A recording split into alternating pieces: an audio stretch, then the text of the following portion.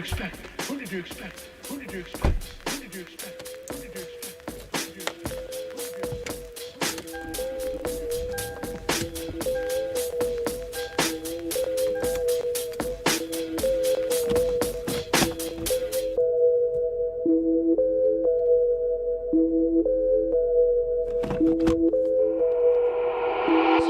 Welcome to the east side. We don't wait for doors of opportunity, we just wait on when we gotta kick them in. Decatur, Georgia, or a den of thieves. Hidden leads just to feed the village. Hidden leads make them feel like ninjas. Niggas always keep the metal tucked till you run up, get your face cut. Got your brukins on the back end. Though too many niggas trapped, they be stuck in genjutsu. They see the world from a different view. Shadow clones cause they silhouettes. Hard to point out when they robbing you. You never know what be inside of you. You never know who you be talking to. Till it's 2 a.m. on the east side. Black as shadows in the nighttime. They don't wait on nothing but the right time. He ain't come around the corner. Shots fired, that's a nigga down. Sad, but this is normal around this town. I've been crying for my niggas fam. I've been praying for my niggas down. Always looking for some progress. Try a nigga, he gon' regress. Locked and loaded that nigga ready. Turn your brains into red spaghetti. I be looking for God here. Hopefully he see that I'm trying here. Save my niggas cause they really lost. Tell that my niggas before you write them off. They say, Vic, don't you move on that side, boy. Both the crime rate and junkies stay high, boy. Scary niggas, they ain't see my vision and they see it, they want in the convoy. Stop by the corner store, know that it's kissing. Then let them watch when those punk gas for a bag of chip shot with the water. But no, they got size, I don't need no patchouli. I just want water. Star bitch with my brothers like Pops and Earl. We gon' turn Keller Road right into a Melrose. I might turn Wesley Chop to a motherfucking church. They got them my people and teach them their worth. I don't need no appraiser, I'm no one do work for my property. They just owns out the cap, always a lot in the world and I'm winning it all. Like construction on this side, I'm taking my time. Now it's 2 a.m. on the east side. Up as fuck, no I'm writing rhymes. Late night, now the early morning like an alchemist. I'm turning into something. Shots fired, that's your nigga down. Sad, but it's normal around this town. Cause I'm calling, say you beat the charge. He can't wait to come back around. Other cousin call, he almost out. Say he heard prices went back up. Confirm they gassed up. Tell him chill, though, cause we next up. People be looking for God here. My job is to teach them look in themselves. Say my niggas cause they really lost. Spitting for the ones that breaking off.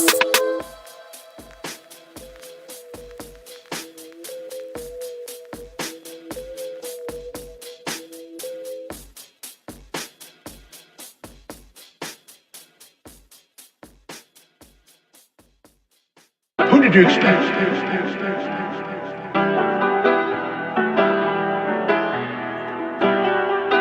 Biggest the what?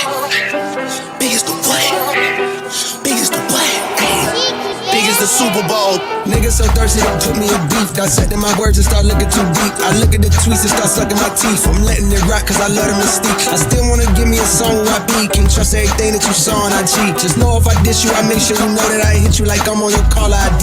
I'm naming the album to fall off. It's pretty ironic cause it ain't no fall off for me. Still in this bitch getting bigger. They waiting on the kid to come drop like a father to be. Love when they argue the hardest MC. Is it K Dot, is it Aubrey or me? We the big three like we started the league. But right now I feel like Muhammad Ali. Yeah, Muhammad Ali, the one that they call when they shit ain't connected no more. Feel like I got a job in IT. Rhyming with me is the biggest mistake. The Spider-Man meme is me looking at Drake. It's like we recruited your homies to be demon deacons. We got them attending your wake. Hey, how the gang got away from the bars, man, this shit like a prison escape. Everybody stepping from fucking and everybody breakfast, and I'm about to clear out my plate. When I show up, it's motion picture, blockbuster. The goat with the golden pen, the top toucher, the spot rusher. Spray this whole shit up, the crop duster. Not Russia, but apply pressure to your cranium. Cold's automatic when aiming with the boy in the status of stadium.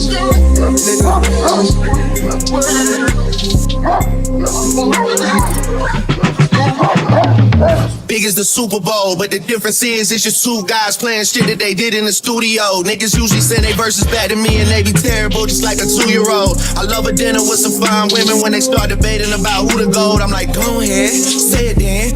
Who the GOAT? Who the GOAT? Who the GOAT? Who the GOAT? Who you bitches really rooting for? Like a kid that had been from January to November, nigga, it's just you and Cole. Biggest the what? Biggest the what? Biggest the what? Big as the Super Bowl.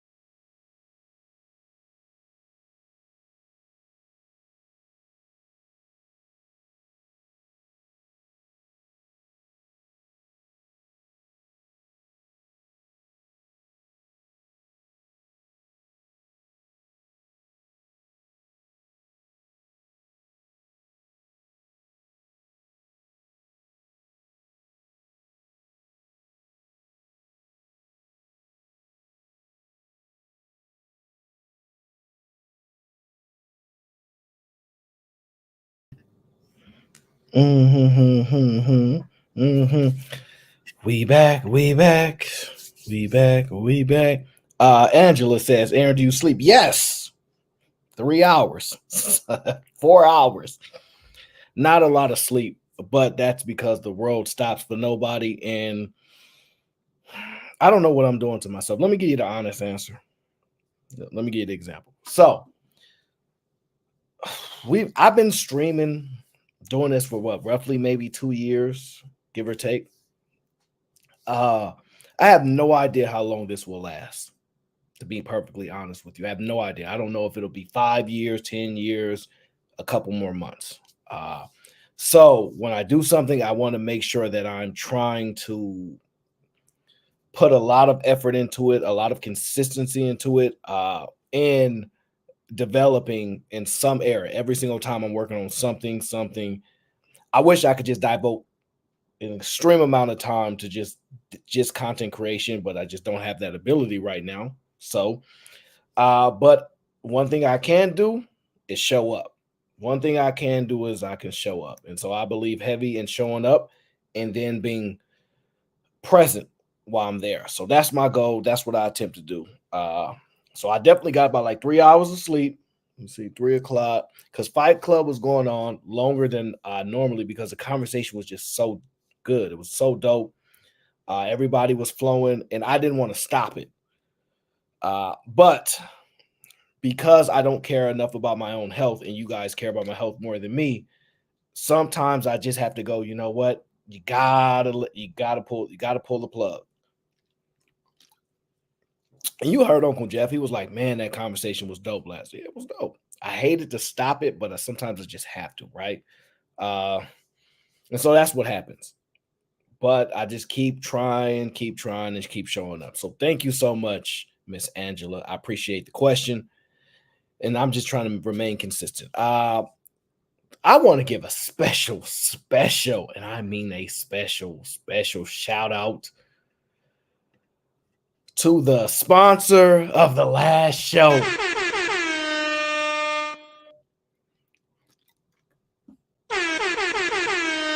Yes. Miss Arlise Kimberly. Thank you for sponsoring the last show. I really appreciate it. It means a lot. I hope everything is well with you.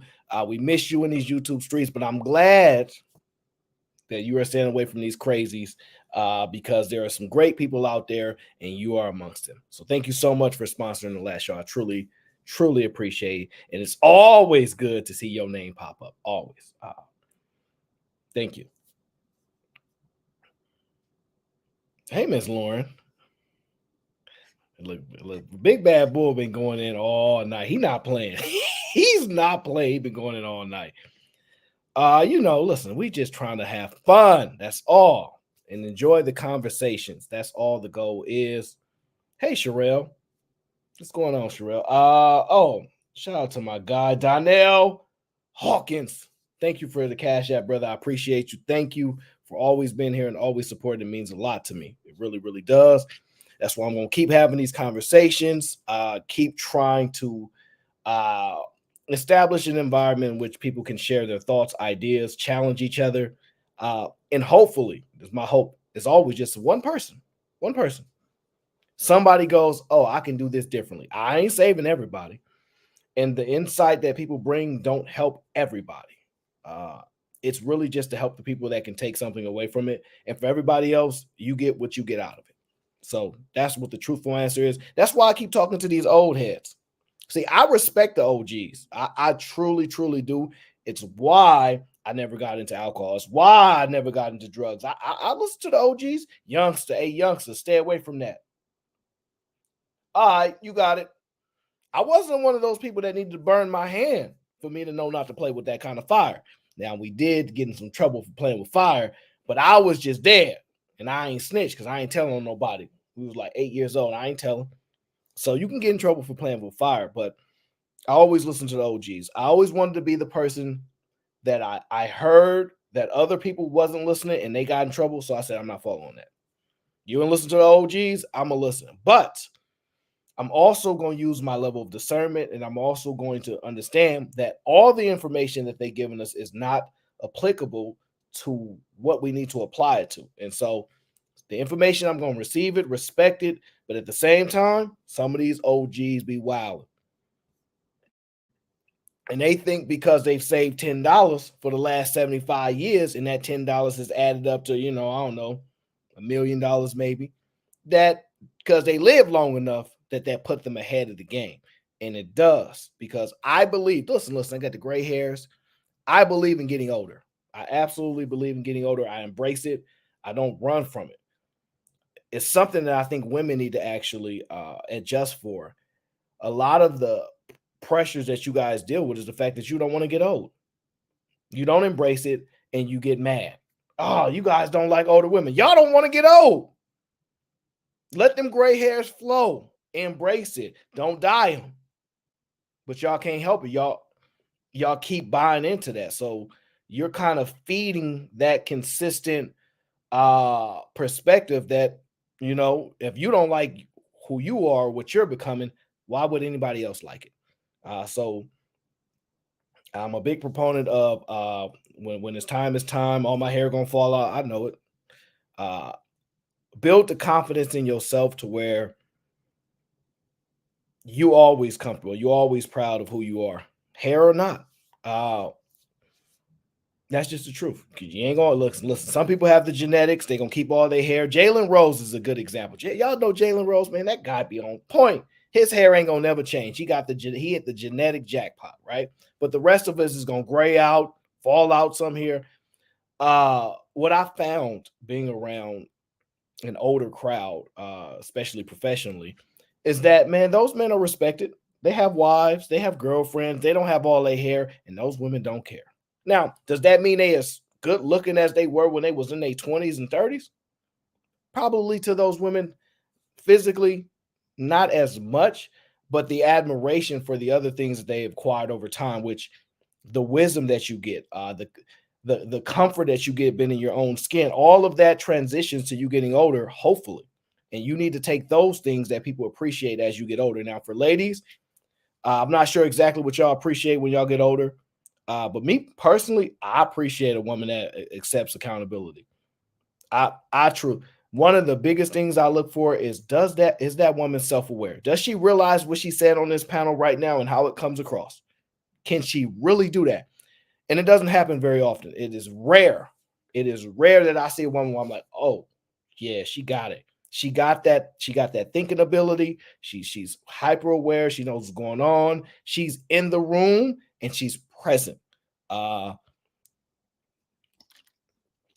what up? Yeah, Jalen. I'm telling Jalen Rose every time, bro. Every time. So all those things I look for, they're very subtle.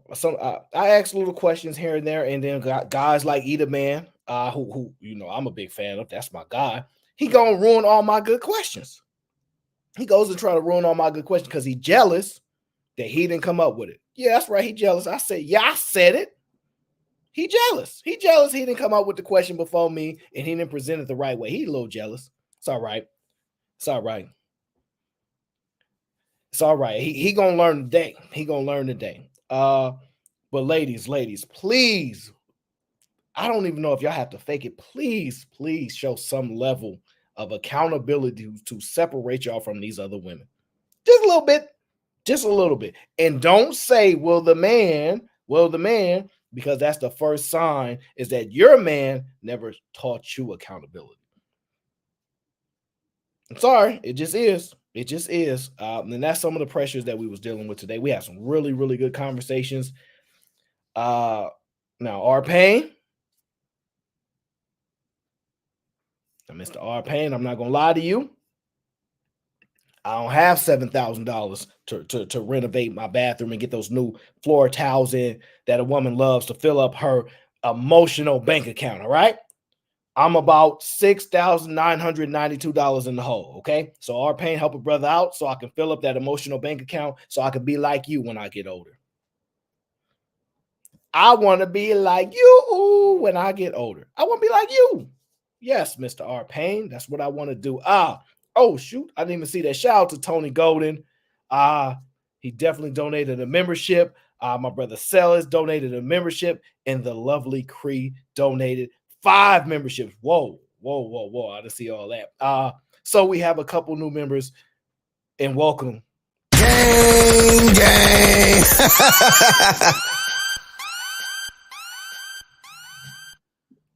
Welcome to the GBG. I appreciate y'all.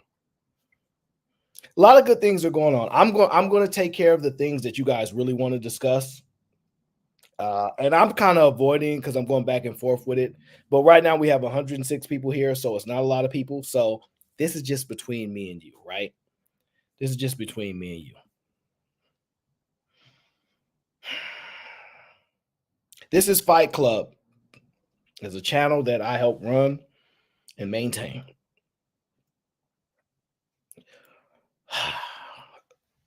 I and Anton going back and forth about the direction, what we're going to do, what makes the most sense. So I'm contemplating. I'm gonna just run this over with y'all. I ain't even talk. This is what I'm contemplating. These are my thoughts. This is my show. This is us. Y'all here with me. I'm gonna tell y'all what I'm thinking. Right. I don't know if running the show at the times that we've run them now can continue. Meaning midnight. I'm thinking that I shifted instead of staying up with Fight Club. Maybe I switch it and it goes to Wake Up to Fight Club. So I switched the time slot to being like more of a morning show when everybody wake up, and then we push the show from there instead of it being the night and overnight night lapping part, right? I'm going back and forth with that thought process. I'm not sure how to balance all those time zones out that everybody has, but that's what I'm going back and forth about because I need to adjust it a little bit. Maybe I can still manage it. I did shift that the slot in the middle of the night where I'm just like, no, I can't physically sustain it, and it's not going to work. So I had to eliminate it. And it's been working out pretty fine so far with the first few hours. Take a break because I need it, or I'm going to really not make it past 60. And then run a show instead of just shifting a show. And I don't know, maybe somewhere between 3 to 6 hours segment wise and pushing it in the morning. So when you guys wake up, show's on. I'm going back and forth about those thoughts. I don't know which one is the right one. I don't know if I just continue to process it the way that it's been going. And I'm not sure. Jesse says maybe you one night someone. No, there is nobody else. One thing that has been proven, there is nobody else. And so it's no reason to force it. It's no reason to put that responsibility on somebody else. They don't have the same level of a buy-in, right? There's a buy-in in the work that I do, right? There's a buy-in to show up for you guys consistently all the time that other people just don't have. And it's not fair to push that on them. I'm not going to. So the reason why I shifted the middle slot is so that I could be available for all 3 segments. So even though Sway will take the early morning segment, I don't necessarily need him to do that, right? I'm available to do it. So I put all the responsibility back on me, right? But I had to separate it so that I could take on that full responsibility without losing so much. So I had to lose a little so I can gain the responsibility because I don't believe in pushing it off on anybody, right? I don't believe pushing that responsibility off on anybody. I believe in accepting responsibility, control the things that I can control because I know if I tell you guys, yeah, I'm going to pull up, I'm going to be there, I know I can honor that. And it's big with me. My word means something. In real life, people say it all the time. I tell you, the people around me, if I say I'm gonna do something, you ain't never met nobody in my life that will tell you it did not happen. So I'm consistent with that in everything that I do. So I came to late nights, and this is Fight Club for Anton to support him, and it just evolved to something else, and we just been mobbing and riding out with it. But at the same time, I do operate in real life when I'm not being an incel. So I love being an incel, but at the same time, there's real life obstacles that I have to deal with. There are people in life I have to deal with, maintain relationships I have to continue to develop, work-life balance, all these things that I have to find a way to manage at the same time without putting the channel and the show at a disadvantage to the best of my abilities. So I'm figuring out what makes sense as far as should it be a night show? Should it be a morning show?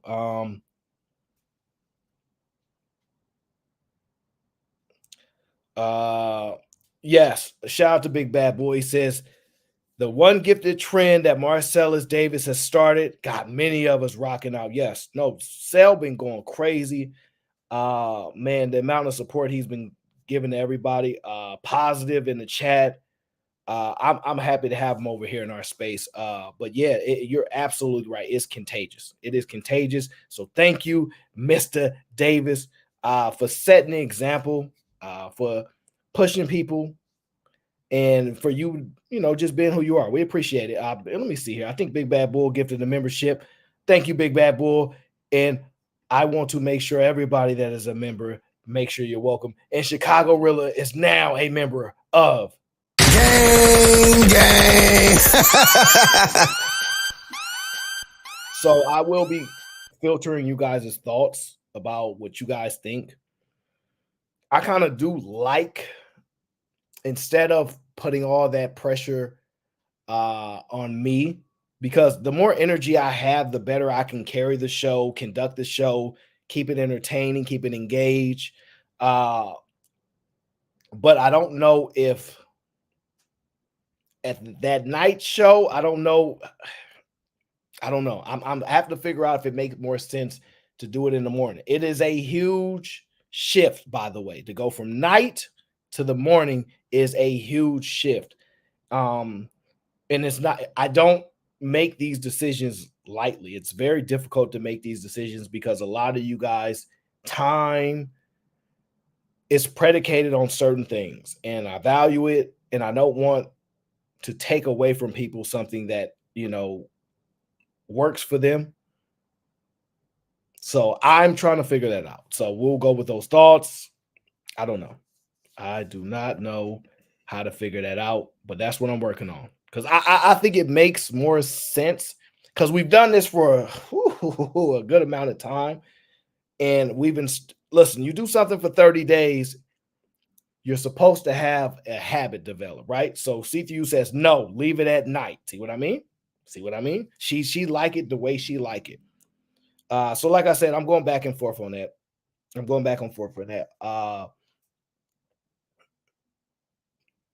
And everybody pretty much knows what the worst outcome could be, right? If I'm unable to do it at all, you guys ultimately knows what happens. So I'm trying not getting to that point, but it is what it is. But I'm just telling you guys what my thoughts are. You guys here early, while everybody else late. So I'm just going to acknowledge it. And shout out to Shadow Dragon TV gifted the membership, and the RBN gifted 5 memberships. Oh, you know what's so crazy? I don't even have a membership goal. I'm happy with 3 people, to be honest with you. So I appreciate it. Thank you for the gifted memberships, and everybody that has a gifted membership that is, okay, Tonto Mills. Yep. Welcome everybody to Gang.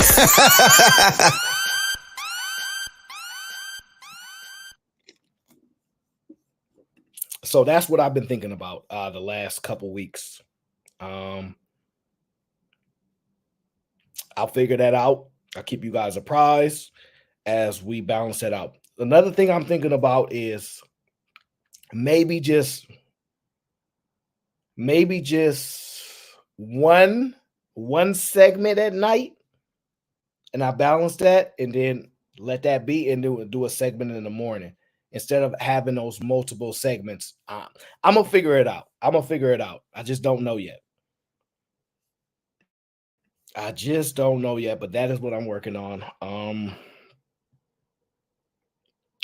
I'm also working on a video for the members. Very first video. And that's going to be fun. I'm contemplating two things. One, if I do it as a live stream or if I just do a pre-recorded video where the members can go and watch it, or if they prefer the live stream that's interactive so that they could ask limited questions, because they're not about to have me there all day. Because I'm not sure, I've never like created this particular type of content. I know that I have a conversation about it and deliver points. So we're going to be delivering on the go. But I think it's going to be highly valuable for a lot of people. I'm not necessarily going to be none of you guys' expert or fiduciary or advisor. It's not what it's going to be. I'm going to talk about things that I've done, things that I believe can work, and things that may be prohibiting you, and things that may help you, and things that are identifiable. And from that information, you guys can decide from there. Y'all not about to get me in trouble, okay? I'm not going down. I ain't singing no Akon songs. I'm locked up. I'm not going to do it. But I do think it will be a lot of fun. I do think it will create an environment of like-minded people who want to have those type of conversations.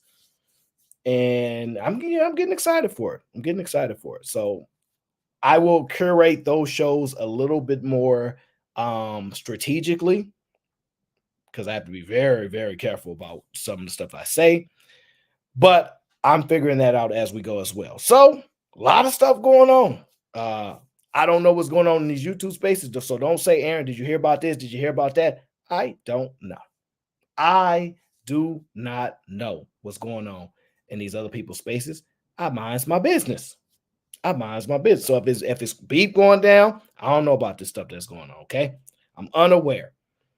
But one thing that I know how to do is try to facilitate phenomenal conversations. And you guys, I create questions and I structured a mind frame a certain way so you guys can steal the structure that I lay out to help you in these conversations with people, right?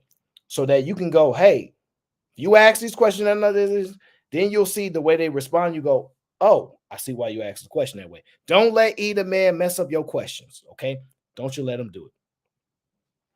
Don't you let either man mess like he tried. Y'all saw what either man did earlier, right? I asked the ladies phenomenal question just for the ladies. And what does either man do? He go right into simp mode. I'm gonna ask the men too. He lucky. If he ain't had no wrench, I put him in timeout. If he didn't have no wrench, I put him in time out. The blind assassin, welcome to Gang.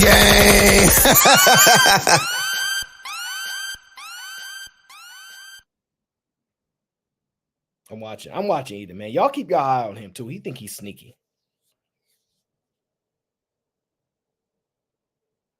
Y'all think he be sneaky. Listen, it's a lot of people in this space. There are different type of content creators. They create conversations differently. Listen, find a way to deal with everybody. Everybody. If they're conversing about the things that you like, they're not going to do it the way I do it, or the way that podcast do it, the way that Cheeky does it. You know, the way that Fatty does. They're not going. We all do it differently. Even if we have similar conversations, the way we structure, the way we lay out things is different. Everybody's going to be different. You guys get the option of everybody here in the way that they do it. High level of entertainment, high level of intellect. And I'm just lucky to be around a lot of these people. I'd be like, man, I can't believe they let me hang out with them. I'm not going to lie. They be letting me hang out. I'm like, thank you, sucker. You thought I was smart, sucker. I tricked you. So it's a lot of fun for me. A normal bandit says, so we can steal your content, Aaron, is what you're saying. It's not so much content. What I'm doing is, when you guys see me engage in these level of conversations, sure, I want it to be entertaining. Sure, some of the things people say make me go, you gotta be kidding me. But I'm not I'm rarely mad at somebody for being a human being. That's who they are. They gonna say stupid stuff. And this is the problem with people that don't have an acceptance and understanding of different type of human beings. Some of the stuff I may say may be stupid, but I eventually, if you say, "Hey, let's adjust it, let's correct it," I have no problem with adjustments. I have no problem with correction. I have no problem with you talking over me because we're human. We want to be heard. I don't necessarily think you're trying to undermine me intentionally all the times. However, I do think people take advantage of that, but I'm willing to give a whole lot of rope to that because there are more people that are not taking advantage of it that needs that mentality than the person that would take advantage of it. And there are systems in place in which, at some point, I'm not going to say the claws come out, but I'll always be respectful, but I won't be so kind about the disrespect that people give to me. That part we'll figure out. CC. No, there's only 3 people I'm going to the UK to see, and CC is on my list. Only 3 people. It might be down to 2 now because everybody acting like they don't remember the kid. CC, welcome. Gang.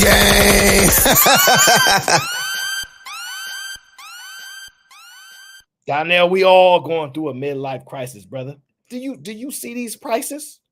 Do you see these prices? Do you see the inflation? And I don't mean the inflation that they report on the television. I'm talking about real inflation. I'm talking about inflation plus sales tax. Man, how they truly calculate inflation, y'all have no clue.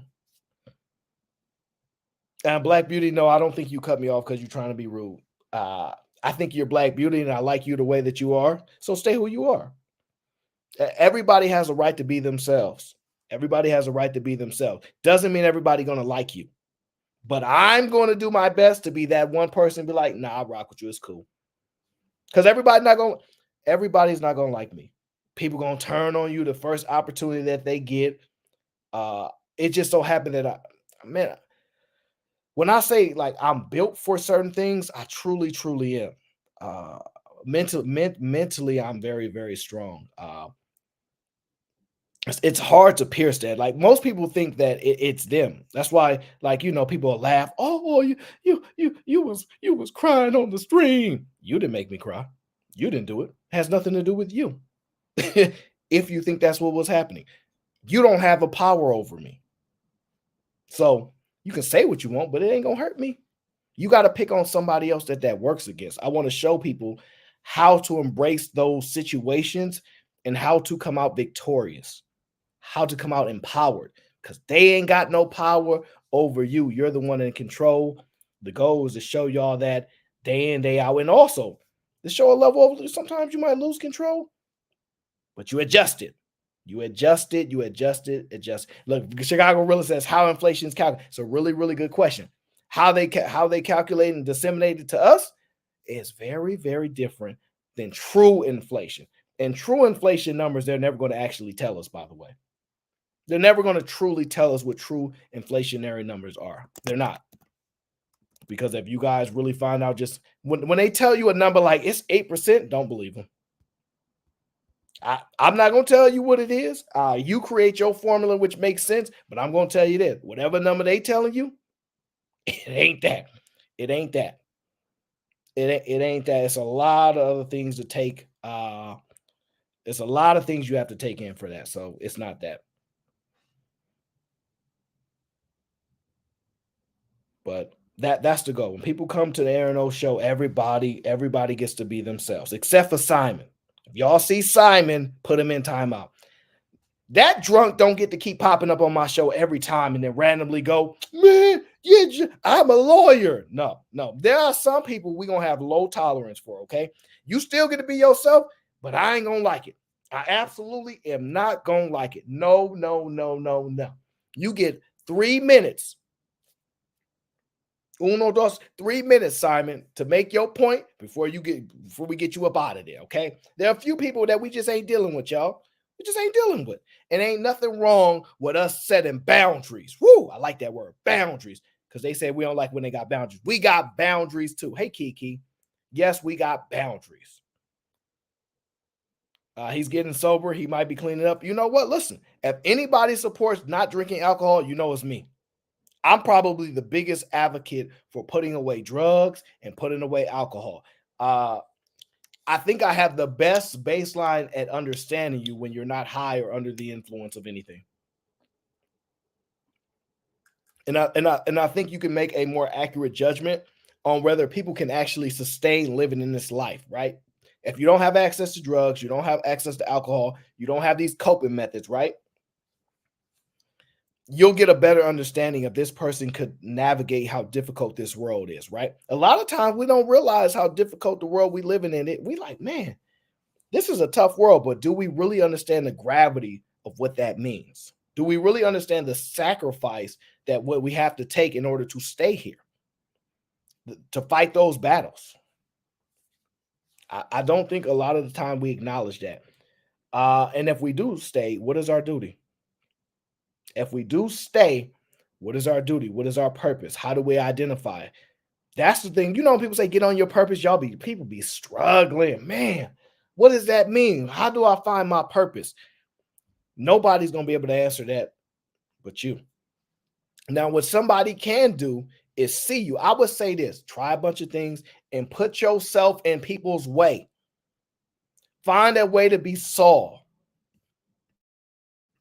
Y'all know that little girl, Bad Baby, who making all that money on the OF and all that kind of stuff. All she did was get attention. Put yourself in a position to be Saul, and people there will help place you in positions, whether intentionally or unintentionally, right? In which then you will experience something and a click will happen. You will start to realize, yo, I'm operating in something that is extremely important to me. I find value in it, and this is something that I want to continue to do. That purpose may persist for a year, 5 years, 10 years. It may switch, it may change.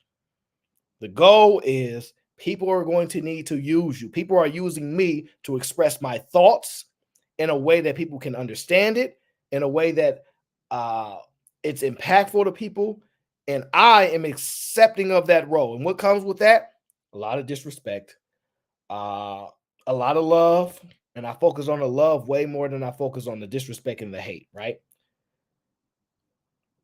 A lot of responsibilities, a lot of frustration, some joy, hopefully some wisdom comes out of it, and hopefully it helps you start to see the value that the world see in you so that you can identify in yourself. Because a lot of time we have difficulties identifying the value in ourselves, right? Alone, without nobody telling us, without nobody identifying it, we can't find it, right? I know what I'm good at. You got to know what you're good at. And it ain't always just a job. There are just certain skills that you have in this world that put you at a level to give you your advantage in this area. I'm not trying to go all over the world and be great at this, that. I'm not trying to be me. I'm trying to focus on the things that I'm really, really good at. I'm trying to minimize the deficiencies and the things that I'm bad at, except that I have some areas that are not the best, and protect that area as much as I can, but don't get fixated on the fact that I'm not great there. Don't get fixated on the fact that I'm not great there, because we all can get caught up. Oh man, I'm not really good at that. We sit there and beat ourselves up. There's a million things we're not good at. Focus on the things that you're great at, that you love, you enjoy, that brings value to the world, that brings value to you, and you will start to see the world open up doors for you. I know it sounds crazy, right? The world will open up doors for you when you say, hey, I see my value. I accept it.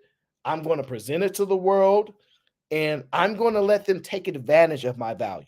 I'm going to let them take advantage of my skill. And it's okay. It's what I owe to the world. I owe the world. As crazy as it sounds, I owe the world. The world do not owe me. I owe the world. I owe a lot of people. A lot of people are here saying, we want this from you. We want to experience it. Hey, let's discuss this. Make this make sense. I owe these people. I owe the world. It may only be 50 people that I owe. That's the 50 people that I'm rocking with right now. Those people that get value out of that. Find a way. Somebody in this chat right now sees value in you. In the chat, people be like, man, this sounds crazy, right? I like the way this person conducts himself in the chat. I saw such and such go off at them, and they responded like this consistently every single week after week. This is happening. This is happening. I see that. Then they see you in another chat, another environment. They're like, same person. People can see better than you give them credit for, and they don't always speak. We got 171 people here right now. Do you think 171 people are typing in the chat? No, absolutely not. If I had to put a small number on how many people actually participate in the chat, I would say maybe 50 names. 50 names that you consistently see popping up and down the chat. Those other 100 people are there to listen, to be invisible, engage in the conversation, take the entertainment, take some interesting thoughts from it, and move on. And these might be people you see on your day-to-day base. You walking outside, they like, you don't even know I know you, but I ain't gonna say nothing until the opportunity comes across. That's why I'm not going to none of these meetups. Yeah, see, nope, no, y'all not gonna get me. All of a sudden, I'm walking down the street, somebody throw a shoe. This one's for black women. Bink! Dang. It's just a show. Dang, that hurt. See, those ones I gotta be watching out for. See, and then there's gonna be some guys like, yeah, man, I feel like you was talking about me that show. I don't even know you.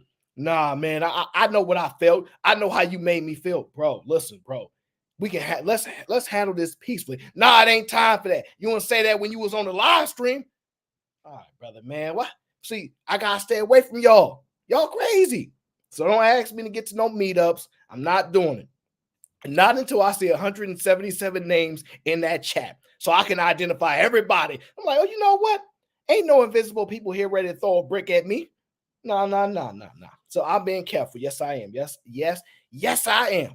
Yes, I am. I'm being careful. Got to protect myself, right? That's the awareness that you guys need to pay attention to. This is why I say, I don't try to disrespect nobody. Now, we may clash a little bit. I may throw a little joke in there. Most of my jokes, in my opinion, are harmless. They're not going to emasculate you. It's going to be a little joke. You laugh or you be upset because you're frustrated. It ain't going to be enough for you really to chase me down and be like, that's you from Fight Club. I'm like, dang, man. That's why I like Fight Club so much, because I'm not the one that's constantly in trouble. I'm the one that be like, hey, chill out, relax. And they tell me, no, I deserve to be emotionally a wreck. I deserve to be an emotional wreck. Let me go out and be crazy.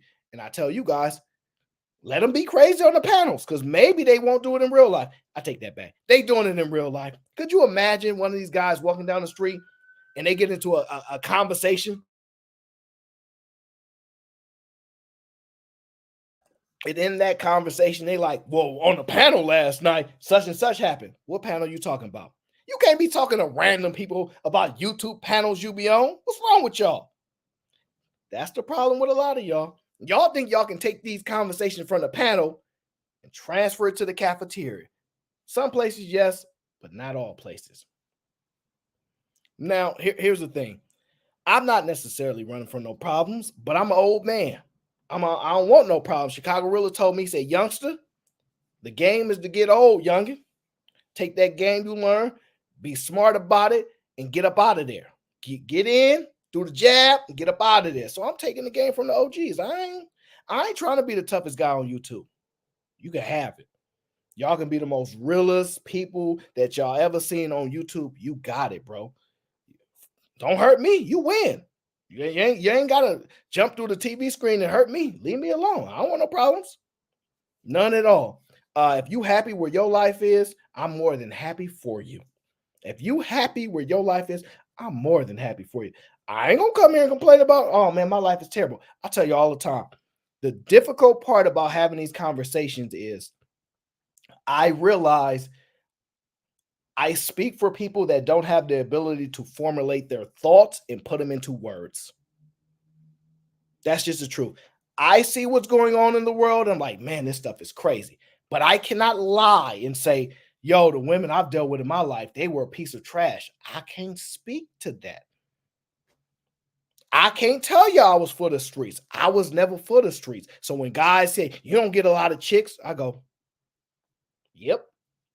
I don't look at it as a trophy to be like, yeah, I smashed a whole bunch of chicks. It'll make me feel good. And then you defeat your argument when people say, oh, you think smashing a bunch of women make you a man. Da, da, da, da. See, they say these things and they contradict themselves immediately. Immediately. I attract certain type of women. Loudmouth, disrespectful women. I don't get those women. They don't like me. I'm not New York enough for them. Oh, my bad. I didn't mean New York. Oh, my bad. Venus. I'm sorry. I mean, I just certain women with those foul mouths, they don't like me. They get frustrated if they try to speak to me crazy and I don't respond with the same energy. I just be like, well, if that's how you want to speak, that's up to you. I ain't mad at you. And they be like, my other man used to yell and scream at me. Oh, I liked it that. And he used to burn me with the whole head, like the yes, absolutely. I won't be participating in none of that. I'm afraid not. I'm not one of those people. I'm one of those people that listen to the OGs, like Uncle Jeff. I listen to the OGs. Hey, man. What's going on, OG? You good? I'm good, sir. I'm good, sir. I'm bro, I gotta say it again. And I'm sorry I had to skip out. But had to walk my dog, and like I said, my wife's under the weather. Young man, I don't shy away from, let me show my gorgeousness. I don't shy away from complimenting where it's due. And it truly, to me, no matter how much I break your balls, no matter how much I talk shit and call you out in the middle of the floor, I am absolutely in awe of your work here. This is you represent. I don't think you understand. You old enough to remember who? Yeah, you're in your 40s, right? I'm 34, sir. 34. So you remember the name Dan Rather, Walter Cronkite, Morley Safer. Let me think of some more dudes that these are Ed Bradley. These were journalists that people look to with admiration and respect, and they believe what they said. And these are the people that when I was little and when I was getting old, when I grew up, that I grew up listening to, that were still, I believe, journalists during your time. Bruh, don't nobody listen to them people no more. Not even me. I don't watch CNN. I don't watch MSNBC. Yeah, a little, maybe. You represent the new journalism, brother. You do. And sometimes it's slighted. Sometimes I think it's one-sided. Sometimes I don't disagree. I mean, I disagree. I don't necessarily go with it. But who the fuck am I? I'm not going to disagree. We're different. But the whole point is, bruh, no shit. No matter how much shit I talk, keep doing what you're doing. Real talk. I appreciate that. I don't understand the gravity of what's going on right now. I'm gonna be honest with you. And it may not be for me to understand. Just what do you mean? Like the shifting. Like I get that YouTube and social media has really shifted the impact of where people create conversations, where they get the information from, the ability to influence all the. I see the shift. But for me, I'm like, I don't know how sustainable this is, because this is kind of like a newest type style industry where they've kind of pushed it to, right? As far as getting it this far of a reach. And normally they tend to start to regulate those things heavily. They start to be like, okay, in order to get in this club, we got barriers now. And I don't know when those barriers will start to be put in place. I don't know when they start to alienate people to make you have to be a certain type of individual to get this type of reach and things like that. I don't know how long this run will last. I'm just telling people, I don't know how long we can actually do this sustainably, consistently. I'm just trying to be present for the run and get as much out of it as we possibly can. Okay. Well, I'm going to kick you in the balls right now, AA Ron. Mm-hmm. You ever heard of a guy named not Tristan, his brother, Tate? Was it Tate? Andrew Tate. Andrew Tate, Tristan Tate, yeah. Yeah, I those know. guys. They didn't let none of that shit stop them. Fuck this platform. Aaron, if this platform starts fucking up, you get these people to follow you to Rumble or wherever the fuck. You got something, young man. That's why you're going to get opposition.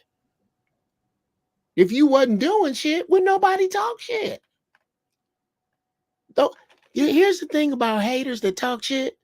Don't nobody talk shit about them. Believe me, brother. If you wasn't doing something, people wouldn't be after you. That's how it go. That's the way the game go. You can't find a story in the Bible that don't go that way. They all do. So fuck all that.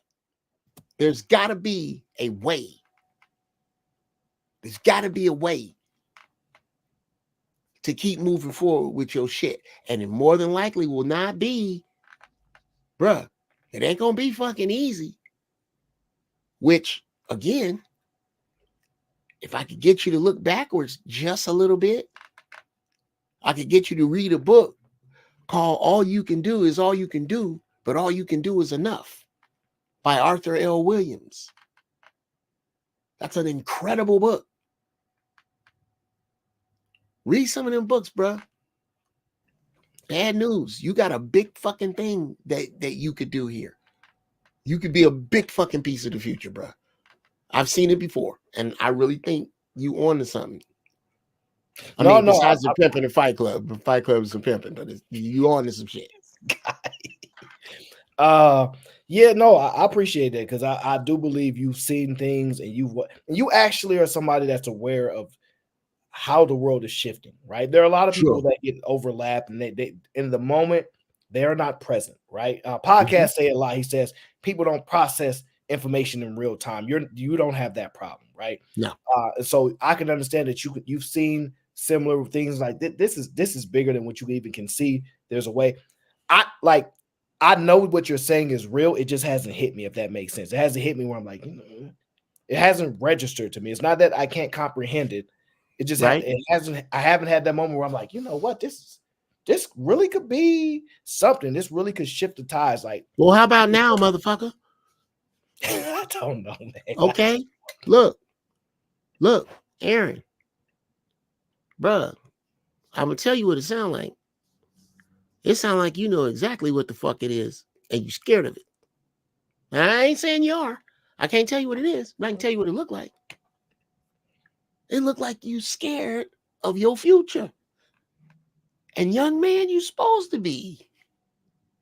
If your goals don't scare you, they too small. You supposed to be scared. You supposed to not know. You know the simple shit, nigga. That's what everybody else is doing. Your goals are supposed to scare the fuck out of you. To be that big should scare the fuck out of you. But it's on you, and it's been put upon you. You know what? You make a good point. Of course I do. I'm a fucking genius. Get over it. Shout out to Black Built Like a Conquering King says 10 more for Onk Books. You got a supporter here, Onk. I don't know what you done, but you got a big time supporter here. That's my man. Hey, man. Love, bro. Love. I don't be in here because I'm gonna tell you why. Because I don't never be up here with no bullshit. God, you be with the BS. You be like, put us in the ring. Turn that bell on. You stop playing. You like that stuff. Come on. No, I'm not talking about the monkey throwing shit. It's something I can do. Yeah. It's something I can do. I'm compelled to help because of how bad we fucked y'all up. That's why I hope not. Unless youngsters get unruly, then they need to get smacked the fuck up. That's different. But I don't pretend to come from this holier than thou place. I come from where I fucked up. Who we riding on? Let me know. I got you. Oh shit! If it's up, let me know. I got you. You don't even gotta tell me what happened. You got the dirty guns in the trunk, Sharon. I don't need to know why it's happening. All you gotta do is point. Just that's it. Hey, you old turtleneck head ass boy. What'd you say about smacking up a young nigga? Oh, I wasn't talking about you in particular, but I hope it offended you enough to step up. Did it offend you enough to get your balls stomped in front of you gonna be like one of them in 10 years. What up, Kasim? How you feeling today? What's good, fam? How are you? How are you? How are you doing? All right. I'm just checking to see if we got a, I'm done on my inward stuff there. one thing that's sticking in my mind because I went away from the computer and I was reading. I'm like, what's going on? I was like, hold on. You know, when Ben Affleck came and he seen his homie, he said, you can't ask me why we going, why we doing it. Just know that we going someplace and we're gonna do some bad things to some people. Who call we taking, Aaron? Who call we taking, nigga? What was the topic? No, we good, man. Aaron, who call we taking? Huron, you just jumped a couple pegs with me, bro. That's one of my favorite scenes in the fucking world. Listen, because we solution-based gang over here, so that's the solution. Who call we taking? Who call we taking? I'm definitely solution is never put the soldiers at risk unless we absolutely have to, right? That like I take that very serious because there's people. I'm sure everybody has people in real life where they like, yo, this something and could change the whole trajectory of life. So I don't even play with that kind of stuff, man. So I stay out of those situations. I'm willing to just bow my head down and say, you got it. You the big man. You won. Because I can see the future. I can see the gravity at which 5 seconds can change my whole life. And anybody that I'm with could change their whole life. So I move a certain type of way. And I'm willing to concede things that most people are not willing to concede and be called certain names because I'm going to get them. But I think it's worth it in the end because I don't want to look 5 minutes in the future. I want to be able to get a little further. So that's my goal. Shout out to B Rose. She says, I admire and appreciate you, Aaron. Have a good show. Thank you, B Rose. Hey, listen, all I got to say is this. Cigarettes is a very high commodity in these places. Neither one of us smoke, so we won't get high on our own supply, so we'll be all right in there. All right. So that's all I got to say about that. So cigarettes is the worst ever, bro. Y'all remember how y'all said what is the wax? that went right over the young boy head. I said, you talking about in jail? Oh, you talking about what you talking about? Cigarettes. Anyways, I'm giving my own 2 cents on cigarettes, but I'm gonna leave it alone since it got dead as fuck. Read your damn super chat, yo. Okay. Shadow Dragon TV says sometimes we just let you run like a little retarded kid. Just let him run until he runs out of gas. I gotta get up out of here. I gotta get up out of here. I just had a few seconds of talent in my house. Get out the way. You heard, Aaron? I had a few seconds of silence in my house. I just want to jump in and let you know. I appreciate you, bro. Listen. Shadow Dragon T said, just put the green light on them. We on it. No, Shadow Dragon, we not moving. We stay in the winner's seat by letting them continue to lose. And Jeff looks like he's been divorced 7 times. Oh, gosh, here we go. I don't know what that even means. Exactly. Shout out to 0.5. I've been taking the gloves off a little bit, 0.5. Just a little bit. I can't tell you what it is. I can only tell you what it looks like. Yeah. Where'd you get that? Look in the mirror. How you going? You know what you sound like? You like niggas that try to stunt on white folks with money. You can't. They faces on it. How you going? That's how you gonna stunt on me with my shit. I'm a white man. You in my land. No. Drinking on my shit. To correct you. And ain't no correction. You drinking on my shit, brother. You using on my number one.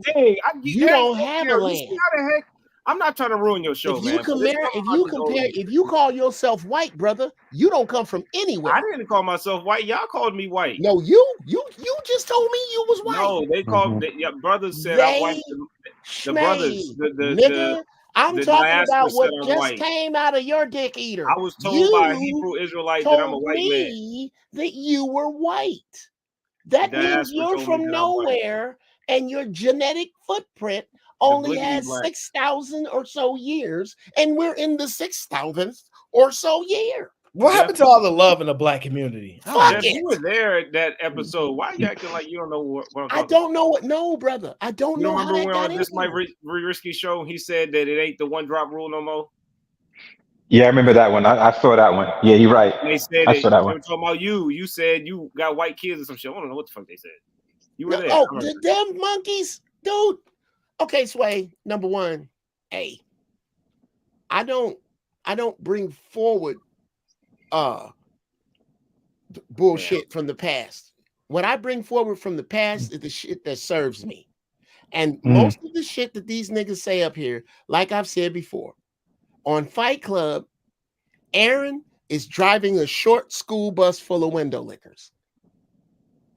That's what that show is. You got a few sane people in the bus, and the rest of them are just picking their ass and eating what they're find and throwing shit. I don't take any of that shit serious. I take away from it the shit that helps me so that I can help somebody else with. That's the only reason I come on there. Now, can I talk shit? Yeah, motherfucker, nigga. What? Yes, I can.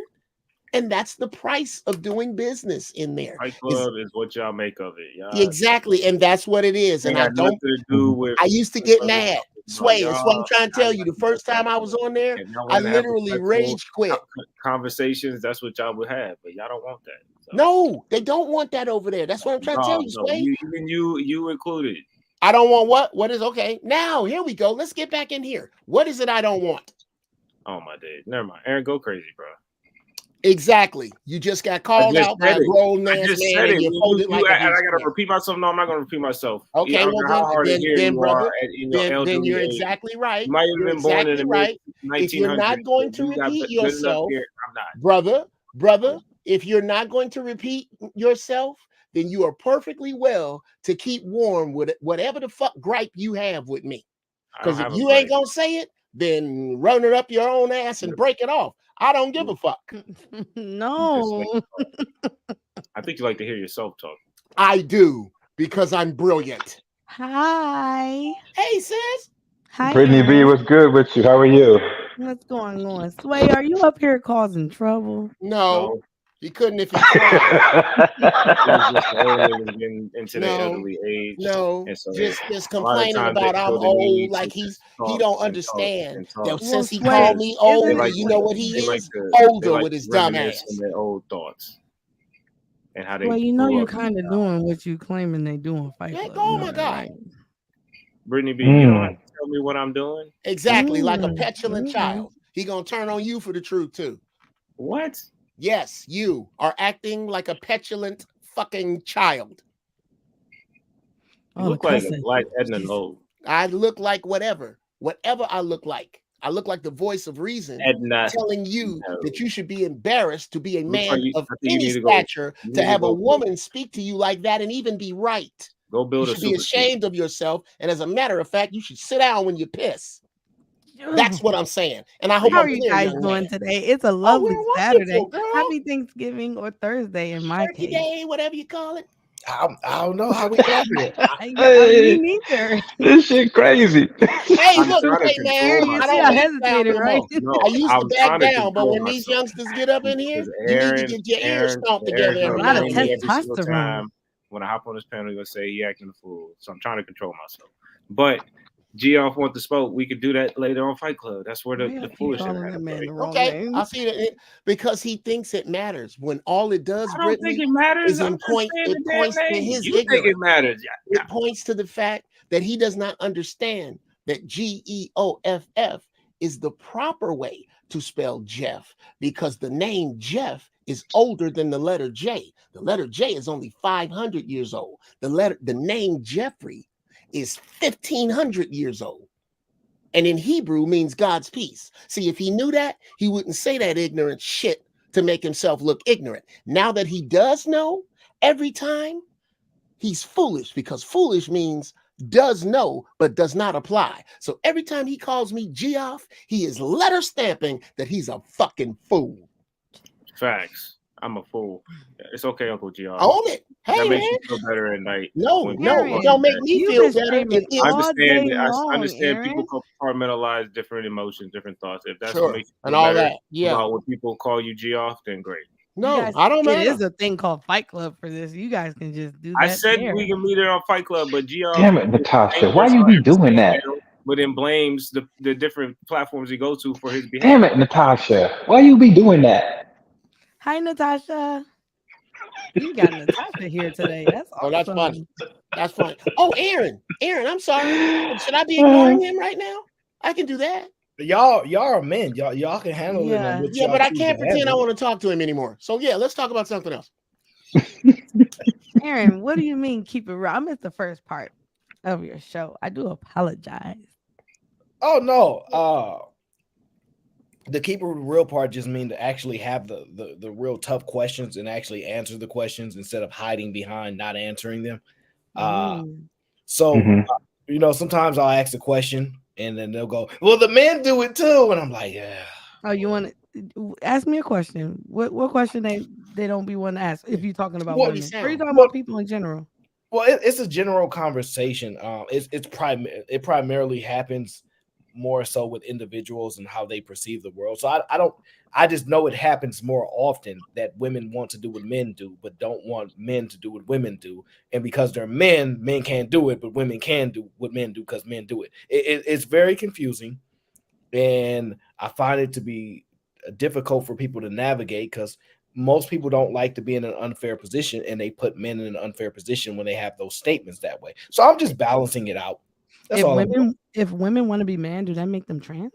No, Oh. because you wanting to be a man and being a man is two different things. You can want to believe whatever the hell you want to believe. I ain't gonna fight you about it. I want to be 6'8". Man, Yeah, turns out I'm not. You can want to Actually, be. you might not want to be that tall, but go ahead. Hold on. People I wanna have do some. I stuff have and some they don't people care. in the back. Hold Yeah, I on. see that. I have a Conrad. I don't know no Conrad. Conrad. Who is Yeah, Conrad? he was on I think Fatty's show last night, I think. Is that so? Do you remember his voice? Conrad, reveal yourself. Yeah, what's going on? What's going on? Yeah, that's him. He good. I don't know. I don't trust you. Hey, Tam. Oh, All right. Tam is here. I'm finna What? I'm steal that. excited now. Oh, I'm I'm finna steal excited now. that. Yeah. I'm excited now. Man, that reveal yourself is funky, bro. Yeah, I'm like gonna that? go back and cut that out. I'm gonna screenshot that to oh, somewhere. That's funky as fuck. that's lit though. That's lit. That's No, a fly ass. That's a fly hoodie. Yeah, Oh man, that's funky, Tam. man. You know that's Good crazy. afternoon. I put that together How you doing? for people to help protect the stream, right? And the Eda man, every time he don't use it, he used the whole wrong one. I'm like, Eda man, why you don't use the one I That's made fly, specific? bro.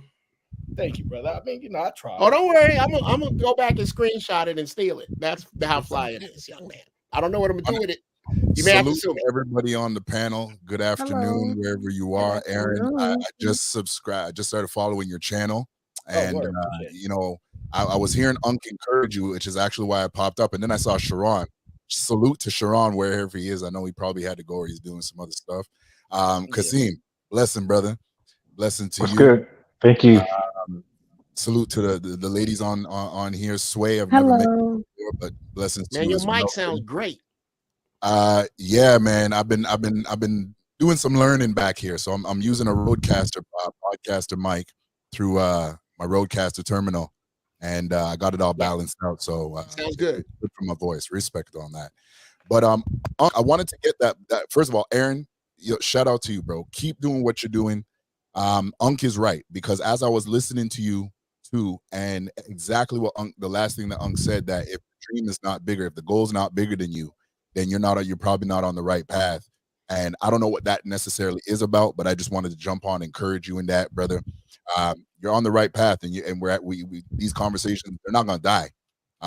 They're not gonna die at all. They're gonna keep going until we start seeing the change, especially for the Black community that needs to happen. And that's just going to be the way it has to be. So whatever whatever you're doing and whatever you're tasked with in this time, just keep doing it, brother. Keep doing it, keep pushing, keep trucking along, because it's got to be done. Real tough. And Uncle, yo, Sir. that book, by Arthur L. What did you say the name of the book was? The Angry Man book. Is it from Angry Man? It's Angry Man's book. I'm buying it today because tomorrow I need to talk about it, and then Wednesday can I talk about giraffe balls? Aaron, can I talk about it? Okay, Wednesday I'm gonna start on my channel. So we're gonna have a section where we're gonna book club. I kept saying on my show I wanted to get a book that would inspire me to start a book club with the cats there. I'm gonna start with Angry Man's book, and we're gonna just chapter by chapter, we're gonna run through and spend maybe 15-20 minutes on just his book to advertise his book every week, because that's the kind of shit that if one fucking person buys his book that watches me, that sits in one cafe with his book like this, that inspires one person to go buy that book to be seen, and so on and so on, is the fucking point of black money. I'm not gonna ask Angry Man for a free book because that's not supporting him. I'm gonna pay Amazon so his numbers work for Amazon. If that's what he considers the best way to buy for him, I'm going to buy it with my money and advertise it for free. Regardless to how big my platform is, if we all keep doing this, bruh, that's the answer. And I ask anybody who believes in politics, who just voted for that?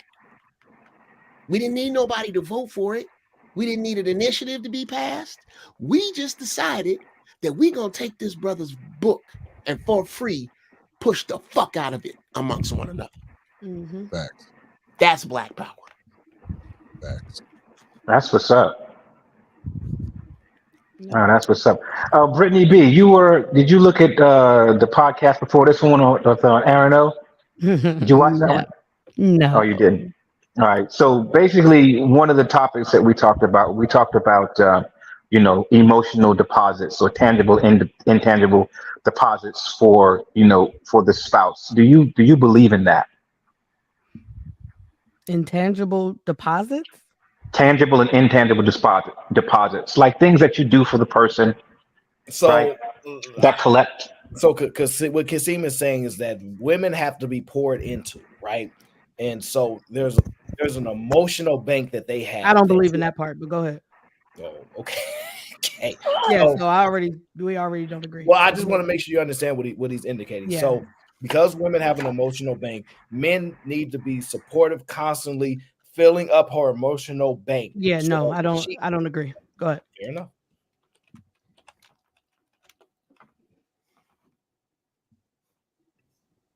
Dang, what an answer. I guess our pain felt the pain. I think it's a team effort. I don't need to get poured into because I'm my own person. So I'm full of joy. If anything, I'm pouring into other people. So I think as a couple, y'all do that together, right? yeah, If but I don't. But oh, I'm sorry, Tam. The first thing you said was women have to be poured in too, because and so they made it a one-sided thing where the male is doing all the work and then the woman is receiving, and then that's it. Where if I agree with you, Tam, then yeah, it's a back and forth thing. But he started off by saying women have to be poured into. No.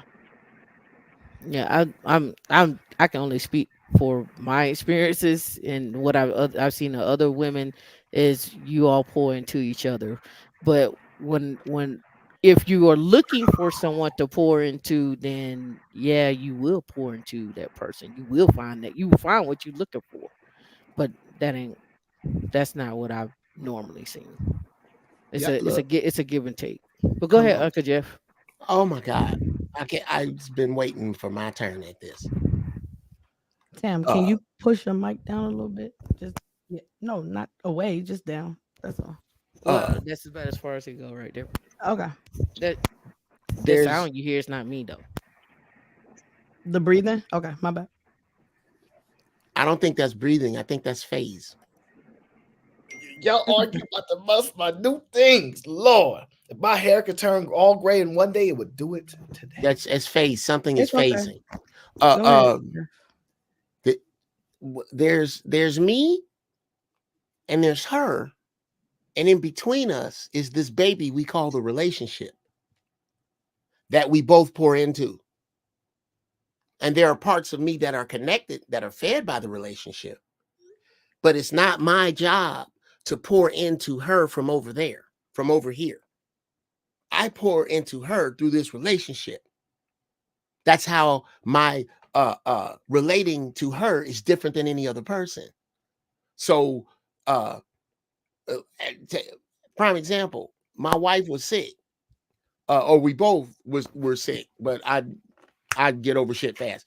She was under the weather, and my family rallied together and made a chicken soup and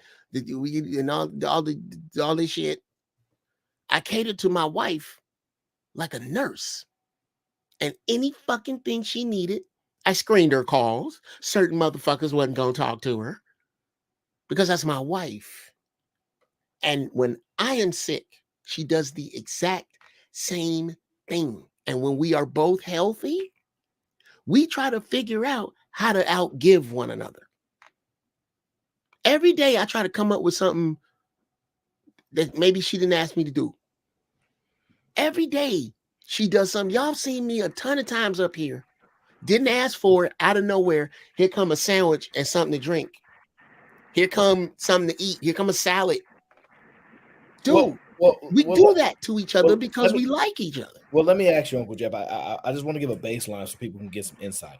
When do you think that shift happened for you? Have you always been like that? What do you mean? Like, so let's just say first relationship. I'm not asking you to get into. I'm just saying you dated arbitrary 13 people. The first 7 of them, you're like, we were just rolling out. I didn't really know how to pour into people. But after, like, I hit a certain age, I went through something. It resonated with me. I said, I need to start doing this if I want to get this outcome. When did that trigger happen where you were able to say, okay, it started here or somewhere around that time frame? I'm gonna try to answer that, but I think when I don't interact the same way I love. Like when I meet a woman, if I find her attractive, I don't believe in, I've never fallen in love at first sight with nothing but that's true. Not true. 1965 Riviera.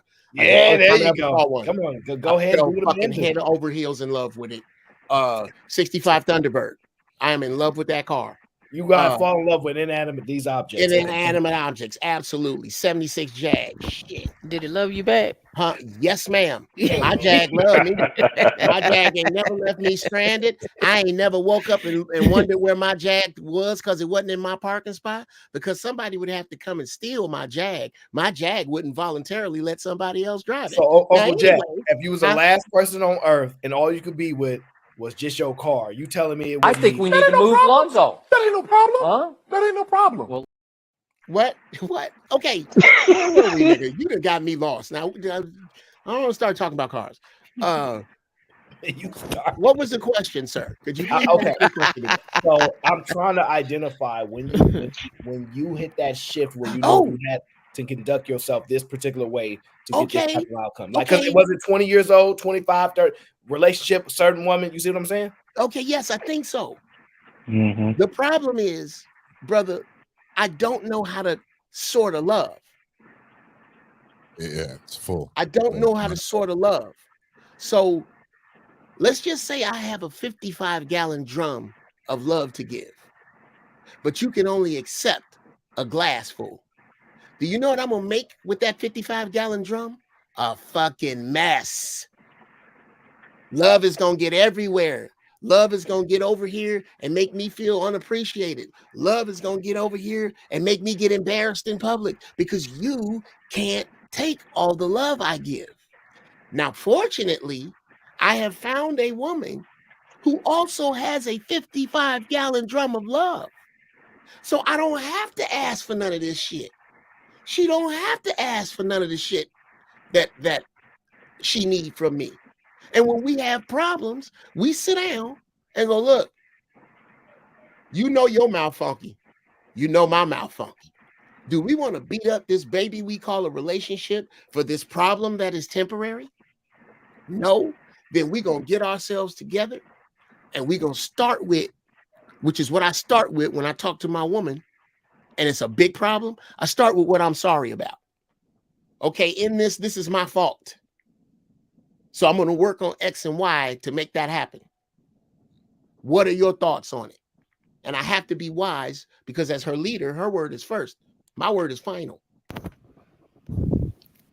So I got to be careful. I don't get to just be willy-nilly with it. So Uncle Jeff, what you're saying is you recognize first that there was an issue that you may have caused or may have been a part of. Put up. Yeah.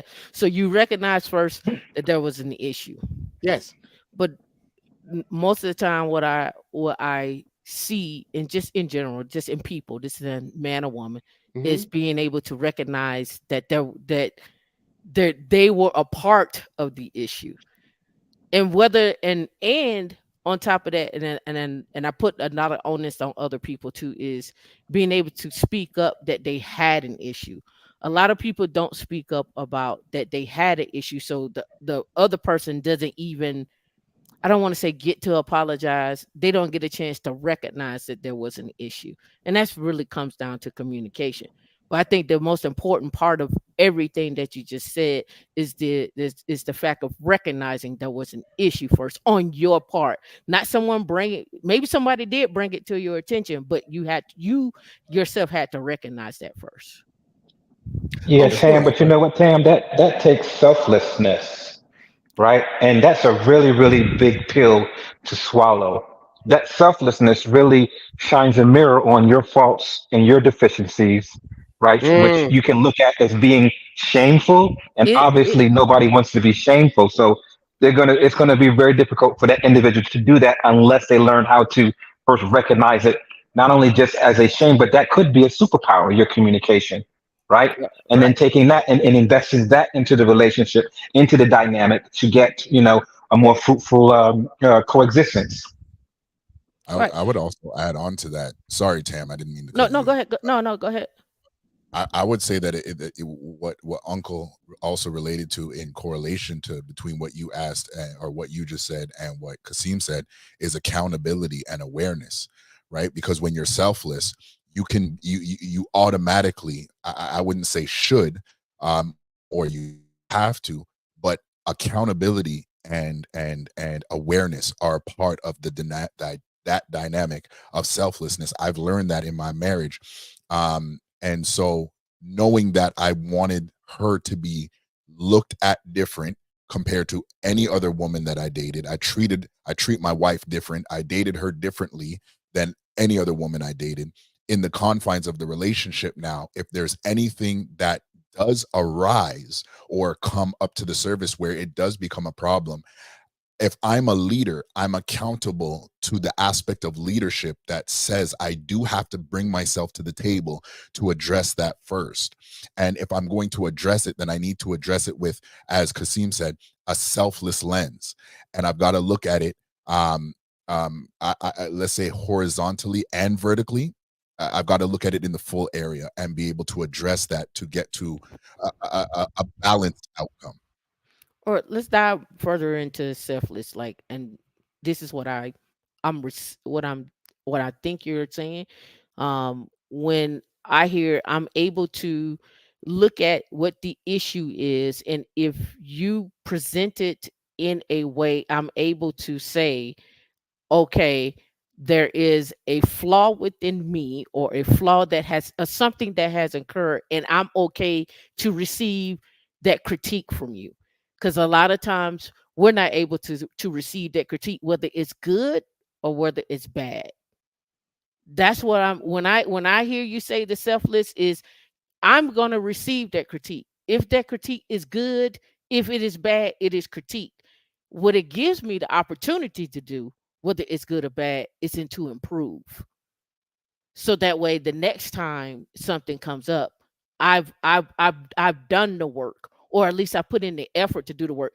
Nobody is perfect, and you don't ever get to perfection, in my opinion. You do, however, get to the point where you're able to have a conversation. But don't you think it's just as important for your spouse or your partner to see you making an effort, right? And for that Yeah. spouse to encourage that effort.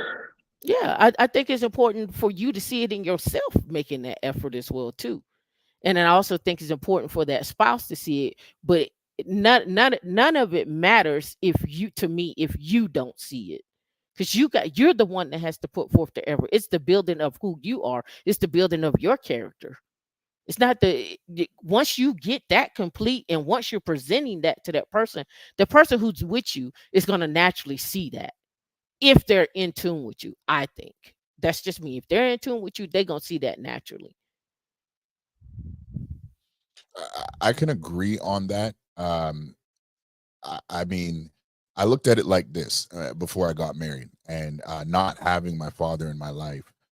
My grandfather was there, but my grandmother was there, and they both played a very harmonious role in raising me. But when it came to understanding how um, how to address issues in a relationship, my grandmother was very instrumental, and especially coming from a Caribbean Jamaican background, she wasn't going to miss words, and she would just say it like this: "Man is to do, man is to do." And so, what I would do is when I itemized that phrase, I started listening to all the things she was complaining about. After she said "man is to do," or before she said "man is to do," I listened to what she complained about, and this is what man is to do, and I'd be like, okay. So now when I got to my wife now, I understood that when issues come up, my role as a man, and this, I don't want to play on semantics in terms of leadership dynamics, but if I'm going to say that I'm the leader, I have to be the leader even if it's my mess that I have to lead us out of. So because man is to do, I'm going to be selfless. I'm going to fix this situation. I'm going to talk to you about how the current state of this situation. I'm going to hear you out because I've got a resolution. I've got in my mind. I've got an idea on how we're going to fix this, especially from my part. You get what I'm saying? Like I said, accountability and awareness, because no matter what we want to say about somebody else, here's I think something that we may be all able to agree on is that if there's an issue, it's not 100% always somebody's fault. One person. Well, I think there's a combination of things. Aaron, did you want to respond to him? Because I just had a question. Yes, go ahead.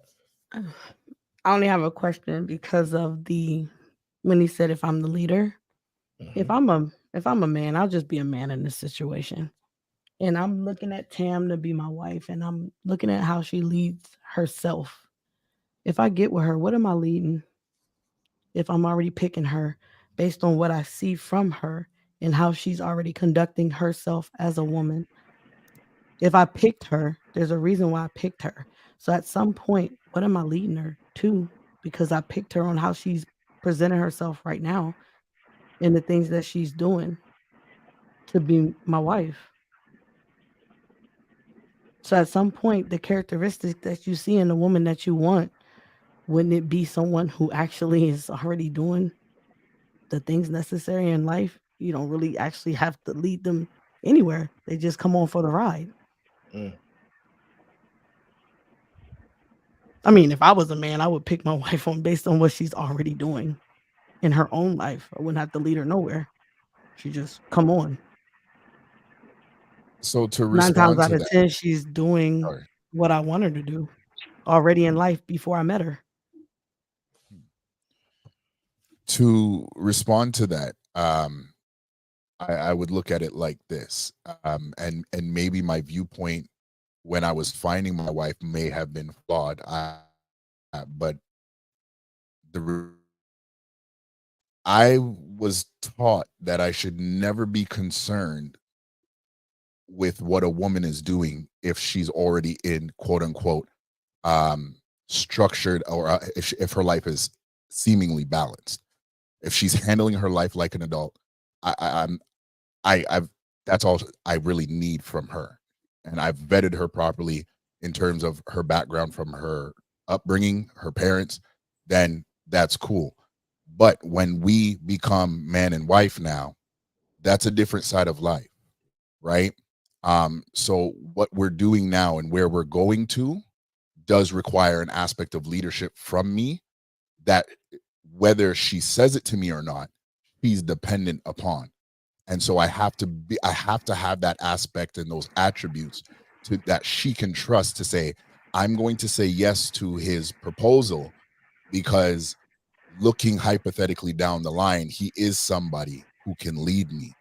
I'm not I don't know if that really answered your question, but Well, that's it just just my added personal another question. All it did was add another question. And sorry, Aaron, I hope you wrote down yours. This was just something that he said, and I just wanted to go down that road a little bit. So, given your answer, if you said you saw her and you already seen her conducting herself, what direction would you go that you pick somebody that you would actually have to turn their direction a whole slightly different way to follow you? You wouldn't pick someone that's actually already in a path where if she got on the boat with you, y'all would actually be going in the same direction anyway. Just a question and nothing about what you've already Yeah. done. Yeah, no, I would think that to answer that question transparently, that there's a lot of personal anecdotal. That's an anecdotal answer, and Yes. it's maybe long-winded for me. So I won't bore everybody to death and try to give that. But what I will say is that based on what I was taught and based on what I see of the current day market, I can't say what I was taught was wrong, because in any aspect, whether it goes from fixing something into the house, with movements of finance, um, uh, talking about the kids' advancement in education and how we're going to prepare for that, whatever it is, I've got to be a leader in that sense, where my wife knows that if she says, hey, let's talk about this, I can say, okay, yeah, we're going to talk about it. We make a plan. Okay. And then when she asks me, okay, what's your thoughts? I say, okay, well, my thoughts on what we're talking about is how we're going to execute it. And here's my ideas towards executing that plan. I believe that's an aspect of leadership. It's not the full circumference of leadership, but it's an aspect of leadership that does need to be there. That's just based on what I was taught and how I was raised. That, it's not about waiting for somebody who necessarily meets you in your stride. If I'm understanding you correctly, because that's kind of how I'm taking it. I could be wrong on that. No problem. I think from that aspect, if she is in this particular mindset and she's doing everything, on her own, and then a man comes in, I wouldn't necessarily think that he's trying to change it. I think that she's operating in a certain energy, right?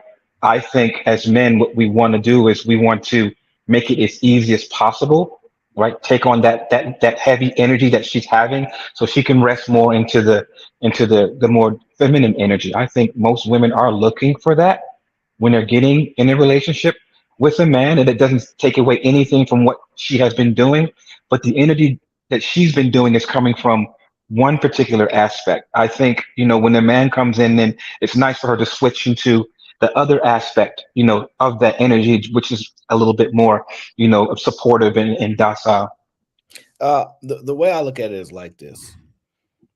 I come into every relationship with any and everybody with the understanding that they're human beings and they're going to make mistakes. If you're dealing with a woman, you have to have that true conversation. What is it that could happen that's so bad that we could no longer be around each other or do things to support each other? Meaning, we got kids together. Even if I did something wrong to you, I cheated on you, whatever the case is, that you would hate me so much that we wouldn't be able to manage this and this. Because if you can't get past that, then we can't move forward. See, I cannot hate somebody that you spent that much time with and that you loved. Okay.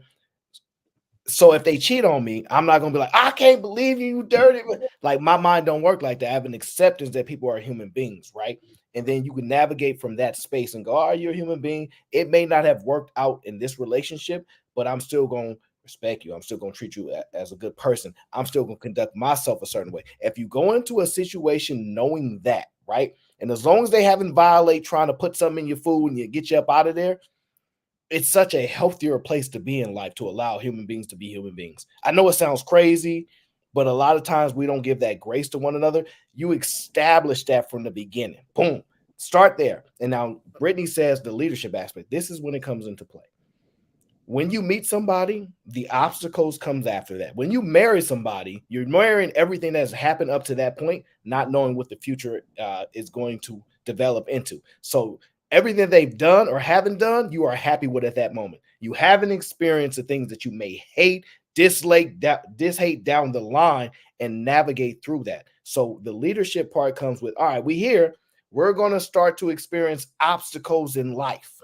And when these obstacles arise, this is how I think we should navigate them. You're going to look to me to be able to navigate and do these things. And I'm going to empower you to allow you to go, that's for you to handle. You can take care of that. You can handle that. And in the other spaces, that's for me to handle. That's for us to handle. It's been able to identify when it's best to insert you and let you navigate that. And when I need to navigate it alone, for the sake of both of us. And then when we need to come together to navigate it and work that way, that's when the leadership come into play. I think that's probably the part we're missing. All But right. Aaron, do you Aaron think is that's a negotiated navigation. in the beginning? Say again? Do you think that's negotiated in the beginning? Or No, do you just walk down it? you can't negotiate what you can't see. And no matter what anybody is, they cannot be all seeing in the future. So the conversation is had there, this and that, right? Sure. But getting to that point and say, hey, this is how we're going to navigate it. This is the obstacle. We didn't even expect it. There are things that happen. Let me give you an example. And I don't like this example, but it's a potent one. A miscarriage. That's not something that you are even preparing for or even want to think that's happening in your mind. That situation happens. That's a difficult thing to navigate, especially when you want a child. Imagine if you don't want one and she wanted one and she know you didn't want. That's a dank territory. Navigation comes for obstacles that you cannot be all seeing of, and she may be relying on you to navigate this one by yourself, which benefits both of y'all. Or you may tell her, you got that one. Go ahead and navigate that. You empower that moment, or you guys have to do it together. Being able to identify those moments is what leadership is going to be. Go ahead. Yeah. Hold on. I want to ask for clarifying what he's asking. What part are you asking is should we negotiate? Are we supposed to negotiate the leadership role in general, or how are we going to navigate through life? Now you're going to negotiate the role, right? Have a set of responsibilities, a certain criteria, as you may put it, as far as what particular things you're going to handle and what particular things she's going to handle. So therefore, the dynamic, everyone can know exactly where they stand, so that when these issues come up, we know exactly who's going to handle what and who's going to be accountable for what. But can I jump in? But I think to Aaron's point, some stuff we don't know. So I think the leeway is to be able to have that conversation when it comes and be able to that person to take charge and say, okay, this seems like something that I might want to take over so that it could take the burden off of you, or this is something we can have a conversation about right now. But that decision making is probably going to come from the leader. Yeah, and I think there's some flexibility in you walking into these relationships, right? Like, yeah, you're leading, but for example, you may be very good at for the last 5 years of your life, you've been really good at buying plane tickets or whatnot, or finding good deals, but she just might be better at it than you. It's okay to turn it over to her. It's okay for her to turn it over to you. I think you're navigating relationships, and it's a discovery. Every day is a discovery in a relationship, and so you're gonna navigate and you're gonna find that out. But the point of the matter is you got to give some flexibility. I don't think it's like you take care of A, B, and C, D, and I'm gonna take care of E, F, and G. It might be Monday you take care of A and E, and on Tuesday I might take care of B and F. I think there's some flexibility when we're talking about this. Like, it's not as we try to make, to me, I think we try to make relationships be this A, B, C, D, E, F, G, and if we don't do it this way, you cut off. I ain't talking to you. We ain't doing this, and it's not that. It's, hey, I got some extra time. I can do these things to help you out, and you got some extra time. Can you do these things to help me out? It's all about us coming together to achieve that one common goal, and whatever that common goal is for that day, that's just what it is. But it's not, I'm gonna beat you upside the head if you didn't do A, B, C, and D on Monday. I'm trying to figure out, because I don't think it's that much flexibility.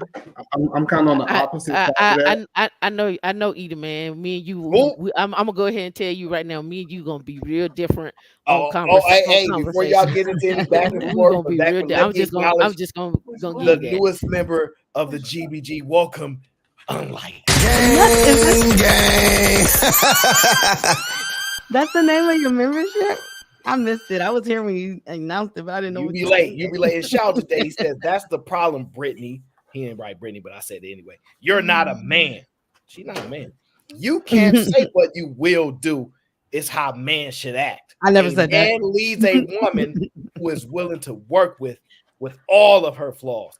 I don't know about You see all how of he missed? He just messed. He's a baby. It's okay, Day. I know you're young and you still got milk, and all that stuff behind your ears. That's literally not what I said. I said if I were a man, this is what I would do, and why wouldn't others do it? I didn't say what you should do. You can do whatever you want to. I'm just confused on the part of leading something that actually doesn't I need to think be he led. repeated what you said though. It says that's the problem, Britt. You are not a You man. can't say what you will do do. is how men should act.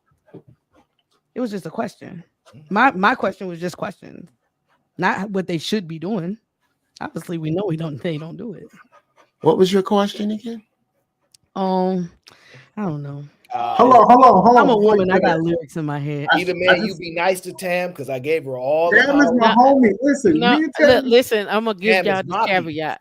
I gotta go live in the next 15 minutes. Okay, I'll bet. forego my getting me a snack because I gotta go live. But I'm gonna listen to either man. We're gonna fight for the next 15 minutes, and I'm okay with that. I'm okay with that. But let's go. I'm ready. She said she giving her free time to fight to you, Aaron, either man. I just want some clarity. So Before either man go though, I just want to say, Tam, I appreciate you. You've been a huge supporter of me for a long time, and it means a lot. Thank you for being on the show. Oh, you're welcome. I figure I drop by. It's the holidays, so give some love. This ain't my steez. I know. Trust me, I know. So I just want. So I understand like stuff like plane tickets don't matter. That don't matter to good. But when it comes down to like the foundation things of marriage, how many of those things do you feel like is flexible to go back and forth from man to woman accomplishing those goals? Wait, why you bring up? Well, put them in categories. What categories? Yeah, I guess in order to answer your question, Right, that's what I You meant. just jump in. You just okay. That's how he does it. Y'all ain't gonna let her answer. Oh, I'm She sorry, got Brittany. 15 minutes. I'm sorry. I'm sorry, Brittany. He was asking. I thought it was an open question. I'm sorry. Go No, ahead. it's for Tam. All Oh, right. I'm sorry. I'm sorry. Yeah. So, all right. So when you say foundation, again, we need to establish, to me in my head, for you, because listen, every man is different. But there's still core things that are foundational. What is your foundational thing that you're gonna lead on? This, that, and other. I think in the end, and if I'm wrong, you can correct me if I'm wrong. But either man, I think you are the person that's gonna say, hey, here are the options that we got on the table. You're gonna go back and discuss it with your wife, and you're gonna make the final decision. You may take into consideration her input or what have you, right? So what I'm saying is that's where the flexibility comes into play. The flexibility is being able to communicate what it is that you have in mind on what we're going to do. Where the inflexibility comes into play is you don't communicate at all with her, and you just go out and lead the way and you want her to follow. Well, I always say this, and I've said this before on this show. Listen, whenever Tom Brady come out on the field, everybody on that offensive line know what the play is. And if he makes an audible at the line, everybody know what they need to do. So all I'm saying is, in a relationship, in a marriage, if you're gonna make an audible, at least let me know that I at least know the play, so I can make adjustments accordingly for the rest of the family and whatever the case may be. When you don't do that, that's when the friction comes. I don't care how many times we try to say that she got to be under my leadership and she got to do this. Even if she's under your leadership, she has to have some type of way of knowing what the next play is, so she can prepare the school, she could prepare the breakfast, she could prepare whoever else she needs to prepare, whatever else happens in your household. But if you can't do that, then it's gonna always be this, dang, I gotta go over here and I gotta start from scratch and I gotta get these people going and I gotta do this. And so she's looking at you like, well, why you ain't tell me that? But to me, that's just the flexibility in the relationship. I have to agree. I know we're supposed to disagree in the last 15 minutes. Just because a man is a dictator does not give him a reason to be a bad communicator. I think that it's no way that you, even in the military, we told people, hey, what we're doing so that they can actually accomplish the mission. I can't actually believe that you're going to accomplish a mission that you're not even aware of. So 100% right. I'm a big thing on communication. I'm a big thing on questions. Go ahead, Brittany. I'm sorry, Eda man. I apologize. Go ahead. I was just going to say, this is why I love consistency, because even in your consistency, I could make a decision on what you may do in a situation. And this is where I think Kasim was saying, as far as like being able to uh have that conversation of who does what and where. But if you are a man of principle and consistency, there is something that I can kind of put together on what move you possibly would make. So even if you threw an audible, if it goes with your principles and it goes with the consistency of your character, I can kind of predict which movement you're going to make and how you would actually conduct yourself during a situation, especially if you're consistent and especially if you move on principle. So if you move on principle, principles move in a way that no matter what situation, you're going to make a decision that follows that type of foundational thought process. So if there was an audible that was thrown, I like that. We'll keep with that one. If you throw an audible per your principle, this is the possible outcomes or movements you would make because this is what you say you believe, and I will follow that. So it really But yeah, actually wouldn't be that much disturbance because I know that there's some type of belief system and you wouldn't actually veer off and do something super crazy. And I have to look at you like, Mhm. yo, who is this person? This is way out of character. It would actually be in the guidelines of the principles that you set for the family. But Brittany, even when a quarterback call an audible, his team, he says stuff like Omaha, Omaha, Omaha. He's communicating to his team. Now the enemy might not know, or the opponent might not know what he is saying, but it's hard for a leader to change something and don't tell the people that he's supposed to be aligned with that he's But changing it. but Yeah, that I goes get back it. to my I get point it. that even if he makes that change, the rest of the team knows where they need to be and they know their Yeah. roles and what Yep. they It's going to and be what they need to within show that up. type of, it's going to be Yeah. still within that structure of the things that we've already discussed, i.e., principles, meaning you are not going to do something super crazy, but any movement that you may make is still going to be in the guidelines. Okay, this is something he did. I'm okay with that. I'm really not going to scream because he didn't tell me, because it's still something that I could have predicted per his principles that he would do.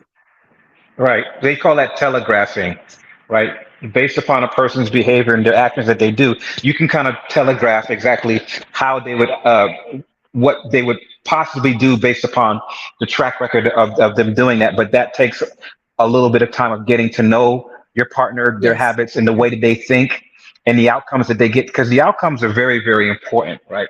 If your partner is making the right decisions and the outcomes are beneficial, to you, the household, and the family, then it gives you a better roadmap as far as how they think, and it gives you more security to going along with that aspect.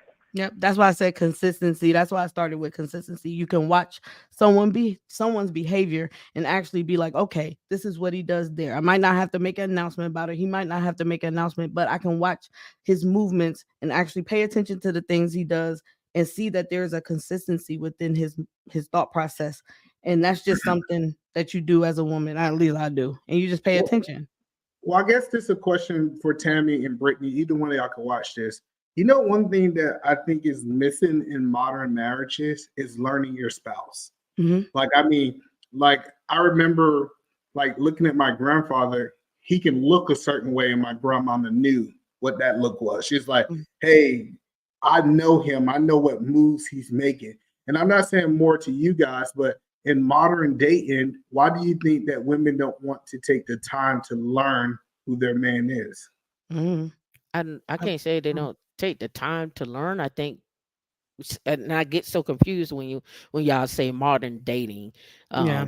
Like I don't I truly It's the I'm way to probably make old him feel like school. he a big man, that he been doing Yeah. things old It's just school. like the Yeah, Bible. It's a I Tam, don't don't worry know, about it. It's just a living word. It was but modern when the women was doing Tupperware Cool. parties. like So I get so it's in okay. It's just a living word 2023. like How the about this? Bible. Let me I don't reiterate. know. In Mhm. 2023, I'm gonna ask you. I'm gonna answer your question. Number one, just me personally, I don't think people date long enough to even learn someone. And when I say long enough, I don't even think they're spending enough time to even learn someone. You can't meet me on Tuesday. We hit the sheets on Friday, and then 2 weeks from now, we're like, let's go to Brazil. And then you think when you make this move, I'm supposed to know. It doesn't work like that. You're gonna have to spend the time in the nuances. You're gonna have to spend the time. It's not even a Netflix and chill. It's the walks. It's the talks. It's the conversations. It's the what your thought process is having a genuine relationship with someone while having a conversation. We don't even have a genuine conversation. Some men and women are afraid to open up to somebody and even let them know that they had some trauma in their life.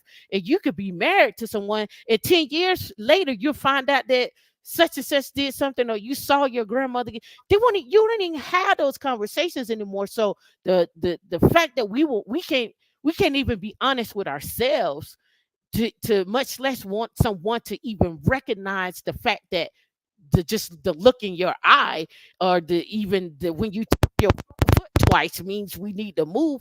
We can't. We're not even doing that. So you know what I mean. Like for me, it's more or less like, how are we spending time with each other? What are we communicating when we're spending time with each other? Like I get it. Face up, blank, blank down. I get it. Trust me. I totally And guess get it. what, Tim? Well, that's the end of that story. She get it, Britt. Dog, we ain't gonna talk about that no more. We She do get it more here. We talk more get here it. than people probably talk in real life. So I won't give it to us, because all of us that's on the panel, I've been around Aaron for 2 years. I've been around Eda Man when he first came around. I don't really know Kasim, but I remember when he first came on the thing, there was a time I just told a story. Aaron, please forgive me, but remember when that alpha man came on the panel, the one Cheeky sent? It was a white guy, but you didn't trust it. And I looked, I was like, Aaron. And he was like, nope. And he didn't even say nope. He just was like, mm-mm. And I was like, oh, and I didn't even say nothing. But it's just stuff like that where you have that relationship and people don't do that. I don't know. So Yeah, so again, I don't know what people are doing in relationships, and how they're communicating. And then too, I don't know how long people are dating. Like, I don't know, when do you move from the friend zone to you're actually my man and my girl? When is that supposed to happen? I don't know. I'm just That I don't actually know. happened, Britt, first segment of Fight Club. I saw this guy. I said, nope, I don't like it. He was there. I said, nope, I'm telling you, I know what I'm talking about. They was like, oh, go ahead. Aaron don't play. And I knew it. So all I had to say was Aaron. He's like, nope. I was like, Aaron. I didn't say nothing. But again, it's just I know.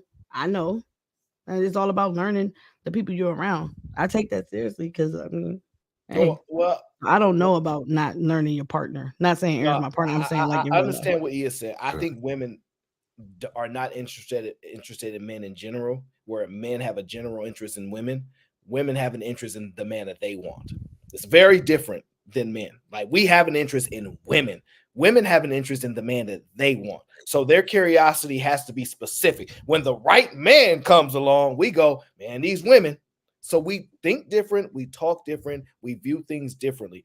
For women to be curious about something, they have to, it has to be what they want. For men, they like, it just has to be part of it. Like, it's part of what women are. We good with that. So we're a little bit different there. But I want to get, don't you fight me on that, Tam. I was going to say something too, because I think that's kind of scary. Because if you just pay attention to the people you want, then what are you actually paying attention to when But it don't comes you to see life? that You know what I'm occurring? saying? Are you only and that's why I agree, which is scary to me, because if you're only paying attention to the things that interest you, what about the things that don't? What about your surroundings? And this ain't got nothing to do with relationships now. This is just being genuinely aware of what's going on around you. Why don't you know that person over there does that and you should watch out for over there? Or why don't you know that when this person does this and this is your coworker, but when he get all hot and like, you should be able to pinpoint a lot of stuff. You should be aware of everything that's going on around you. Like, I don't know. That's just me, and I don't know. I think my senses are heightened or whatever, but I don't know. I pay attention to a lot of stuff. But and that's just who I am. But Brittany made such a good point, because I know women don't know their husband, but they know their CEO. They know how he moves. They know when he comes into the room. Like, if you ever really see She lost CEO interest. huh? She lost interest. She Or lost maybe it interest. never had it. Yeah, Tam? she lost interest, or or they lost interest in each other, or the fact that listen, even in friendship, I know, even with my guy friends, I know if they're upset or not okay or what have you. That's just in friendship. If you laying next to somebody every single night, she don't like him and he don't like her. Just call a spade, and they may be married together, but they just don't like each other. And that's just what Facts. it is. You know that's fair. I will say this: most women, you can kind of tell if I'm around a friend of mine or whatever the case is, and I'm around a nigga, I can tell if that woman's actually into him or infatuated with him. Like it's a litmus test, but I tell you, act like you about to sneeze, and your girl pop up out of nowhere before Bless you you. even sneeze. That's just how. If a woman's into you, they operate that way. That's just a But I say simple. bless you to everybody. That's not fair, Aaron. No, You but better I'm not do. saying You better they not sneeze around me. No, they catch it before. They catch it before. Trust me. The women be seeing it before you even do it. If she not predicting your moves and things like that prior to you even doing them, you think she crazy, you got to watch her. She's just not that into learning you and paying attention to who you are. All right. Either man, you know, me and you, we're gonna have to link back up. I gotta go run. I gotta go do my live stream. But you know, you more than well argue about money. You more than welcome to drop by Women in Linux and give your thoughts on something or whatnot. Tam, thank you for coming on. Make sure you find them sugar mamas for me. The ones that's making up worth about 700 million a year. They want to splash on me and all that good stuff. Keep looking out. Where is it, Tam? So I gotta go do my live stream. I gotta go talk about getting to the millions on this live stream. I just did the job.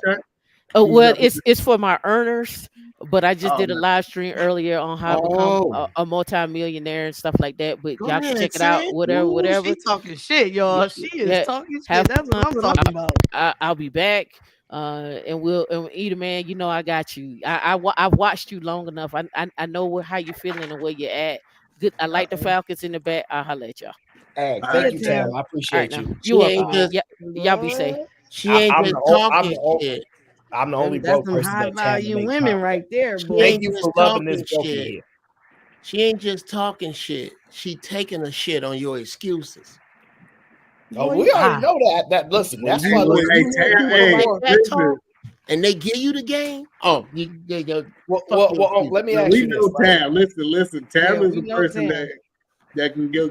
She can compete. Tam is my leader. I'm gonna listen to Tam. You know what I mean, fall in line now. Oh, I'd love to hear. That's why I was trying to figure out where it was. I'd love to hear her speak. No, yeah, Tam is dope. Tam is dope. Let me ask y'all this, because y'all was telling me about dreaming earlier, right? And dreaming is something that I think a lot of people have a hard time with, right? And I was listening to this young lady, right? This is her, right?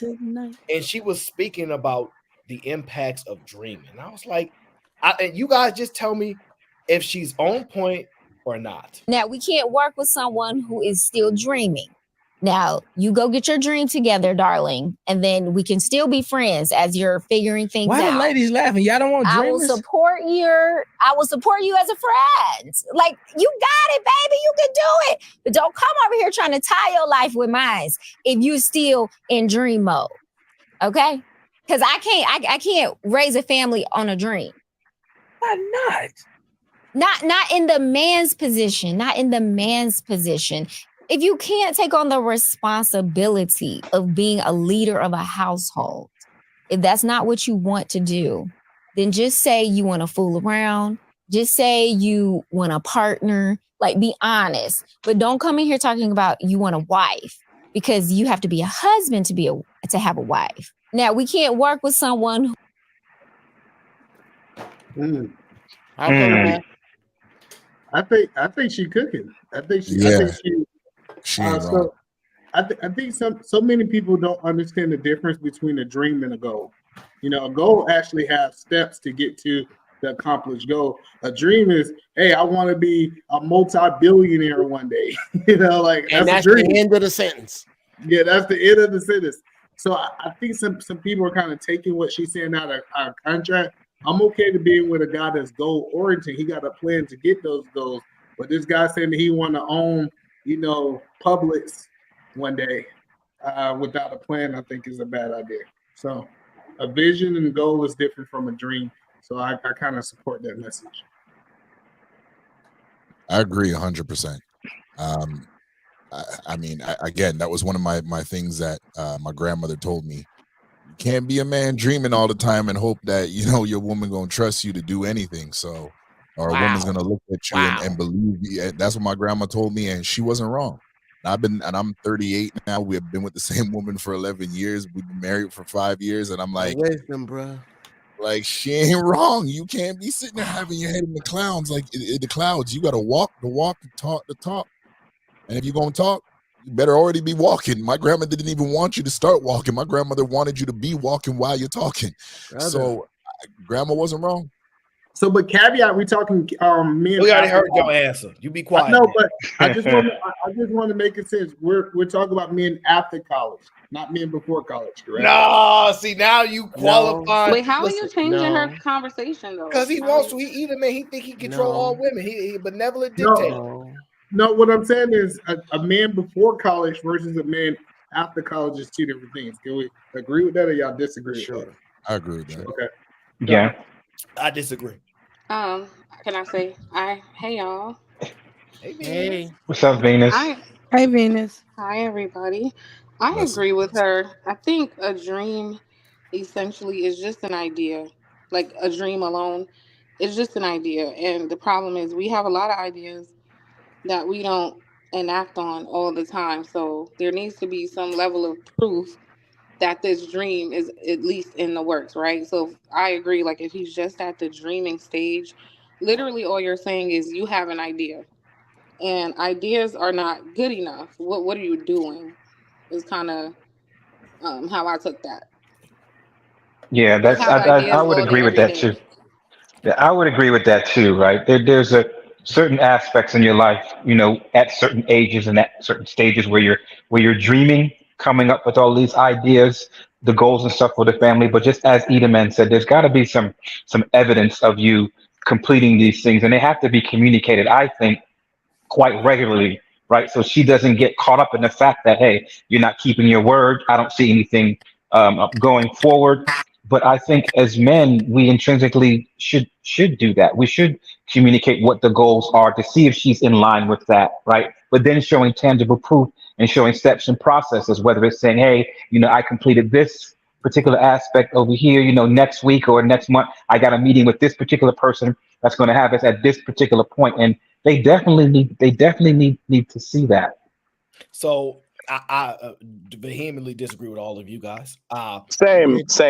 Well, hold on. Me? Jeff. Jesus You haven't said anything yet. Exactly. Jeff. So you don't disagree with all of us. That's only the ones that's responding, Uncle Jeff. Relax. Okay. You ain't got it. Let Dark Lake go before you, Eric, because you go. I want to hear what he got to say. I know you can.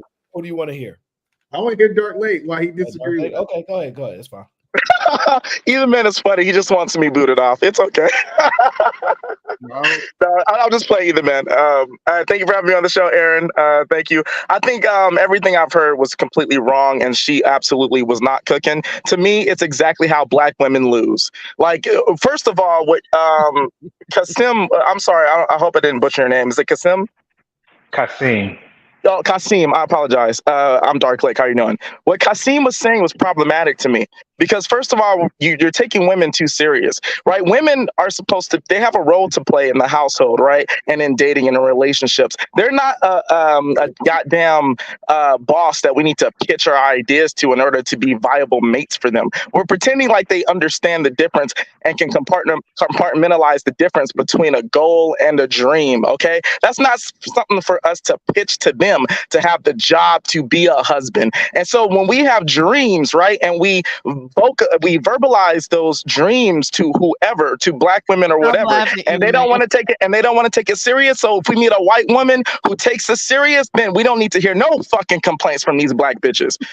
So she's not cooking.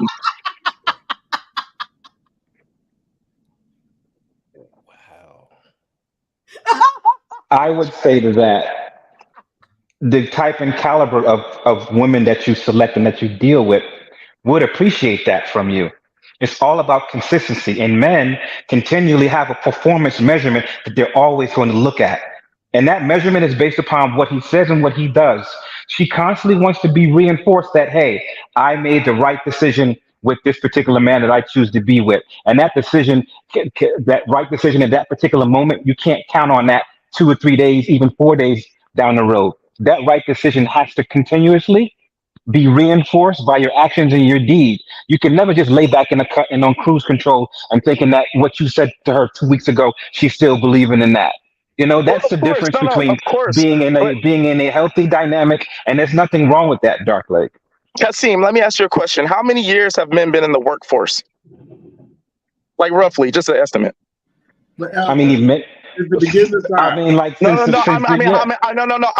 I didn't mean how many men. I'm sorry. I meant like how long have men been in the workforce, like throughout history? Since Men have workers been have working since. You follow the Bible. Yeah, Okay, since now like on now on paper, right? When you compare that to like the modern times today, women being thrusted into the workforce, how many years roughly has that been? for women being thrust into the workforce. Right. women been Oh working since the God, beginning What of does this time have to too. do I with know, No, I said right? the anything? It's like workforce. I said the Like you're taking the workforce. conversation so somewhere else. so. No, What no, does it I'm have to not do with taking it anything? anywhere. Wait, don't interrupt. I'm sorry, Kasim. What? So, would you just say that it's fair to say that men have been in the workforce longer than women, right? Yes.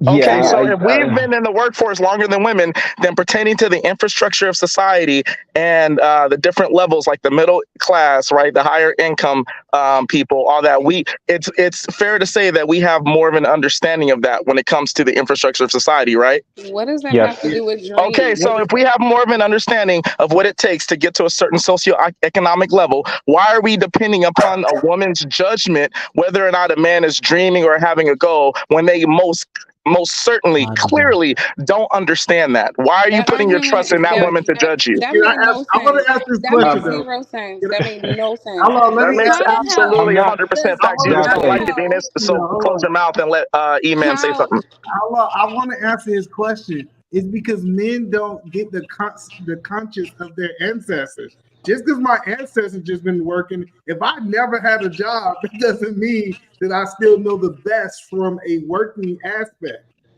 Uncle Correct. Joe might have been working for 30 years. If I never had a job, you can't just assume just because my gender is a man, I know. well he It's a assumes Correct. So that why are we he thinks assuming that. that women wait. So in the same way, why are we assuming that women can properly judge whether a man is dreaming or pursuing a goal? we never said that she could. See, what But we no, what that's the we hold on, implication that she but can. we did You not. said that she We was said cooking. it's a difference. We said that it's a difference between a dream and a goal. And why do And you think a we're woman can measuring that. properly Hold define on. that? I got you. You are We're so measuring it. stupid. Oh my The god. men, hold on. The men are measuring it. And he's Men was dumb. having a conversation. We said when she said dream, I understand the men on this panel understand what a dream is. And when I Hmm. said goal, they also comprehended what I mean as goal. It had nothing to do with the woman. Now, are you asking, is I'm arguing is she delusional? I don't know this woman. The first time I seen it was in this video. So my whole point is if I was to have a conversation about dreams and goal with men, we would draw a line to say that it was different. Well, yeah, Correct. no, you're correct. But you said that she was cooking. So you are assuming that she has your same thought process or the men's same thought process Oh on what my a dream and a god. This is such a pointless conversation. Stupid. Thank God. Shout out to whoever did that. So the whole point that I'm saying is that They was dreaming. regard words have meaning. And she said, I'm not trying to argue that she knows the difference because I don't know the woman. I can't really argue that point. But if I had a conversation with men that says, hey, a man that's doing a dream versus a man that's doing a goal, we would say that it's a big difference. And I explained that big difference. I just wanted to let him get it off his chest. Go ahead, Aaron. I know you had something to say. Well, hold on. So they said Venus, stop you the slowest on the panel. What? Oh gosh, I don't know what's going on. Okay, Who said so that? Wait, who said that? it was a super chat. I was just reading the super chat. Venus, stop. Who is this pick me? Bitch, sit down somewhere. Why? Retarded ass. First of all, I don't understand why Dark Lake have to call women the B word. That was unnecessary. Yeah, that wasn't For cool. some reason, I don't know if he doesn't understand. That's just a reflection of him. But maybe there's a reason for it. I'm not sure. But apparently, this is crazy. I can tell you the reason. Somebody actually wants to finish hearing Dark Bring Lake's him back. so I can't deny it. Maybe he was cooking. I just think he could have went without the B word and gave his perspective. But if he wants to come back and defend, he absolutely can. What, this girl ever came on the panel before? This Denicia person? Yeah, that's my best friend. Why doesn't she come up here today and show me who's she slow? will come up here, but I don't know. Come up here. Why do y'all want this smoke? Because I don't understand how stupid only people who are. See, I don't know why, because Venus actually hasn't done anything yet. She actually has not done anything yet, so I'm not sure, but maybe she said the B word. Stop cussing people out, and this might actually work. I think that's what you got.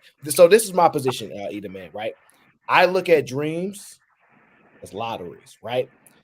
This is my opinion. Women don't want to lose at all, and they trying to rig the system. They see a man that just he ain't structured, right? Because I believe most men are not structured. I'm not like I have structures in place for a lot of things, but a lot of the part of my life, I'm like, I don't know. I don't have a plan for this. I don't have a plan for this. But I figure things out on the go, right? This false perception that we sell to women that these men are just so great at having plans for everything. Sometimes there are those men, and a lot of those men are taken, and they not gonna help those women. So giving this false premise and this hope, unless y'all gonna share, which they not, it's not helpful to them. I think it's perfectly fine to have a dreamer as long as you're accepting what comes with a dreamer. What comes with a dreamer is this: you can hit the lottery, or you could never win the lottery. That's just the biggest difference. You know how like, I used to mess with him. He never had to put together. He was just a dreamer. I mean, he always said he was gonna do something, but he never made strides for it. I never saw it, right? And then one day he pulled up in that Lambo. Yeah, I know I didn't have it all structured, but I did that. And I didn't do it the conventional way that people said you had to have goals and expert plans and spoke the way they spoke. I just believed in myself and I figured it out.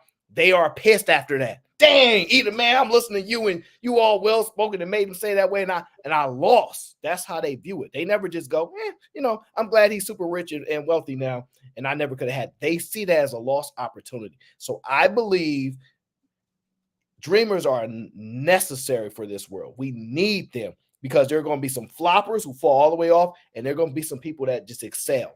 And that's just what it is. So I don't believe women get to condense the voting and go, I'm going to put in one vote, but get 1 million in return. Like, hell no, your eyes would be losing.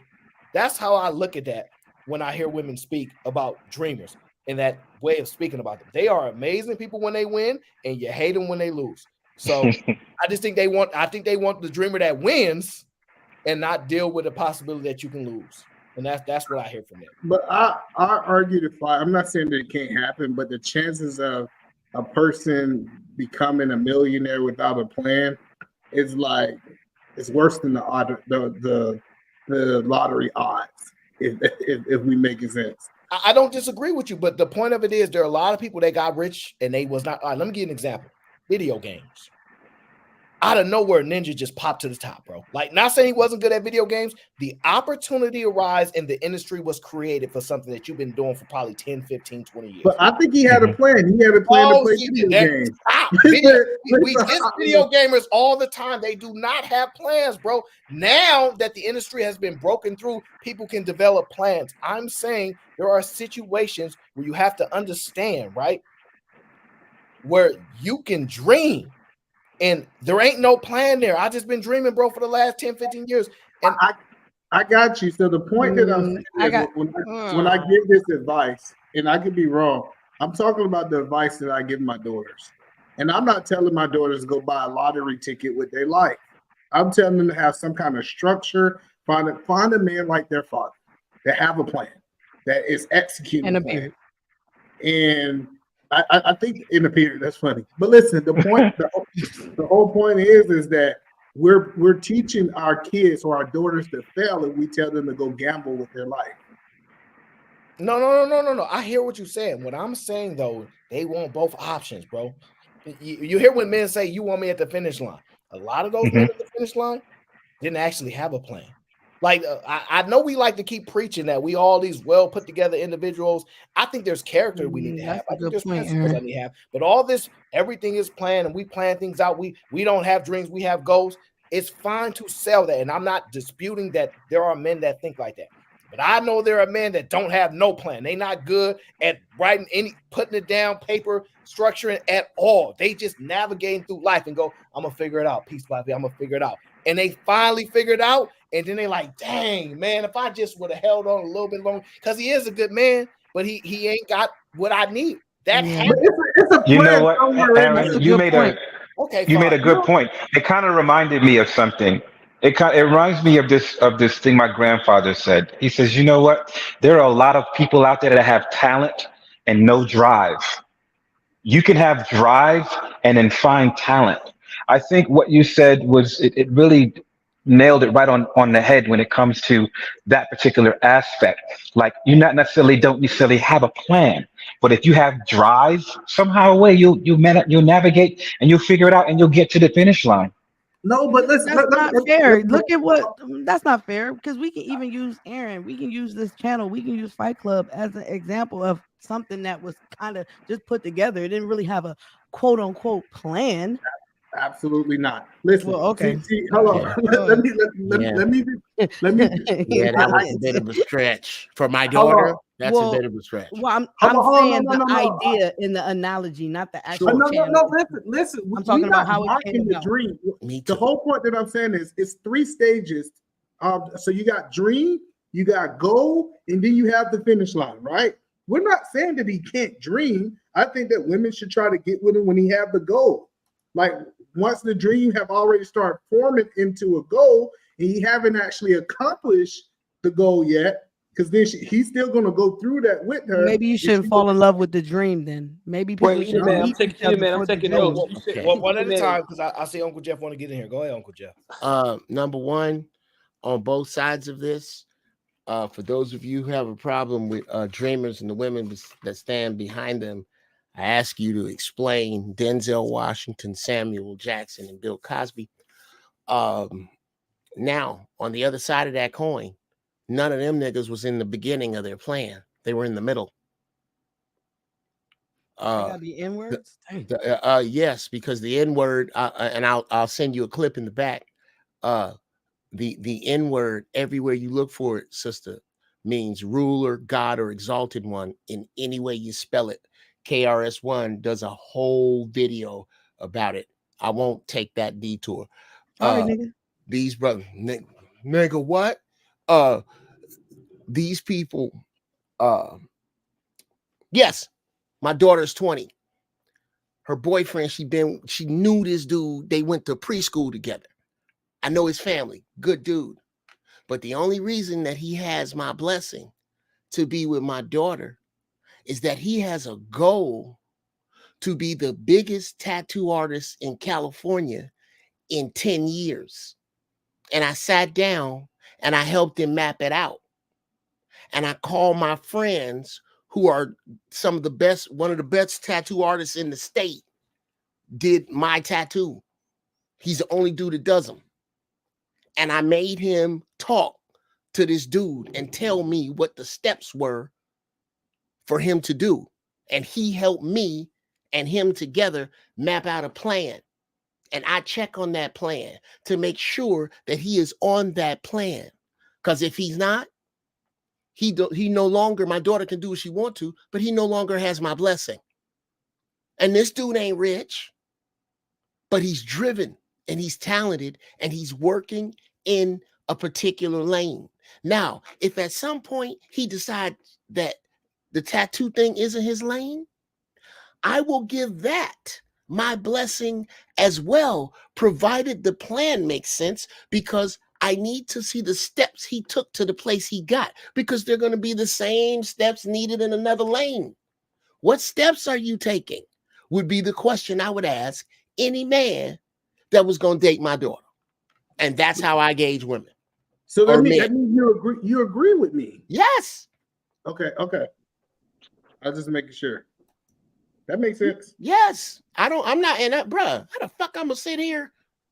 I'm a comedian and I produce music and I do voiceover and I write for other comedians. How the fuck am I gonna shit on a dreamer? I just have goals. I have plans. Okay. Yeah, that's the point that I'm saying is your dream have to have substance. Maybe that sounds a little bit better.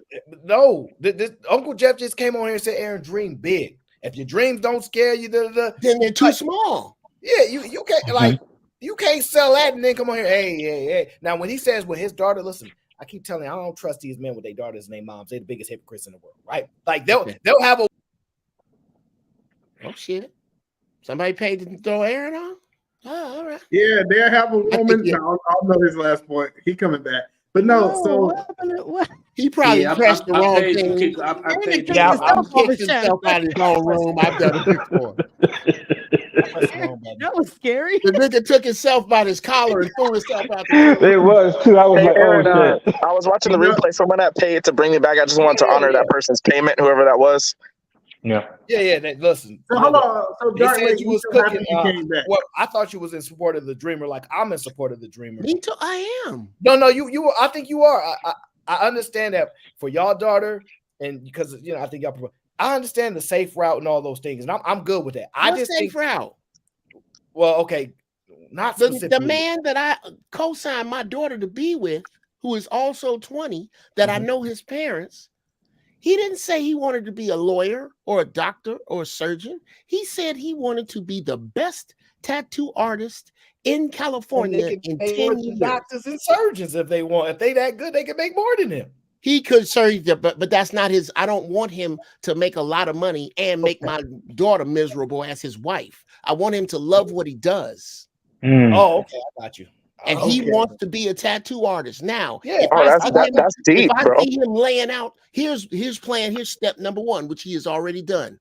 Tell me how many tattoo shops are around your house in a 20 square mile radius. He got me that number. I said, go to all of them and tell me how many of them came back and told you that you could work on your spare time for 6 months for free. Which ones told you that? He told me. He's in one of them now. He's about to be done with that.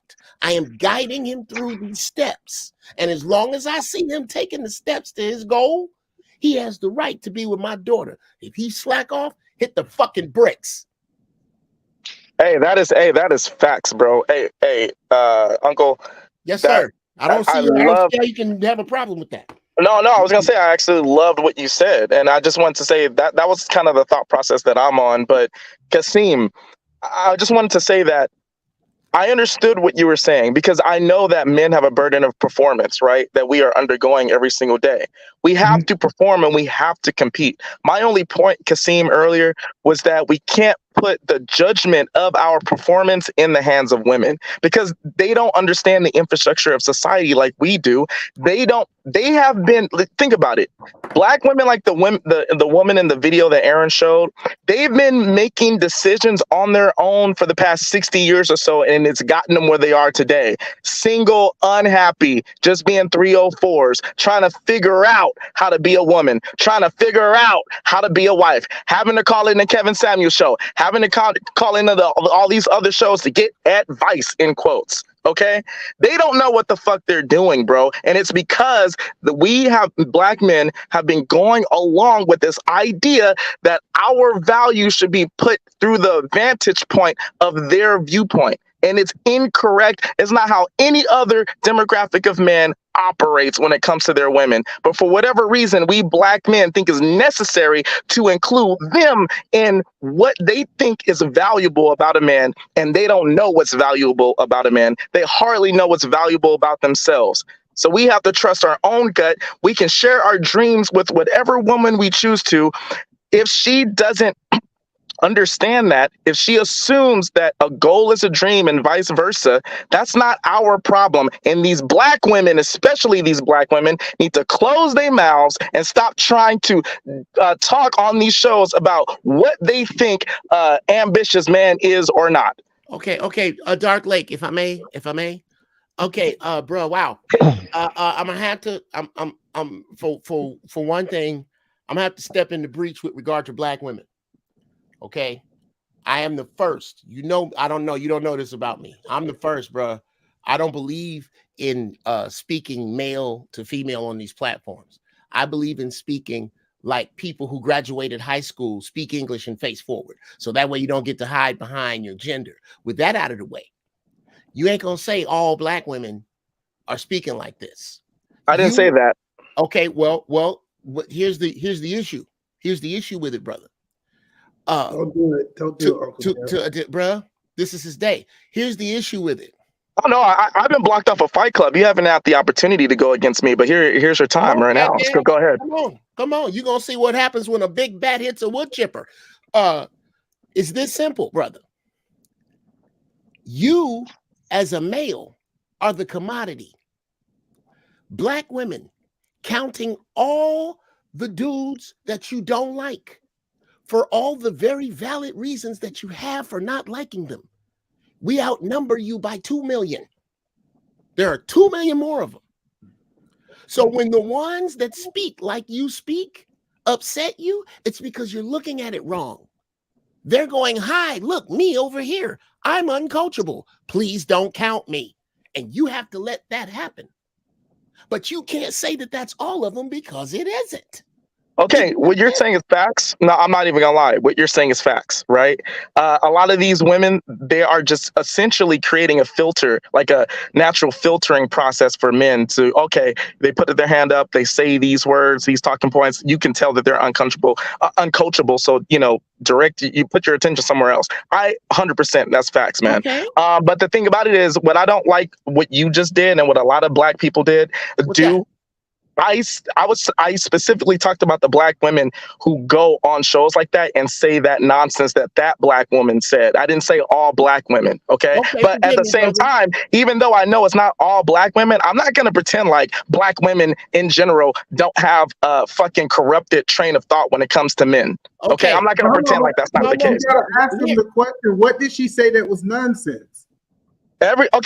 Her whole entire narrative is nonsense. The fact that she thinks she can judge a man's performance and dictate whether it's a dream or a goal is complete bullshit, because I have an opinion that women haven't been in the workforce long enough to understand the concepts of when a man has a plan for something or when a man just wants to be a musician or whatever. And at the same time, but wait a minute, and at the same time, the evidence, but wait a minute. Hey, Uncle, one second. I'm sorry. The evidence too, what they're saying is, what the point that she's making is bullshit, because the very men who she's talking about has a plan to do something. They have a 5-point plan to go here and go there. They're not attracted to those men. They're more attracted to the toxic men, right? Who don't have a lot of direction, who are the musicians and the wannabe actors and all of that stuff, right? That's the men that they choose. So we can't listen to what they're saying. You're making my point, brother.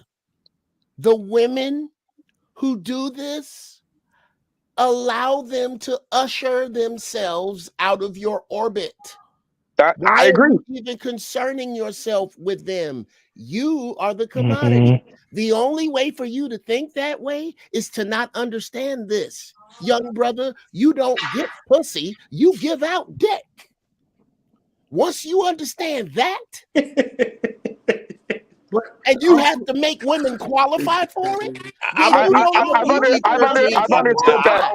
Listen, like Uncle.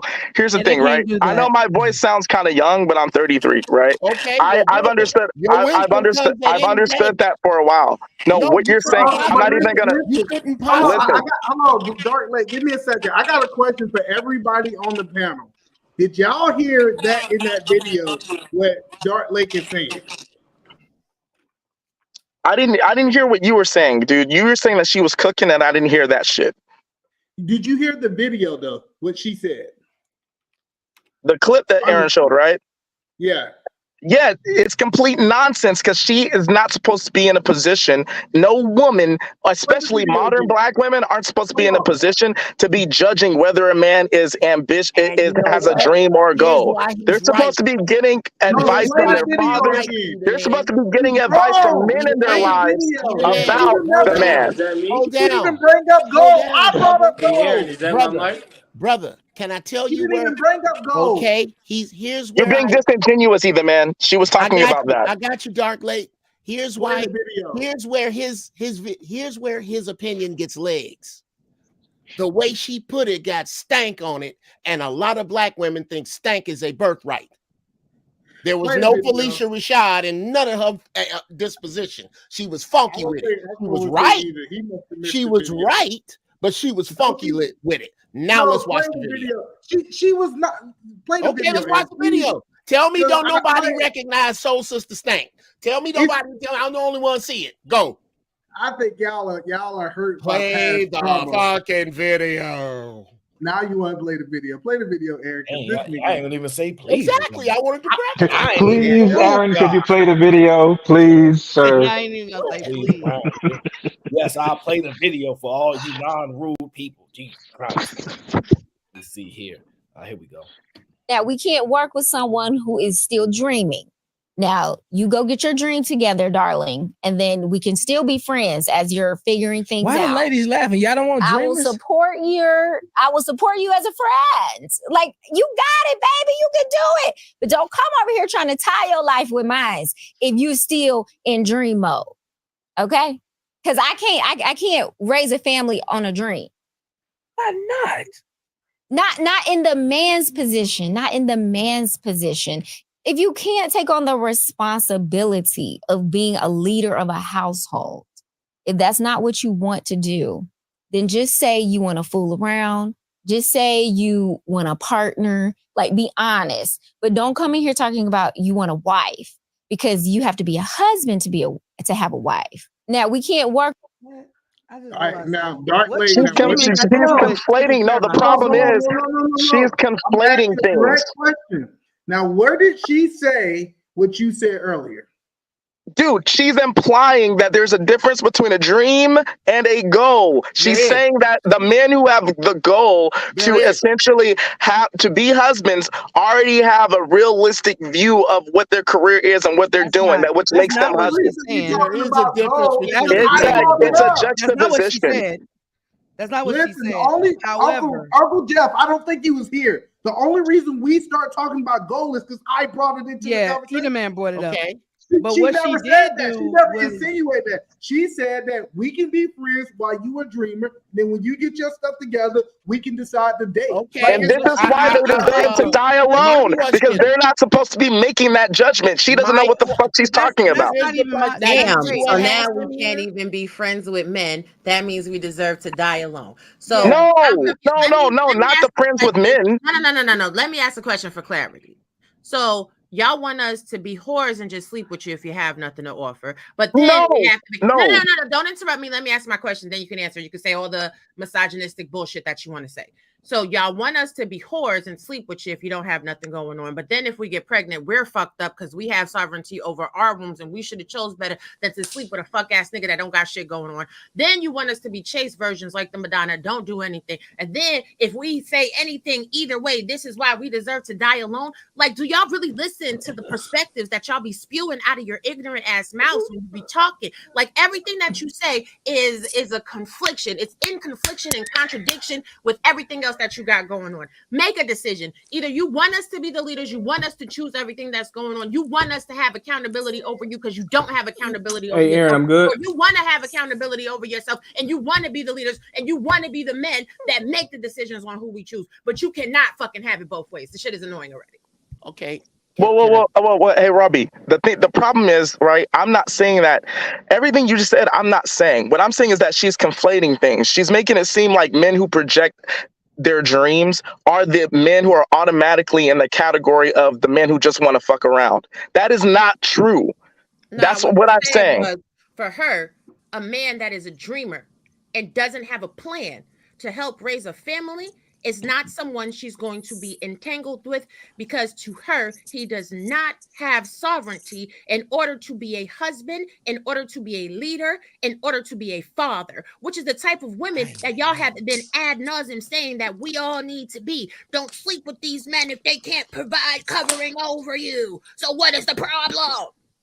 No, the problem is that she's conflating what I agree with what you just said, Robbie.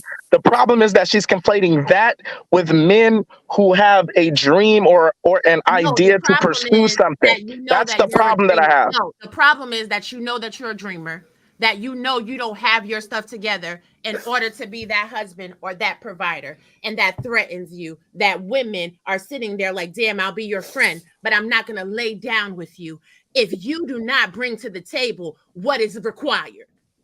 Yeah, and after I reap the benefits of my dream, Robbie, I am spoiling every non-black woman I can. Fuck y'all. Okay. Like, this is the thing that y'all say as if that is supposed to be offensive. Spoil whoever it is that you want to spoil, but don't destroy women that you do not have it in you to provide for and to protect while you are on the way to your dream. Keep on dreaming. We'll be your friend. I'm not fucking you. I'm not having no kids with you, and I don't recommend that any other woman do either. Okay. If I may, when I met Mrs. Brown, number 3. I had just was picking up the financial pieces of a divorce that had me sleeping in the back of a truck. I had no intention of being with this person, because I told myself that before I can't accept anything less than excellence from me and anything else that's going to be in my life. When I met her, I was not thinking about this shit. I was getting my career back. But this person was like my ship sunk. I'm swimming the shore. I can see shore. I can see wood. I can see shit. I can build another ship. This ain't no thing. As I'm swimming, this trunk of gold goes floating by. Now, I can swim and go make my boat and get back out here and hope I find a trunk of gold like this. But nigga, it's other boats. I'm going to learn how to swim with this trunk. And it is with that, bruh, it is with that I can tell you that once again, I'm not broke. I get it. Again. So I can't too many stories that go that way. The thing that gives this a black eye that sisters are dead ass right about is niggas that sell dreams and smoke. I got it. Do shit. They give hustlers, they give true hustlers a fucking black eye. And I can't stand them sorry ass niggas either. I got you. But the problem is, if a man would have said exactly what she said, y'all would have accepted it. Yes. Hold on, no, see, if you listen to what hold on, listen. If a man told a woman, hey, don't get with no dreamer, make sure you get with a man with, matter of fact, any structured father would have gave the advice that she gave. Make sure he can be a father. Make it this. And just now, because it's a woman, men are saying they can't receive what she's saying. You know why? Because it stank, nigga. It stank. Oh my God. Don't nobody want shit that stank. And this is the problem, either man.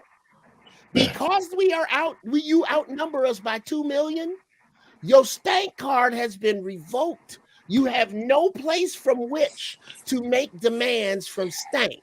When you make stank demands, sisters, you put yourself in an empty bank with no money and no people talking about your list of demands. No one cares. There are no cops outside. You're just in an empty bank with a gun. There's too many options for you to now think stank is your birthright. It ain't. You're going to have to be nice. That's crazy. That's crazy that this nigga make it true. Wait a minute. That's wild. So, wait, what you're saying is that women don't have the right to say anything because they by themselves. What? They No. by themselves? No, you didn't say that. I did not say that. I know that's why I'm asking you to clarify. I want to make sure I heard you right. I am saying this, that black women in America specifically have absolutely no more latitude to be snippy, funky, or stank with regard to the things that they want from black men in America, because before we count the rest of the world's women lining up to fuck us, there are 2 million more of you. Those of us who can get the job done don't have to take it. So, okay, that would be great if it wasn't for the LGBTQIA. Because even though there's 2 million more of you, how many of you are gay? How many of you are in jail? How many women? No, he was talking about the women. Listen to what I'm saying to you. He meant 2 million more women. Oh my gosh. Can Okay, you yeah, listen tell to what I'm over saying there. without interrupting me? I know that's super hard for y'all because y'all only want to hear yourself. How many women are gay right now? As a matter of fact, the whole internet is ablaze because Priscilla over there telling women to be with each other or just be single and leave y'all alone. And y'all are upset about that too. Why are y'all constantly trying to police? Why are y'all constantly trying to police black women? Who is upset about that? If y'all don't like black women, just don't be with black women. Y'all Wait a minute. y'all are passport bros, y'all got white girls. Okay. Let's not go there. Hold on. Aaron. We got to, bro. We got to. How come you interjecting, Aaron? Hold on. Before we go, Aaron, you don't interject me. Come on, Aaron. Understand that black men do not like you. You're not relegated to them. Okay, cool. Before they go there, because I'm gonna let y'all go there. The question that really comes down to when a woman starts saying she has standards and she's not messing with the Pookies, the Ray Ray, she's gonna meet with people that she believes is on her level or more. I don't understand why people try to knock it to force her to be with the guy that because she usually means anymore. It don't matter if she mean anymore ever. Black people, we hate each other. Since the topic of the show is let's just keep it real, black men hate black women hate black men. You Right? hate yourself, man. Stop it. The community is Stop. over. Come on, Everybody go Raw. your own separate ways. You don't gotta You play hate together. yourself, man. Sis. Stop it. Let's keep it real, man. Come on now. Nah, y'all hate black women. Me? That's look, not you true. just said if a I woman hate black says she don't women, wanna Raw. deal with a Pookie, that means anymore. Some women Raw. ain't never dealt with no Jeff gay Brown Pookie. hates They don't black have women. to. Are you saying Jeff Brown hates black women, sis? But I'm saying y'all hate black women. No, Do y'all no. listen to Y'all, what it is that you're actually, saying? Are you listening y'all to what it is a is boat. that you're saying? I'm asking you about me, sis, so we can make this fair. In fact, are you saying that I, Jeff Brown, hate black women?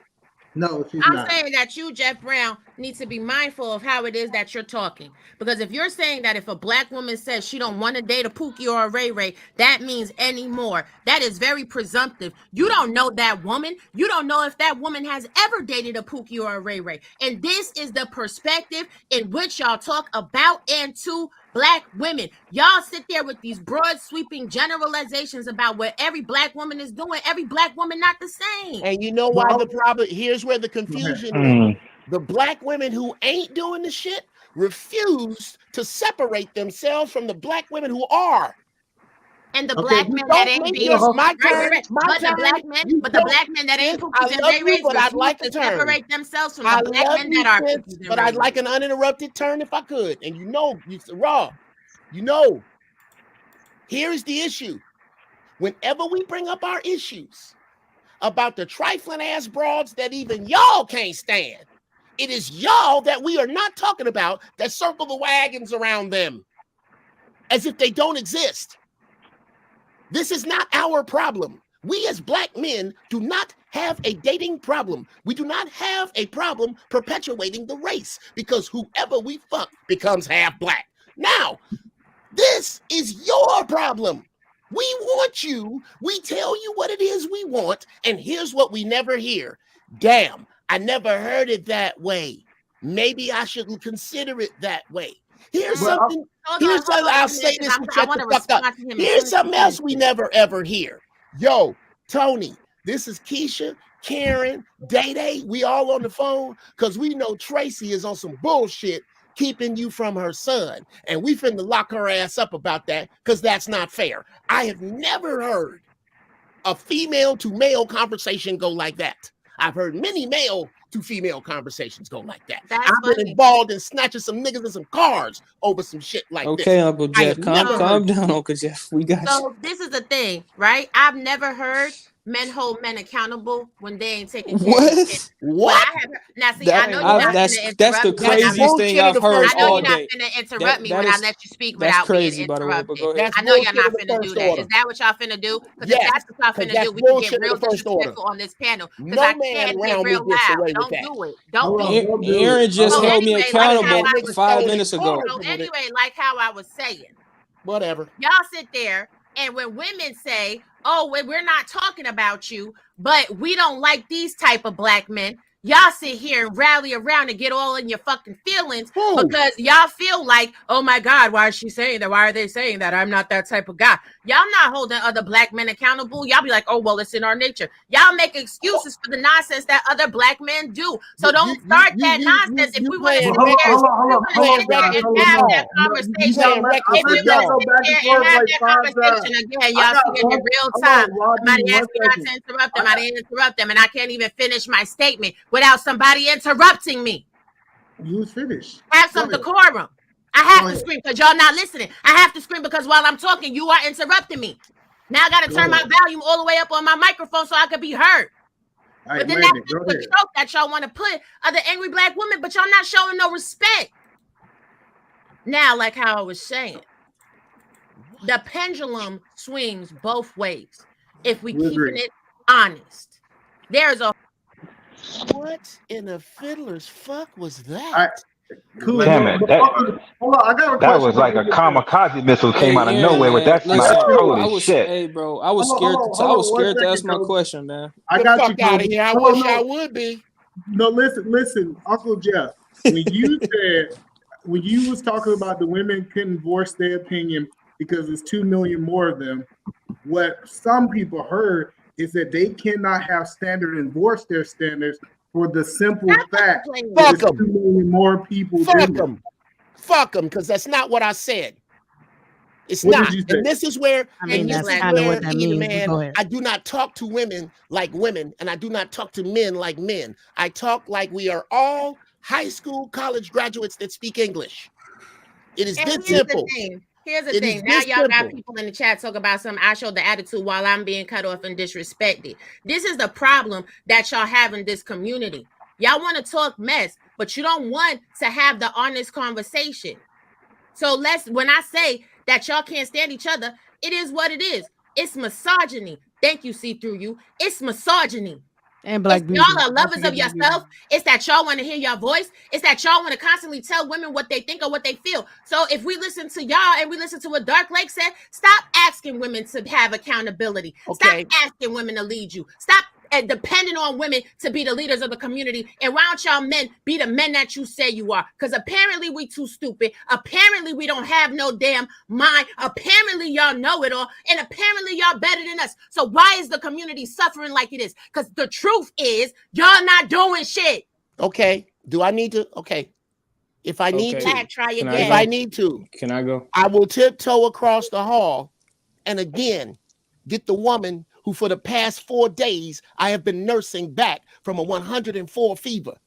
I can go get her to prove to you that again, you are playing wild and reckless with this fucking y'all shit.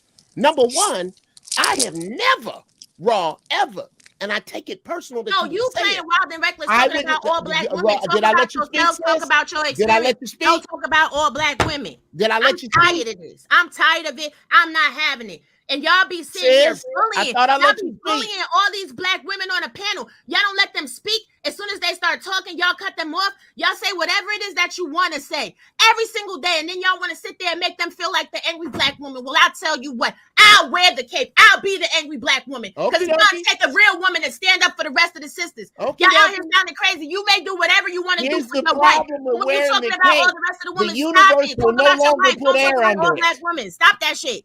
Here's the problem with wearing the cape. The universe will no longer put air under it, sis. I You don't can give be a as shit. mad I as don't you want care. to be. I don't care. I don't You need know the the universe to universe put air like I under it. do, sis. I don't need the universe to put air under it. Oh, wow. I need black men. I need black men. I need black men to stand on their purpose. Speak on I it. need black men to stand on Speak their on what purpose. you know. I need Come black on, men to sis. stop complaining. I need You black know. men to be conquerors. I need You black know. men to lead. I need black men to stop talking about all this shit and do the shit that it is that they talking about. That's what I need. That's what I need. Okay. Well, I need. You know what? That's what my sisters need too. Stop talking all this dumb shit. Make something shake. Push more Make of that out something shake. into the Shout out to universe. everybody in the Hallelujah. chat. Appreciate y'all. Make something shake. Stop talking this stupid shit. We the women, we the female delegation concede the point. We stupid. We don't got it. We don't have no autonomy. We don't know no better. Now y'all lead. Fuck out of here. Okay.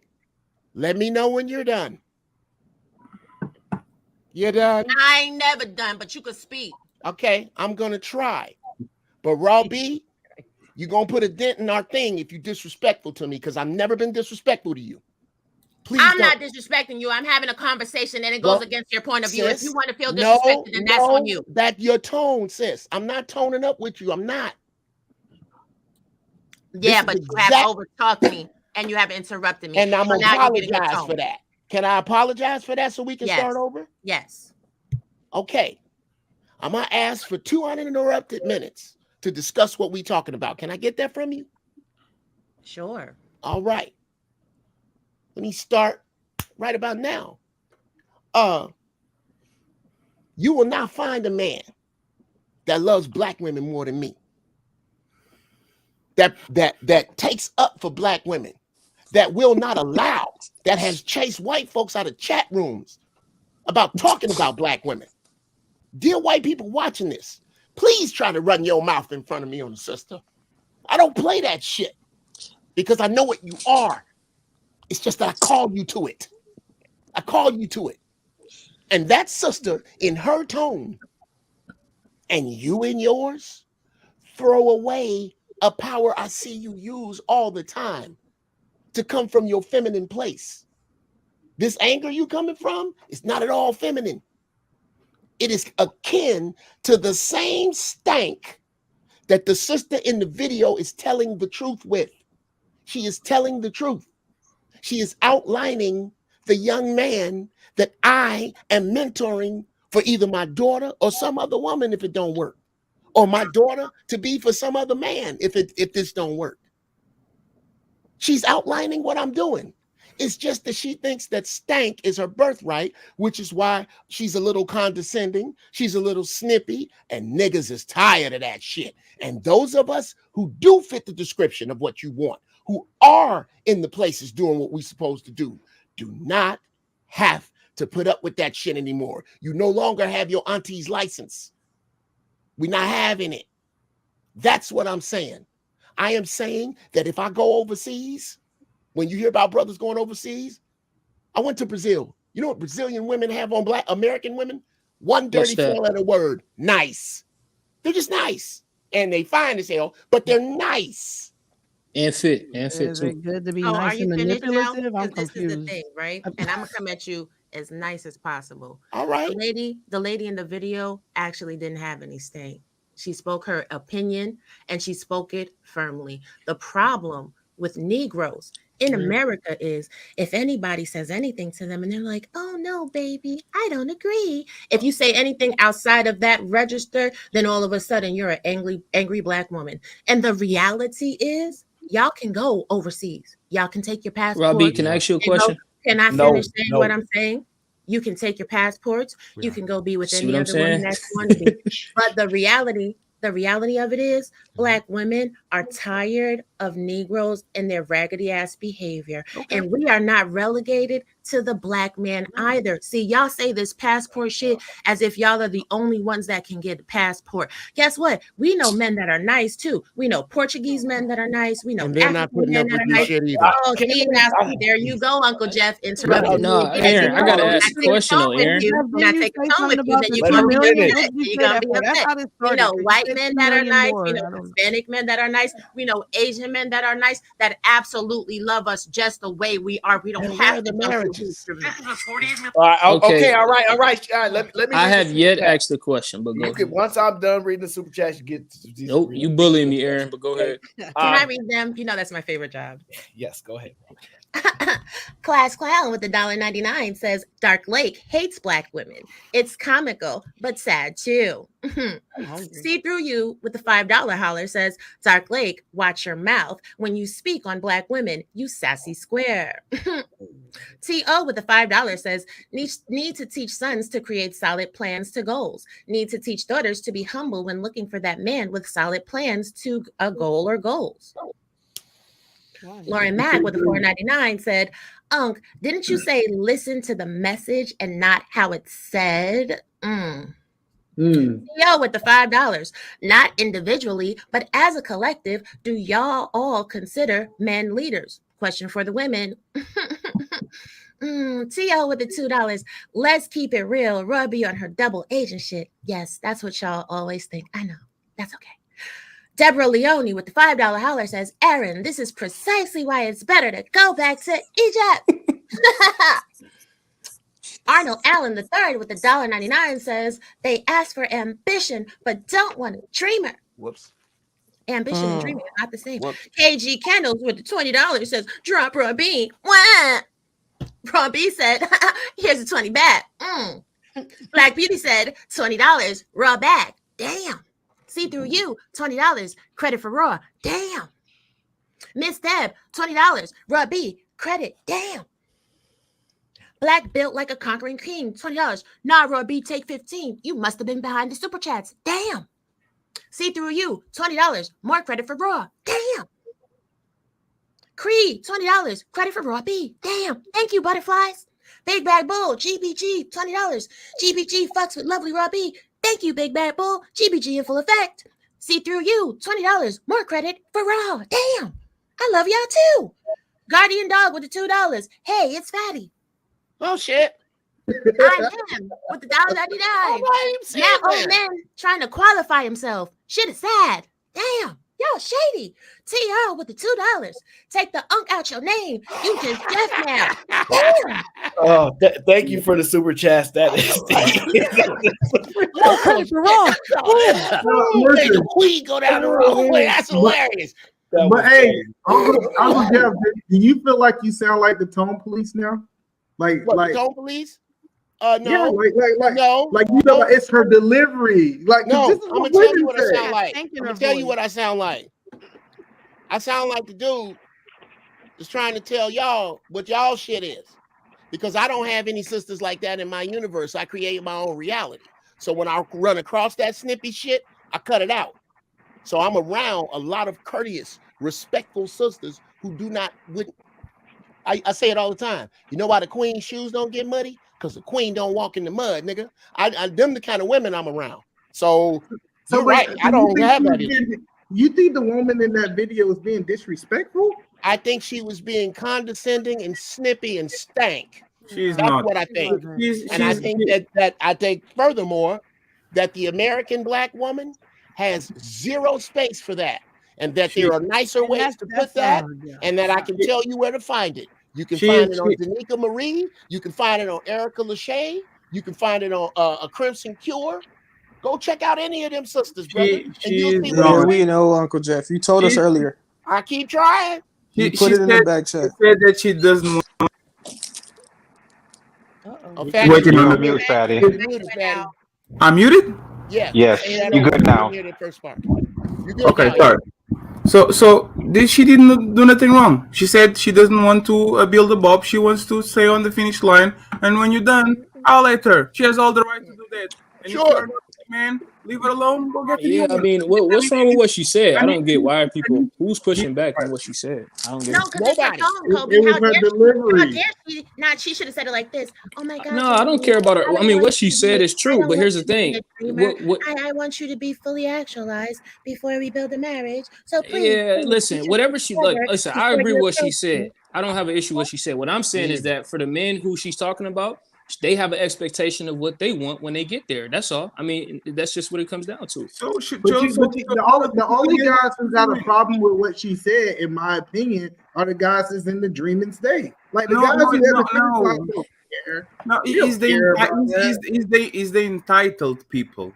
Woman think that, like, for example, I would have a problem if you said this woman thinks she's entitled to a man that is a finished product. What she's going to actually get is a man that's probably going to get to the finish line and is going to look at her like, why would I date you?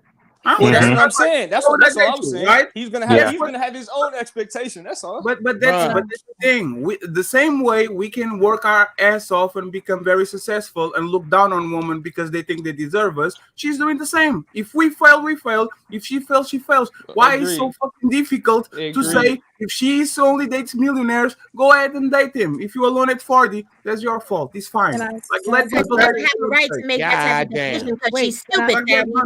Wait. Can I come in? Can I just come in? Nobody missed the point where she said she was making it like a dreamer can't also be a husband. That was the part that confused me. That's the part where we're missing, where I think Dark Lake was trying to say she conflated, but he changed his answer and Eden Man was holding him to what the goal situation. But what she did was, while you out there being a dreamer, I need someone who's ready to be a husband. Well, being a husband and a dream, that I don't know why she mixed that up, as if you couldn't hold down a family while you pursued something else on the that could be a dream. Because this woman probably is very high maintenance. You can like her demeanor show that she doesn't want a normal man. She wants a man that is up there. And the reality is explain the difference. 1 second.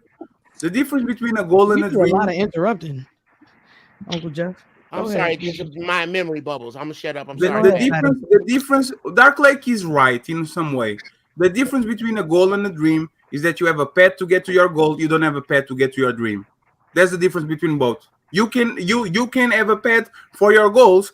You usually don't have a path for your dream. So if you don't have a way to get there, that's why we call it dream, because it's something that probably you're not going to get, or you still don't have a GPS to get to the destination. The thing is, women are bad judgments of dreams and goals. They are. Okay, Absolutely. okay. Can They I make ask a dreams question? and goals Hold on, go hold on. wrong. I need clarification. When we say dreamer, can somebody give me an example of what that, like, career wise, what that looks like? What is a I want to dreamer? be a billionaire.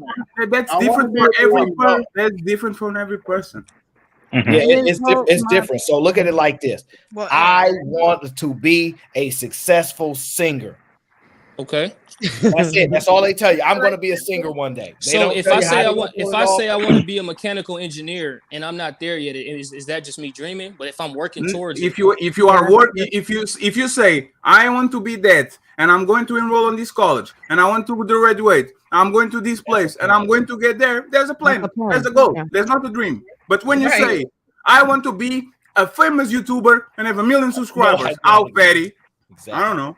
There's a dream. There's not a goal. There's a dream. Exactly. You should be able to coach a woman because you are a man who made a great YouTube career in the past year. So if a woman like that is dealing with a man like you should be able to say, "Oh, baby, I got you. Here's some money, and let me show you the way." Correct? But hold on, Wait, Fatty. why do you Fatty, say hold on, the Fatty. money? Hold I on, blocked Fatty. Beauty. Fatty, question, Fatty. When you being a YouTuber, was that your dream, or was that just a goal I've you been a had? content creator for 10 years. My Portuguese page has 80,000 subscribers. There's nothing I'm doing here that I didn't do before. This is something that I've been doing before. There's not a dream. It's just supplementing income and new friends, You then can new help her opportunities, to her new dream. pets. If But it's that's her dream, you can help her. Got you. Okay, I got you. So what ladies, don't even speak. I'm Don't saying- even breathe. Y'all don't know. Bring her back. Bring her back. Use $20 for my credit and bring her back. But There- first, there's- let me there's- drop her like they request. Jesus Yeah, Christ. because Black Beauty went straight to the money. She said, "You guys are leaders. Give me money. Y'all You so guys are rude. leaders. Give me money. Where's No, my I money, guess. guys?" Anyway, I just ladies, wanted y'all to don't know. know. Y'all don't know how to determine anything. So stop determining it. Just let men show you who they are and who they not. Because Thank apparently y'all stupid. Y'all just pretty faces. Be quiet. Don't say nothing. Just I'm whisper. just a and Midwest breathe. Oh, Robbie, what if we treated women exactly like you're saying? Would you be mad if you say you guys are stupid, you guys don't know nothing about it? That's what Men y'all on are this, saying. especially men on this panel. We That's what have y'all are the, saying. That's what you just No, said. Robbie. Look at the men on this panel. We actually have the most compassion for women. Married men, men on decade relationships, men that actually want women in positions of power, understand that they can be lead and delegate power to them because they have their own brains and minds, and that nobody thinks like you're saying that women are. Nobody. No, Fatty, what did you just say? You said women do not know how to differentiate between someone that has goals and between a dreamer. How Did you is not that- say that? Yes. How do you go from that to what you are saying right now? Because what you're doing is you are undermining the intelligence of women. You So are if I assuming. told you, okay. You So asked me a if I question. told I'm still answering no, it. no, that's fine. Let's assume that. So if I told you, hey, men, a lot of times is they be a beautiful woman and they don't think with the upper air, they think with the then down there. Would that be a fair assessment? First of all, don't compare a woman to a man. We're not the same. I'm asking. I'm going to. I'll tell you if that's a fair assessment. Yes or no. You're going to tell me if it's a fair assessment? No, I'm it's not asking a you fair. if No, there's a fair no, it's not. assessment that No, a it's not lot of fair. men, if not No, most it's not a men, fair when they assessment. see a beautiful woman, instead of thinking logically, they start thinking with the bottom of their. No, that's not a fair assessment. So that's not a fair assessment. No, it's not. You But are at out the of end your the day, goddamn mind. it's not a fair assessment. You Just are because out some- of your goddamn mind, Dorothy. See, and there you go again. Because you're a man, right? Because you're a man, and because I'm a woman, that means that I have to be out of my mind. There are No, it's plenty of because men. I'm more there are competent plenty- than you, there and are you just like to plenty- be a there loud are mouth for no plenty- whatever there reason. There are plenty of men that are around, drop dead gorgeous, beautiful women every single day, and they Yeah. do not make decisions with their penises. So Most- that in fact would be a fair assessment to say no, not all men operate that way. Robbie, who said all men? No, that's what you just said. Would it be a fair I didn't assessment? say all men. Nothing, said- Robbie. Nothing is absolute. There's a What you woman said- out there that is the biggest leader of them all. She's Joanna Dark, or whatever the name is, right? Yeah. Or the one from the Terminator. There's women that are going to be outstanding leaders, Sarah Connor? outstanding achievers, outstanding inventors. Let's get to where with that, right? So I said something simple. Most women, when they come to a man, they can differentiate it's very difficult for them to differentiate a goal from a dream from a man perspective. they can't understand that. For them, if you are a bum working at McDonald's, you can have all the plans you want. You are not going to get it because it is what it is. They're going to put you in a dream category. But if you are, That's not true. No, that does happen. I mean, I'm That's saying no. so that's not true. Look, again, the point is simply this, right? Y'all keep making things general, sweeping generalizations. Because the women that you have dealt with and you have come in encounter with may not have been able to know the difference between your dreams and your goals, does not mean that that is what the standard is for women in general. Because you may know a whole bunch of men that think with their little head instead of their big head when it comes to beauty, does not mean that that is the standard for all men, most men, or none of that shit. Most men nowadays, if that was the case, we would have more people having children. We would have more people having sex. As it stands, the last time y'all have quoted the stats, 51% of y'all are not even having sex, which is the prevailing majority. So if y'all were thinking with your little head, then y'all would be having sex. No, they want to Number have two, sex. wait a minute, because I'm not finished. See, Oh this is my the part. God, Rob, This is the part. This is the part. Like I be talking, and then y'all always cutting me off. No, go When for I one get more making minute. my You voice, got this. and y'all in y'all fucking feelings talking about some I'm being masculine. Stop being fucking disrespectful. No, you're saying Goddamn. go ahead. Fuck it. Say whatever you want to say. I don't give a fuck. Robbie, if you put any man, most men on this planet, 90% of these men, and says you can go wild, every woman might fuck you, it's like putting a fucking crackhead on a fucking crack house. He will take anything that he can. That's how men operate when it comes to sex. Is that most men? Probably. Is that all men? No. Older men are going to have more restraint. But you put the average 20-year-old, 25, 30, 35, and you say you can fuck any woman you want, those men are going to go rampant. They are going to go wild. Because for us, that's why 51% of you are not having sex this very day. Because they can, not because they don't want to. He just described the United States Navy. They want to have sex. They just can't have sex. They want Marines. They want to have sex, but they can't have sex. So young now musicians. you know Yes. what? The This woman is they why want these don't want them back. This is why these conversations are disingenuous. Like, so now you're sitting there, not only are you belittling women in general, you are also belittling men. You also belittling men. So now men want to have sex, but they can't have sex, but they can't have sex. Come on now. But I thought all women was 304s, or most women were 304s. Fatty is fat. Is not belittling, is a fair assessment. Nobody no, it's not a fair assessment. It's a fair assessment from your perspective. It's not a fair assessment. If I say Kazim eyesight is bad, so he needs glasses, is not me belittling him, is me doing a fair assessment. If you're talking about his eyesight versus his sexual, but if you're talking about his eyesight, then that's something you can tangibly see. If you're talking about his sexual prowess, now Kasim could be getting vagina thrown at him every day, all day, 25/8, and just being like, you know what? No, I don't want it. I ain't finna do it. But what you're saying is he will want to sleep with these women and wouldn't be able to. If a woman throws pussy at a man, like how you just said, contradictorily enough, will take it. So therefore, women not throwing no box at y'all. What you talking about? Fair. So all these men that are medicating themselves with corn and OnlyFans and all that can get, like, do you think they don't want women? It doesn't matter if they want women or not. The fact remains is you're saying that they have no autonomy except for thinking outside of using their little head.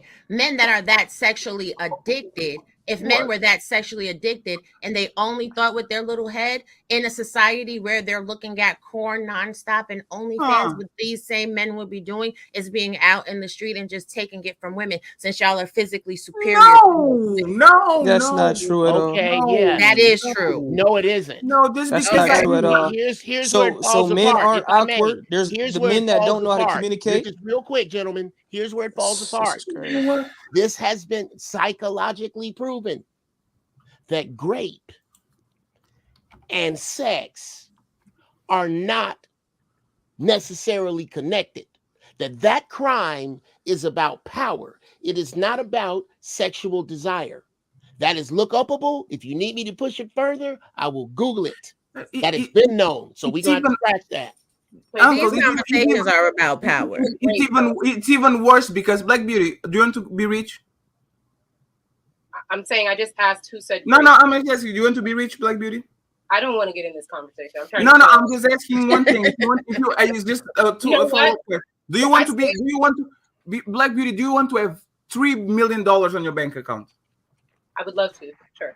Are you going around stealing banks, stealing people, taking money, scamming them, and all that? Not in me. I really wish it was in me to scam a nigga. Oh, I really damn! So you can desire something and not being going rampage to taking from them, right? Yeah, but I don't think thinking that's exactly what men do with sex. They want it. If they don't get it, they go to home and they jack off. That's what they do. They don't go. She's not saying great. She's saying if you were really sexually driven, you'd be out there getting some fucking stunts. That's what she's saying. Yes, but if you don't get it, you don't go to grape. You go home and you masturbate 3 times per day. That's what they do. That's what most men do. Okay, But that means that they're not driven by their little head. That means they're driven by their big head because they're smart enough to know I'm not going to do something that's illegal. I'm not going to do something that's assault. I'm not going to do something out of pocket. What I'm going to do is I'm going to govern myself and appease my needs without violating someone else. Someone that is driven by their sexual orifices and their genitalia is not going to be using logic at all, because the last time I checked, if you look down in your pants and put your hand on your dick, there is no brain in your dick head. Robbie, right? you had So the why man. are these highly One driven- second, Kobe. You had the man. You had the man send you thousands of dollars to have a sniff for your fucking panties. You had the man sending you 1,000 and then 1,000 and then 1,000 and then 1,000 just to get the fucking sniff of your panties. That's what a lot of men do. They are reckless. They put their dick in front of their fucking logical morals and even money. That's Okay, what Patty, they you do. don't mean Most her men are Patty. like that. What are you talking about? What are you talking about?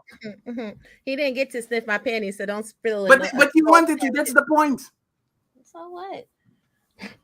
So proves the point. A lot of men are reckless. They just want to fuck. No, it's not a lot of men. Some men are going to, be reckless. Sure, but that's the minority, not the majority. All right, we ready to move on? Yes. All right. So the point of the video. Oh, you undermine me, Aaron. Okay. The point of the video for me was that dreamers are necessary, and a lot of times women only want the winners, even though when it's time to dream, they don't want to be nowhere around. Now, it's ironic, right? The whole response to all this video is hilarious. You know why? The most hilarious thing? The ladies go on to attack the men for their position. Perfectly acceptable, right? You know what was so eye-opening? That lady was telling y'all about the men that she don't want as opposed to the men that she does want. When all we ever hear is, why y'all keep telling us about the women y'all don't want? Talk about the one that you do want. No correction of the woman doing that because it doesn't benefit their talking point for that matter. Yes, Black Beauty, go ahead. It's your turn. Can I ask you to play the video again? Because I was dead ass right when you were playing. Can I ask you not to play the video again, please? No, I'm dead serious. I came on when Raw was going off on you niggas. Come, can I see the video, please? Oh shit. Sure, let me find the video just for you. Give me one moment. Oh, there it is. I have it there. I don't know. It's a really nice dress, though. It's a really nice dress that she's wearing, I think. Don't you think that's a nice dress? I think that's a nice dress. Yeah, it's pretty on her. Yeah, this is what she says. Now, we can't work with someone who is still dreaming. Now, you go get your dream together, darling, and then we can still be friends as you're figuring things out. Why the ladies laughing? Y'all don't want dreamers? I will support you as a friend. Like, you got it, baby. You can do it. But don't come over here trying to tie your life with mine if you still in dream mode. Okay? Because I can't raise a family on a dream. I'm not. Not in the man's position. Not in the man's position.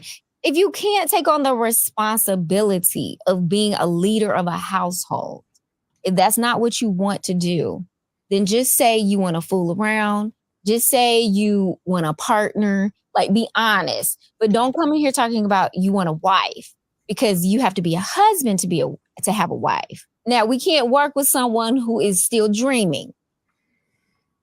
Man, dream. Black Beauty, is that what you wanted to hear? That's what she said. You happy now?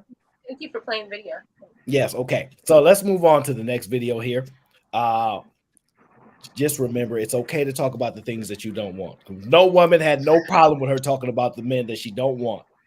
I had no problem with that. I just want to be clear. You have no problem with that being discussed. So don't mind the men if they discuss the things that they don't want either. You know what I'm saying? Because men gonna do what men do. All right. Now I found this video. I thought this was quite interesting, mainly because I like the headphones that he's wearing. They are insecure, or they just want to hop on whatever buzz I have, and that's not necessarily what I want. I find myself dating these guys or attracting these guys like this, and I've said I'm just done with black men. When you're looking for a partner, it's not always about what you want. It's about what you need. Start gearing your mindset, because if you take care of your needs, you then get to your wants. So a lot of times you putting a list together about all your wants. Put a list together of your needs and let God meet you the rest of the way. And then just put yourself in the right environment. If you are in business and you're looking for a partner that's also in business, or a boss or somebody that can take care of you, you need to go where those people are concentrating and spending their time. Business conferences. Church is cool. But a lot of cheaters are there. If you keep telling yourself everything that you're telling yourself, you're going to be in this same position this time. You have, in order to get something different, you got to do something different. Yeah, it's cheaters everywhere. Yes, we already know that. But there's also great men in these places as well. Man, beautiful, beautiful. I love it. Beautiful, man. She expressed herself as clear as day, right? Now, that seems like good advice. I don't know, but I'm going to tell you, ladies, this is the advice that y'all really need to hear. Y'all ain't going to like it, but the video I'm about to play right now, this is the advice that y'all really need to hear, okay? And if you disagree with it, the men will have to let me know if they disagree with it. But this is the advice that women need to hear. Not that they don't like dreamers, not the husband, hard workers, and you can't do that. This is what you need to hear, right? Because this is what happens with a lot of women that they don't speak about. At her parents' house in an extra bedroom. And I'm the guy that she met from the internet that she quit her job for, who just lost everything. And I had $1,000 left. And it was December of 2016. And I was like, I think you should leave me. I think I'm a sinking ship right now.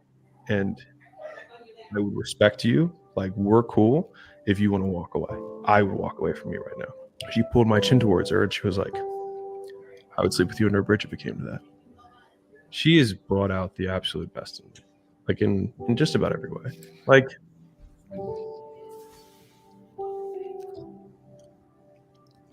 didn't think we were gonna go here.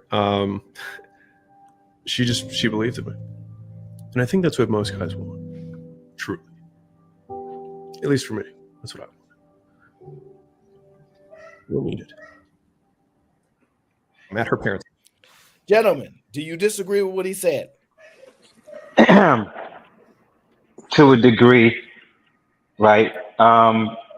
Do I think that she would sleep with him under a bridge? No.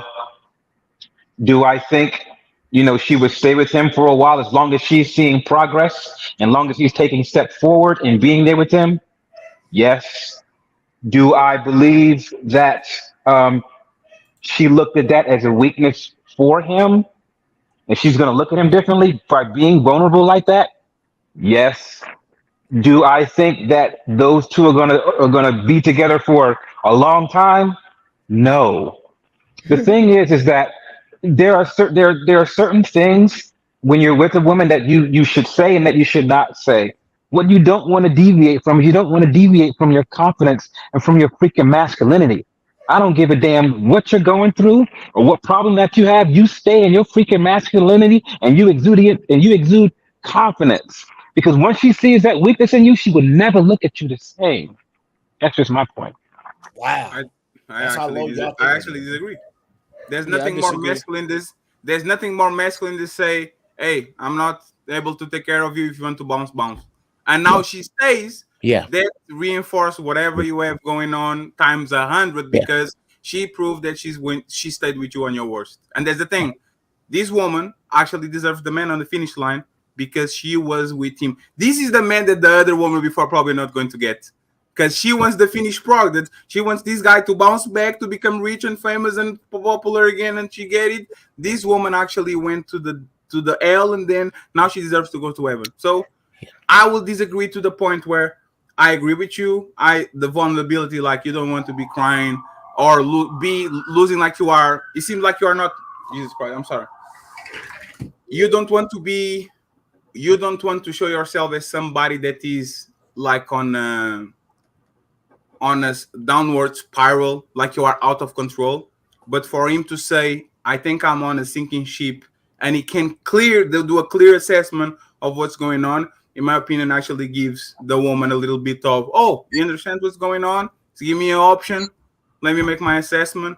And she can always leave in 2 months, 6 months, 1 year. So she basically doesn't lose nothing. It's just a bet on the horse that he's losing, and he won the race. So The problem is, y'all act like those women that won't sleep in a car with you and get kicked out of and be homeless don't exist. It's actually sad how they say I'm the robot, but Kasim, you might got me beat on that. I swear it's like y'all act like these women are non-existent.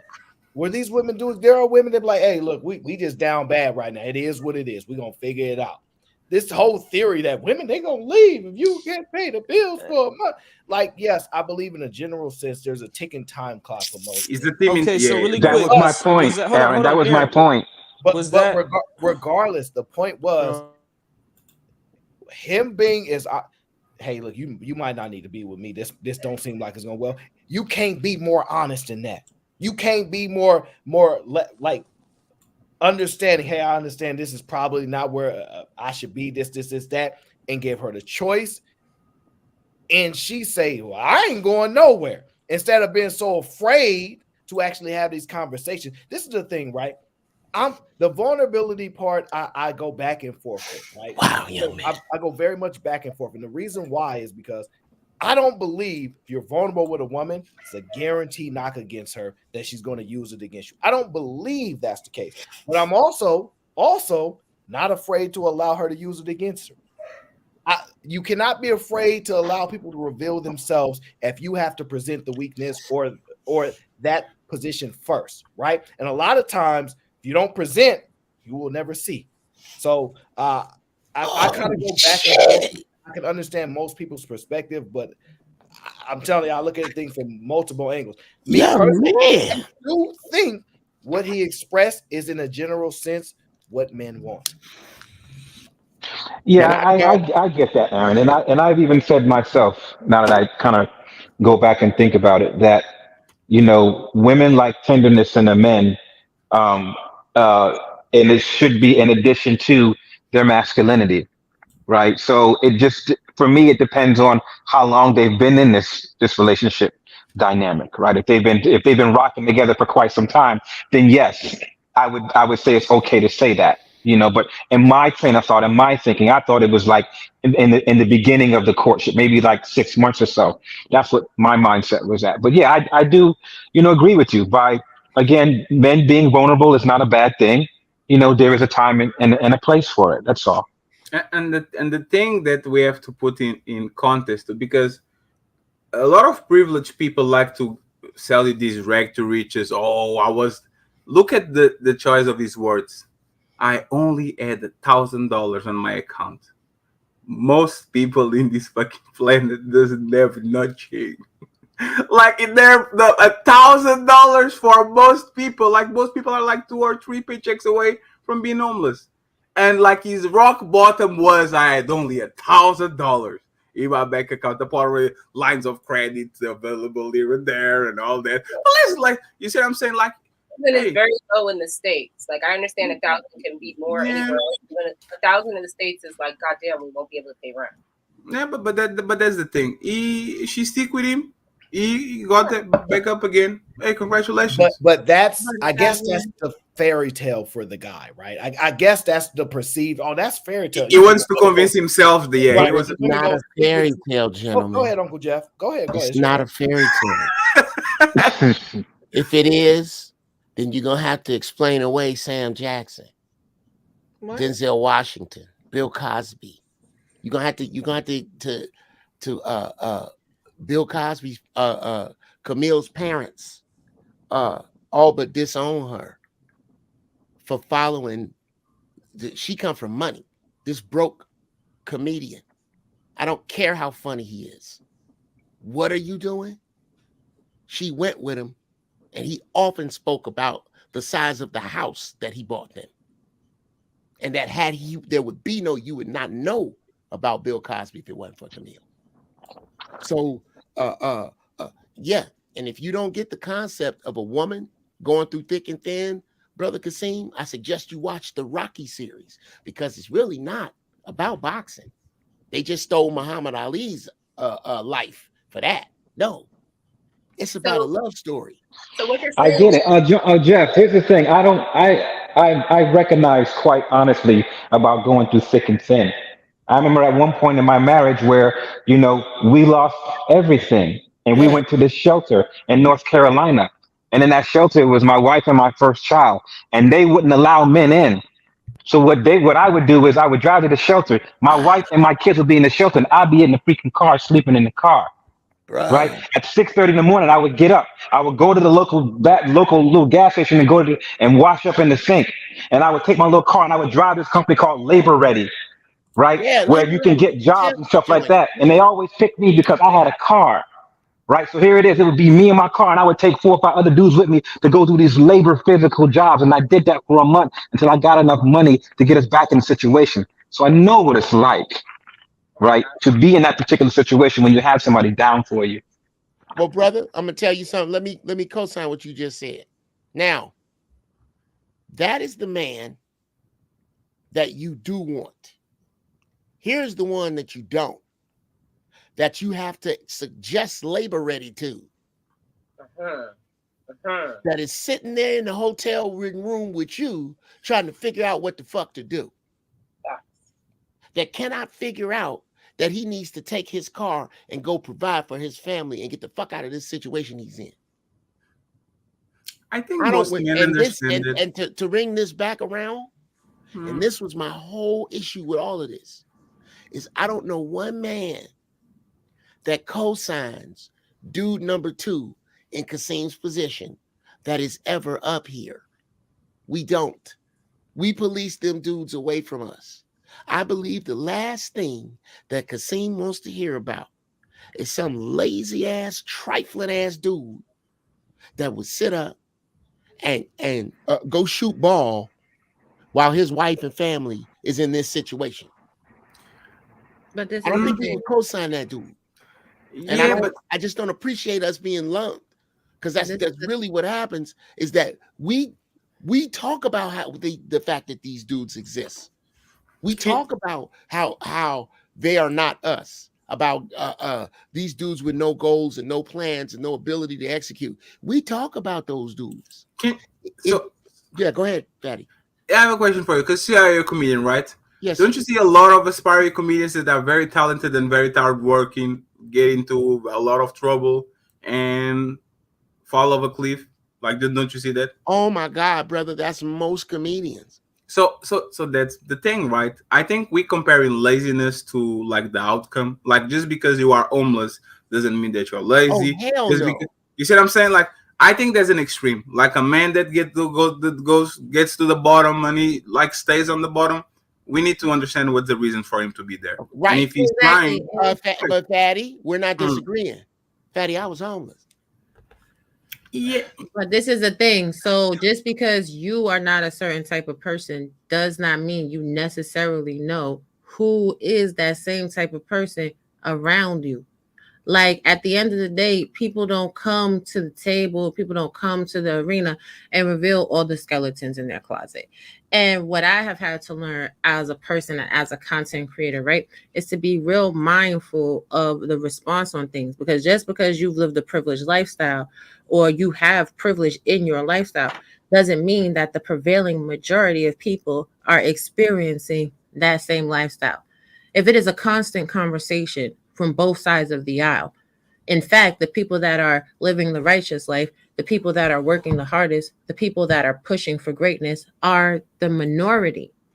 The majority of people are real ain't shit. It is what it is. That's kind of hard to argue. And that's a lie. What's a lie? Most people work 50 years 8 hours per day, and they die. What do they do? They work 50 hours. They do 50 years, 8 hours per day. They fucking see their family on the weekends, and they retire and they die. And that's exactly what I said. That they ain't shit. Like Yeah, that's but real shit. how Oh is that shit. main shit? They are art workers. That's No, that's not hard working. So you are shitting on 90% of people, probably 80% First of of all, people. let me be very clear. We live in a society where one income is not enough.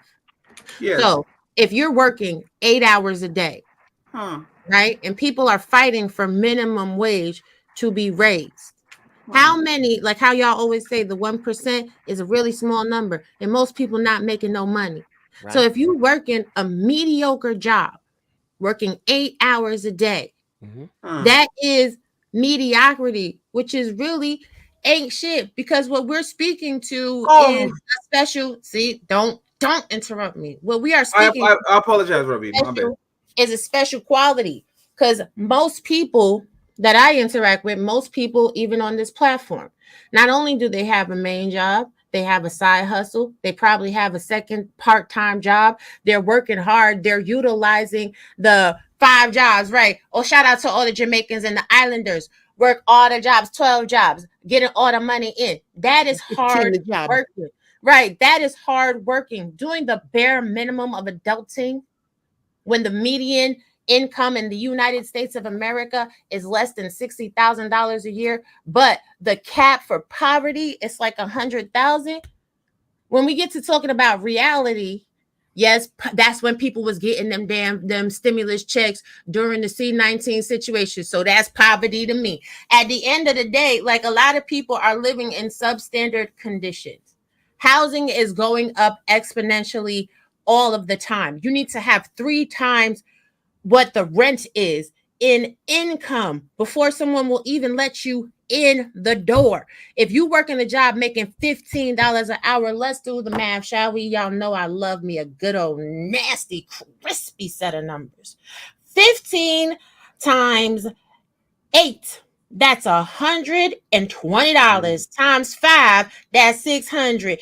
Times 0.33, because that's about how much taxes it's taken out. That's minus 198. 600 minus 198 is 402. 402 times 4 is $1,600. So now you tell me, that would mean that your rent would need to be a little bit under $500. If you know someplace in the United States where rent is $500, holla at me.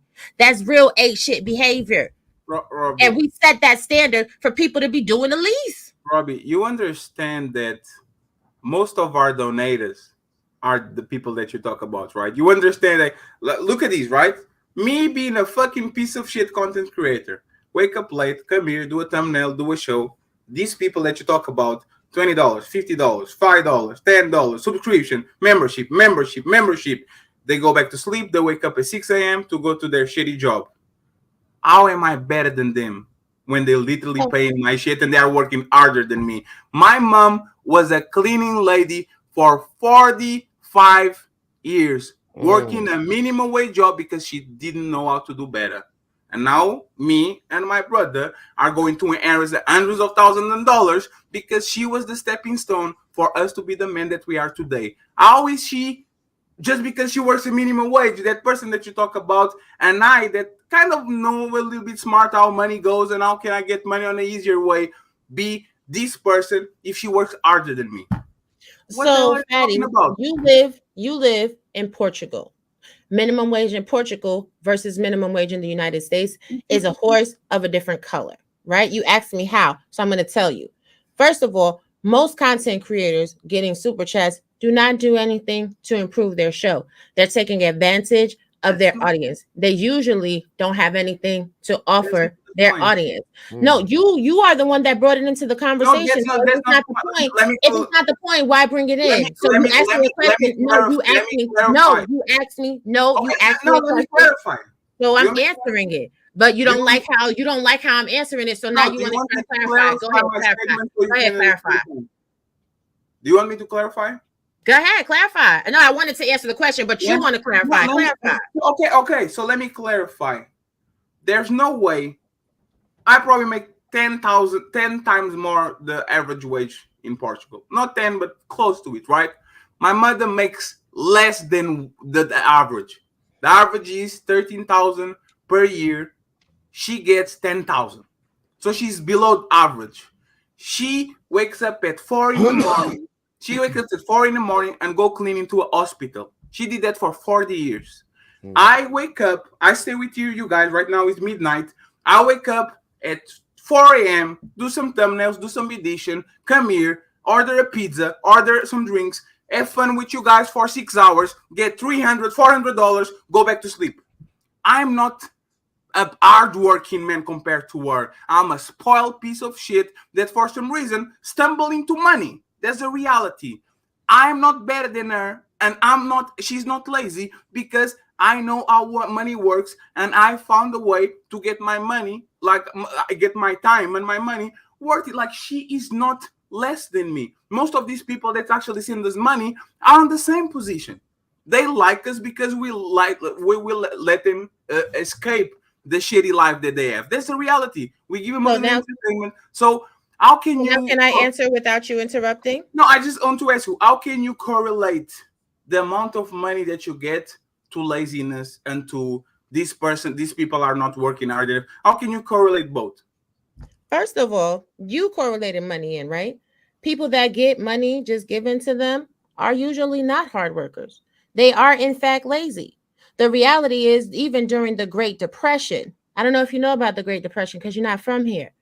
Even during the Great Depression, we have schools here, Robbie. Even during the Great Depression, people found ways to pay for entertainment. That does not mean that they are hard workers. And there's nothing wrong with if you want to be mediocre and you don't want to work hard.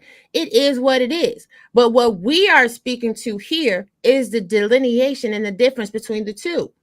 If you're a hard worker, then you know what hard work is. Hard work is not getting up and sitting on your ass for 6 hours and collecting a check. That's what people do that get food stamps, that get welfare, that get any type of social services. They just sit around collecting a check. Hard work is when you get up at the crack of dawn and you bust your ass and you work your fingers to the bone. And then at 5 o'clock, you clock off and then you go do another job. And then you also work on your dreams. And then you also encourage your children to be greater so that they live a life of more purpose. Now, since you want to talk about parents and what your parents been through, my aunt worked for Social Security Administration. She retired from there. You know what my aunt inspired in her children, though? Every single one of my cousins own property in multiple states, own businesses, so that she now in her retirement gets to put her feet up and chill. See, it's a difference. And you know why? Because when she went to work from 9 to 5. And then in the evenings, she worked on her own businesses and she encouraged her children to do better. Yeah. There's a difference between, let's say, someone like you and somebody like JP. You both sit on this YouTube the same amount of time, right? Now listen to what I'm saying so that you can maybe understand the principle behind it. You both sit on this YouTube about the same amount of time. Would you say that you are the same level of worker that he is? No, I'm not. Okay, so that's a difference. No matter what, fatty, you are still a hard worker. So, you work very hard on the shows that you do. You put forth good content. And if it's effortless, that's even better.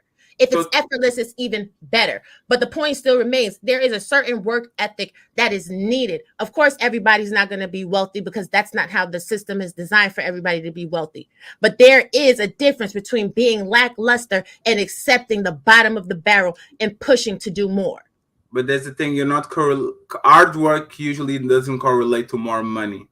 For example, it does. Robbie, there's a ton of YouTubers that put way more hours than me. I'm just more efficient.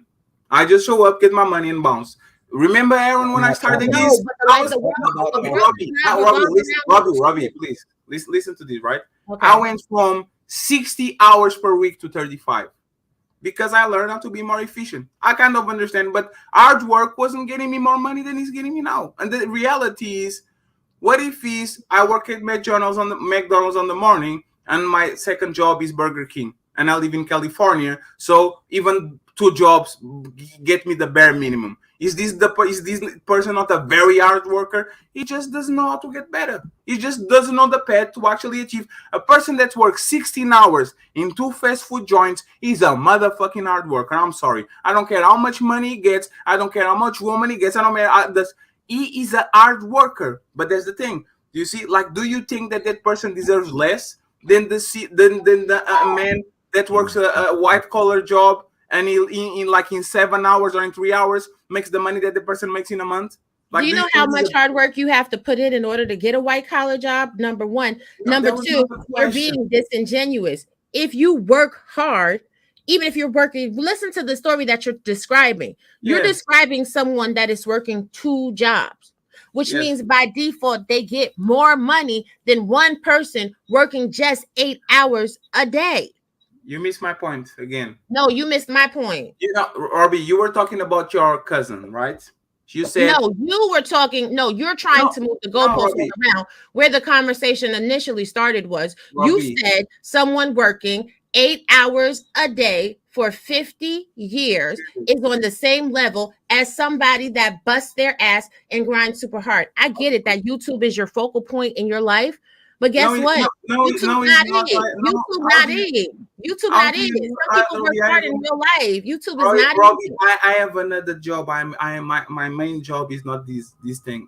And let me tell you again. You talk about your cousin spending, like, she worked on something, not the IRS, but something like that. She worked 2 jobs and she sent property or left property for the kids, and they are inspired, right? Because you work 2 jobs and all that.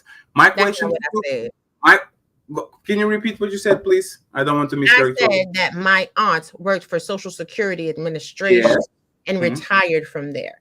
I said she inspired my cousins to own businesses and get property. My aunt actually was the last one to buy her house, but she inspired her children to make those moves first.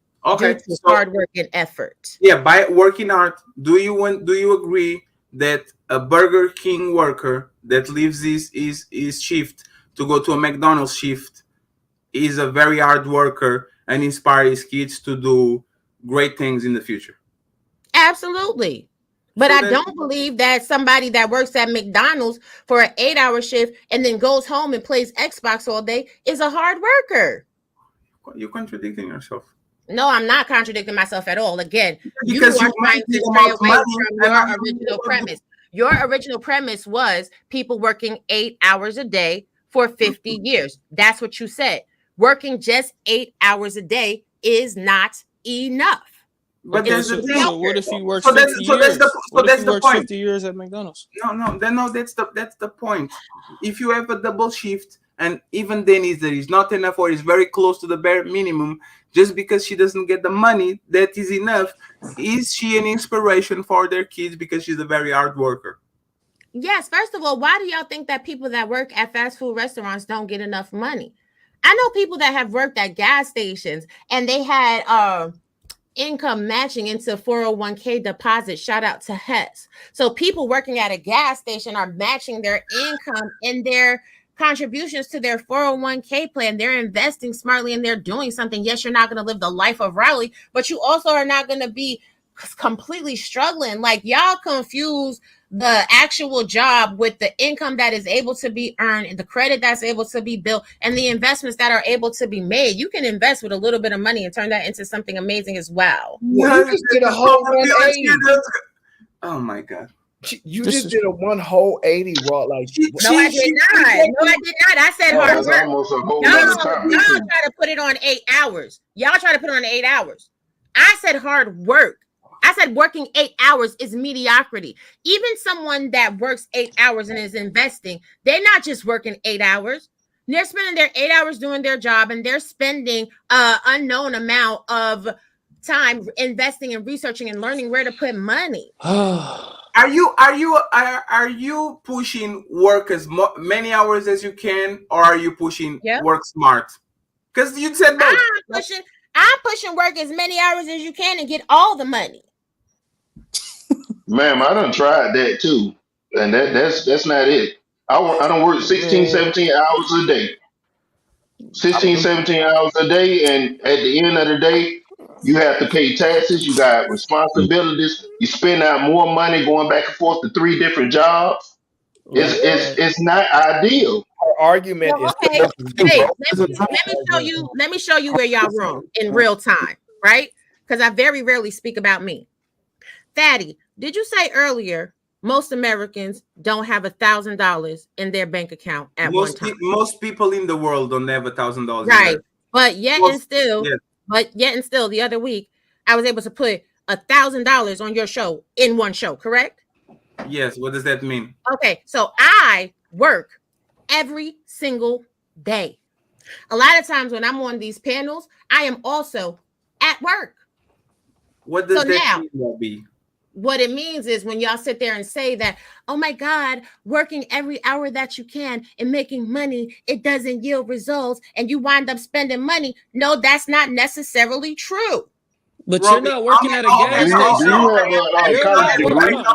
Everybody come down, please. Everybody come down. Robbie, how many? 1 second, Kobe. Robbie, how many people can come on a show and drop $1,000 just because? On that, like, if you 1 second, if you had to put percentage from 0 to 100 of all the people that are here, how many people can casually come to a show, drop $1,000 and just bounce it? Okay, Robbie. I mean, the vast majority of them, because everybody's high value and everybody's rich, right? I'm confused. So, Robbie, are you at the gas station making $14 putting it in your 401k? Is that what you're doing? No, if you would like to know what I'm doing, join Butterflies on Business membership and I'll help you become a boss too. Like, at the end of the day, there's a whole bunch of ways to get it. Like, what we talking about right now? You don't understand. Guaranteed you got some kind of certification, some kind of college degree. We talking about people that do not have that and working a mediocre job. I'm telling you right now, you don't need a college degree to do what it is that I do from home. I'm telling you right now, as long as you have an identification and a GED, come holler at me and I'm gonna put you on. How many hours do you work? Hold on. Go ahead. How many hours do you work per week? Per week, Robbie? It just depends on the week. Like this week, I took off all of Thursday, all of Monday. I do what I want. When I feel like working, I work. When I don't feel like working, I take the day off. It is what it is. Okay, but Aaron, how many other people can do that? But Aaron, didn't you say that's doing what I'm doing? Holla at me. But Aaron, Aaron, didn't you say most women want a man with a degree though? Ain't that what most women want? A man with a degree? I don't know. I just want to know what you said. I want to know, is that what y'all said? Did y'all say? I don't know if I'm the one that say something about a degree, but I can accept if that's the position that want a degree. Yeah, I wouldn't be shocked if most women. Do you want a man with a degree? They would say yes over no. So I would say yeah. Degrees don't necessarily matter, and this is the thing. People got to stop making sweeping generalizations because not every woman gives a shit about a degree. Depends on the hustle in the woman. Exactly. Okay. I agree. And this is where I wholeheartedly agree with Uncle Jeff. A man don't need to all the time be making all the money. It depends on how that woman loves you at the end of the day. But the woman in the video didn't say that, right? Didn't she say she did not want to meet her at the finish line? That's what she said. She's not going with what she doesn't require for herself. What she requires for herself is her personal preference. She's allowed to have her personal preference. And I agree with you. But Robbie, let me ask you a simple question. Do you think most women have that same sentiment, or are women on the opposite? Are they willing to build? Are they willing to be like that guy in the second video where she's willing to stay with him? Where do you think most women rank today? Do you think most women want the guy at the finish line, or are they willing to build with you while you're in college at McDonald's and you got a vision and a dream to get to the next level? What do you think? So I'm gonna tell you this. You see the image that I've had on my screen the whole entire time? A woman's loyalty is tested when a man has nothing. A man's loyalty is tested when he has everything. Yeah, but that didn't answer my question. I'm answering your question. I'm prefacing it with that quote. There have been more than enough women that have been down and have been loyal when men haven't had nothing. And as soon as they were on the come up, before they even fully made it, They shitted on those women. They cheated on those women. They did those women bad. So now women is like, shit, if I was down with a dude and the dude was down bad and he did me dirty like this, then fuck it. I'm not dealing with no dudes that's down bad no more. I'm only dealing with dudes that got what it is that I want, because the likelihood of them acting fools and being bad actors is really, really high. Okay, so the answer is most women are not willing to hold you down today based off the past. Okay, I just wanted to know. Fair enough. Let me get to the super chats. Tanisha said, she's off her meds. Please stop talking to her. Was she on Ritalin? She need to. Everybody, listen. Everybody needs their meds, man. Either man says they was already together. It don't matter if they was already together. The point of the video is that's what most men would want. You hate it. Time God if I could. Lauren Mack says, does she deserve half of the divorce? No. You ain't get no half of nothing. I'm tired of this half. Y'all act up different when y'all don't get no half. Okay. Big Gear says, so the majority of people, parents, ain't ish Raw B. That's exactly what Raw B just said. That's what I said. I apologize. She said they mediocre. I don't want no mediocre. I don't want something that TI son. Aaron, stop taking advantage of me. I apologize. Harrison, whatever Harrison says, residential builder helpers and contractors work harder than most folks, but most construction folks make under $60,000. Well, that's a good point. I don't know, because I'm 23K. I'm moving on up. Arnold says she said the average worker ain't it. That's how y'all taking that? No, y'all confusing. She said she don't want no mediocre. She don't want them, like, y'all confusing that with average worker and mediocre. It may not be the same. So she's just telling you, step your game up, or you ain't getting no women. That's basically what she's saying. Yeah, I mean, if you are comfortable working 8 hours a day and just working 8 hours a day, if you just want to spend your whole entire life shoring up the dreams of others, and at no point in life do you have any aspirations to build the dreams of your own, that's on you. I can't tell you what to do with that. I could tell you that. Why did you say just 8 hours a day? Just 8 hours a day. There's 24 hours in a day. Just 8. Yes. Let me ask you something, right? How can these people be good parents, for example, if they work 14 hours a day, 16 hours a day? How is that possible? First of all, you don't have to work 14 or 16 hours a day to invest into your dream.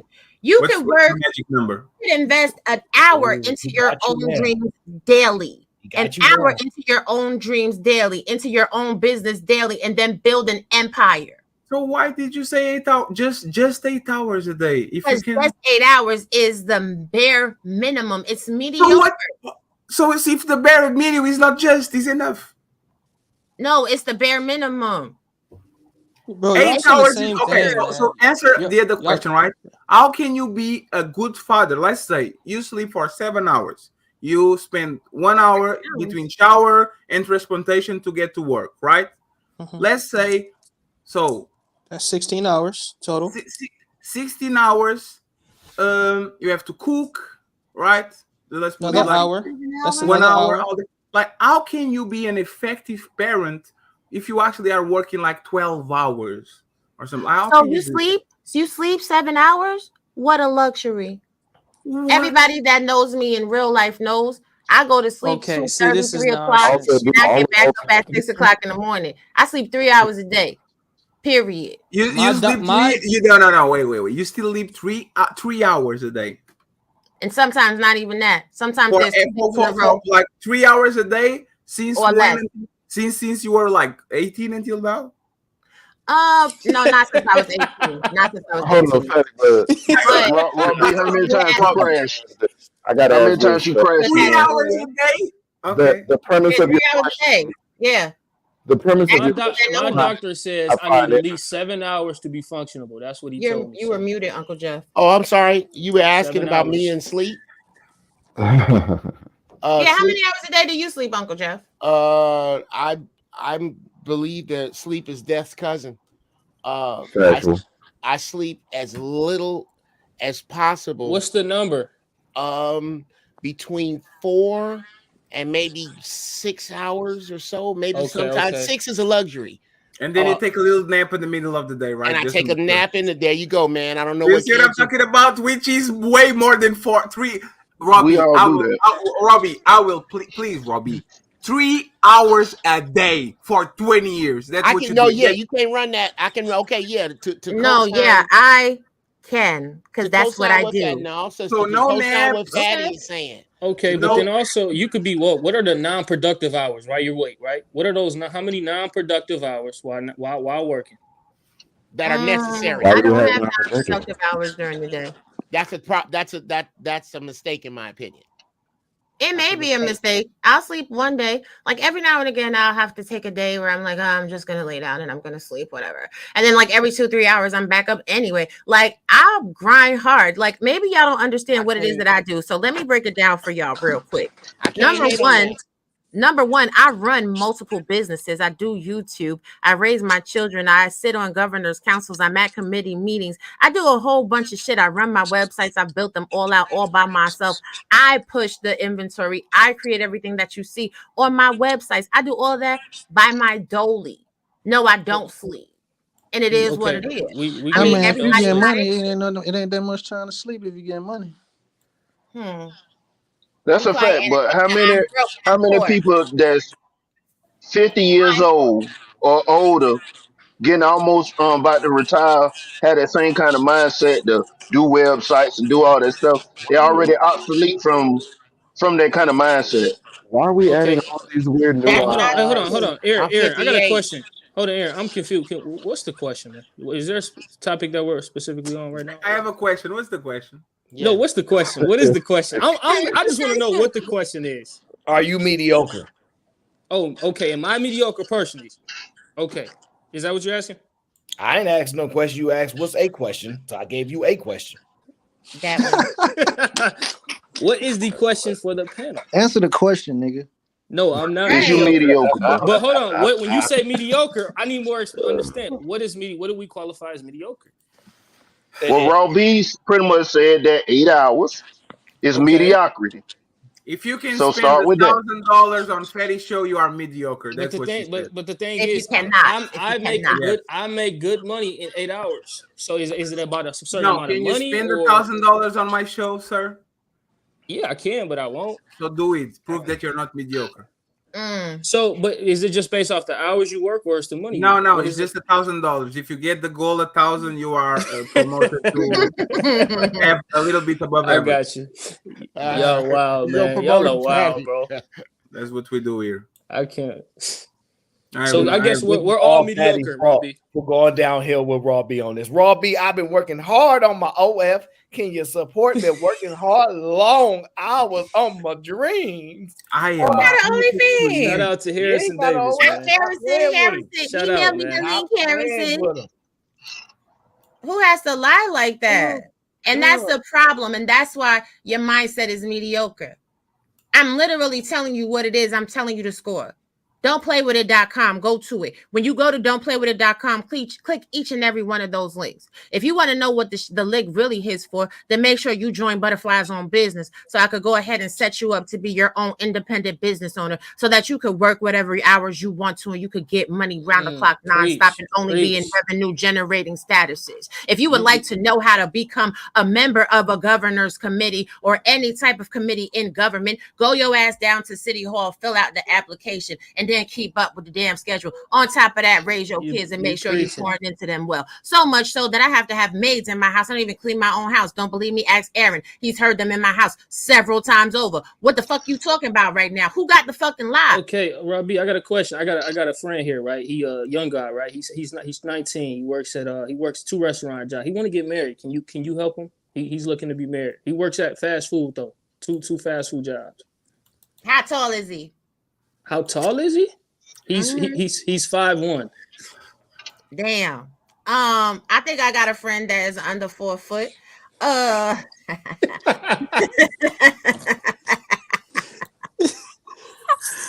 Listen, height matters. I think that girl that's saying that song don't play with it under 5 foot. Hey, he 5. But in some Timbs, he's 5'4" in some Timbs though. Oh, okay. Well,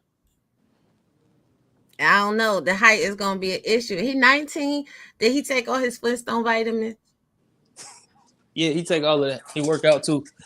Oh, all right. Send me some pictures. I'll shop him out. Flintstones. The Flintstones. Shut up, fatty. I actually don't get. I don't get what you guys are doing, Robbie. I think you are on Adderall today. I think those 3 hours of sleep are damaging your production. So No, this is the problem. You don't know how to operate in any other capacity outside of 7 hours. Your body adjusts and your mind adjusts to anything that it is that you choose to master and control it to do. yes, there's the. I try to fly. I didn't. My mind, like when people without like our bodies work on a way for a reason. If you are not actually taking enough sleep, if you are not having enough rest and all that, is going to damage your performance is not going to be 100%. 100%. So actually, that's not. So for true. me, it's counterproductive for you to say, "Oh, 7 hours is a luxury. I go on 3 hours." 7 hours is a luxury. Uncle Jeff just told you 6 hours is a luxury. Yes, so but then- 7 hours being a luxury is a problem for you, but 6 hours being a luxury is not. Is it because I have a vagina? Okay, can No, I? as you get older, I you just heard don't my need name, you don't to need be as much fair- sleep. But as to a be kid, fair, young I'd like to person, you bounce the definitely need. sleep thing around a little bit. Number one, as of my past, my previous full blown blood workup, I have extremely low cholesterol. All my numbers are great, and I'm plant based. I don't need as much sleep as I used to when I used to eat meat. And I'm not throwing nobody under the bus. I'm just saying that there's certain ways you can live your life where you don't need as much sleep. However, you don't get to abuse the energy. You don't get to abuse that energy.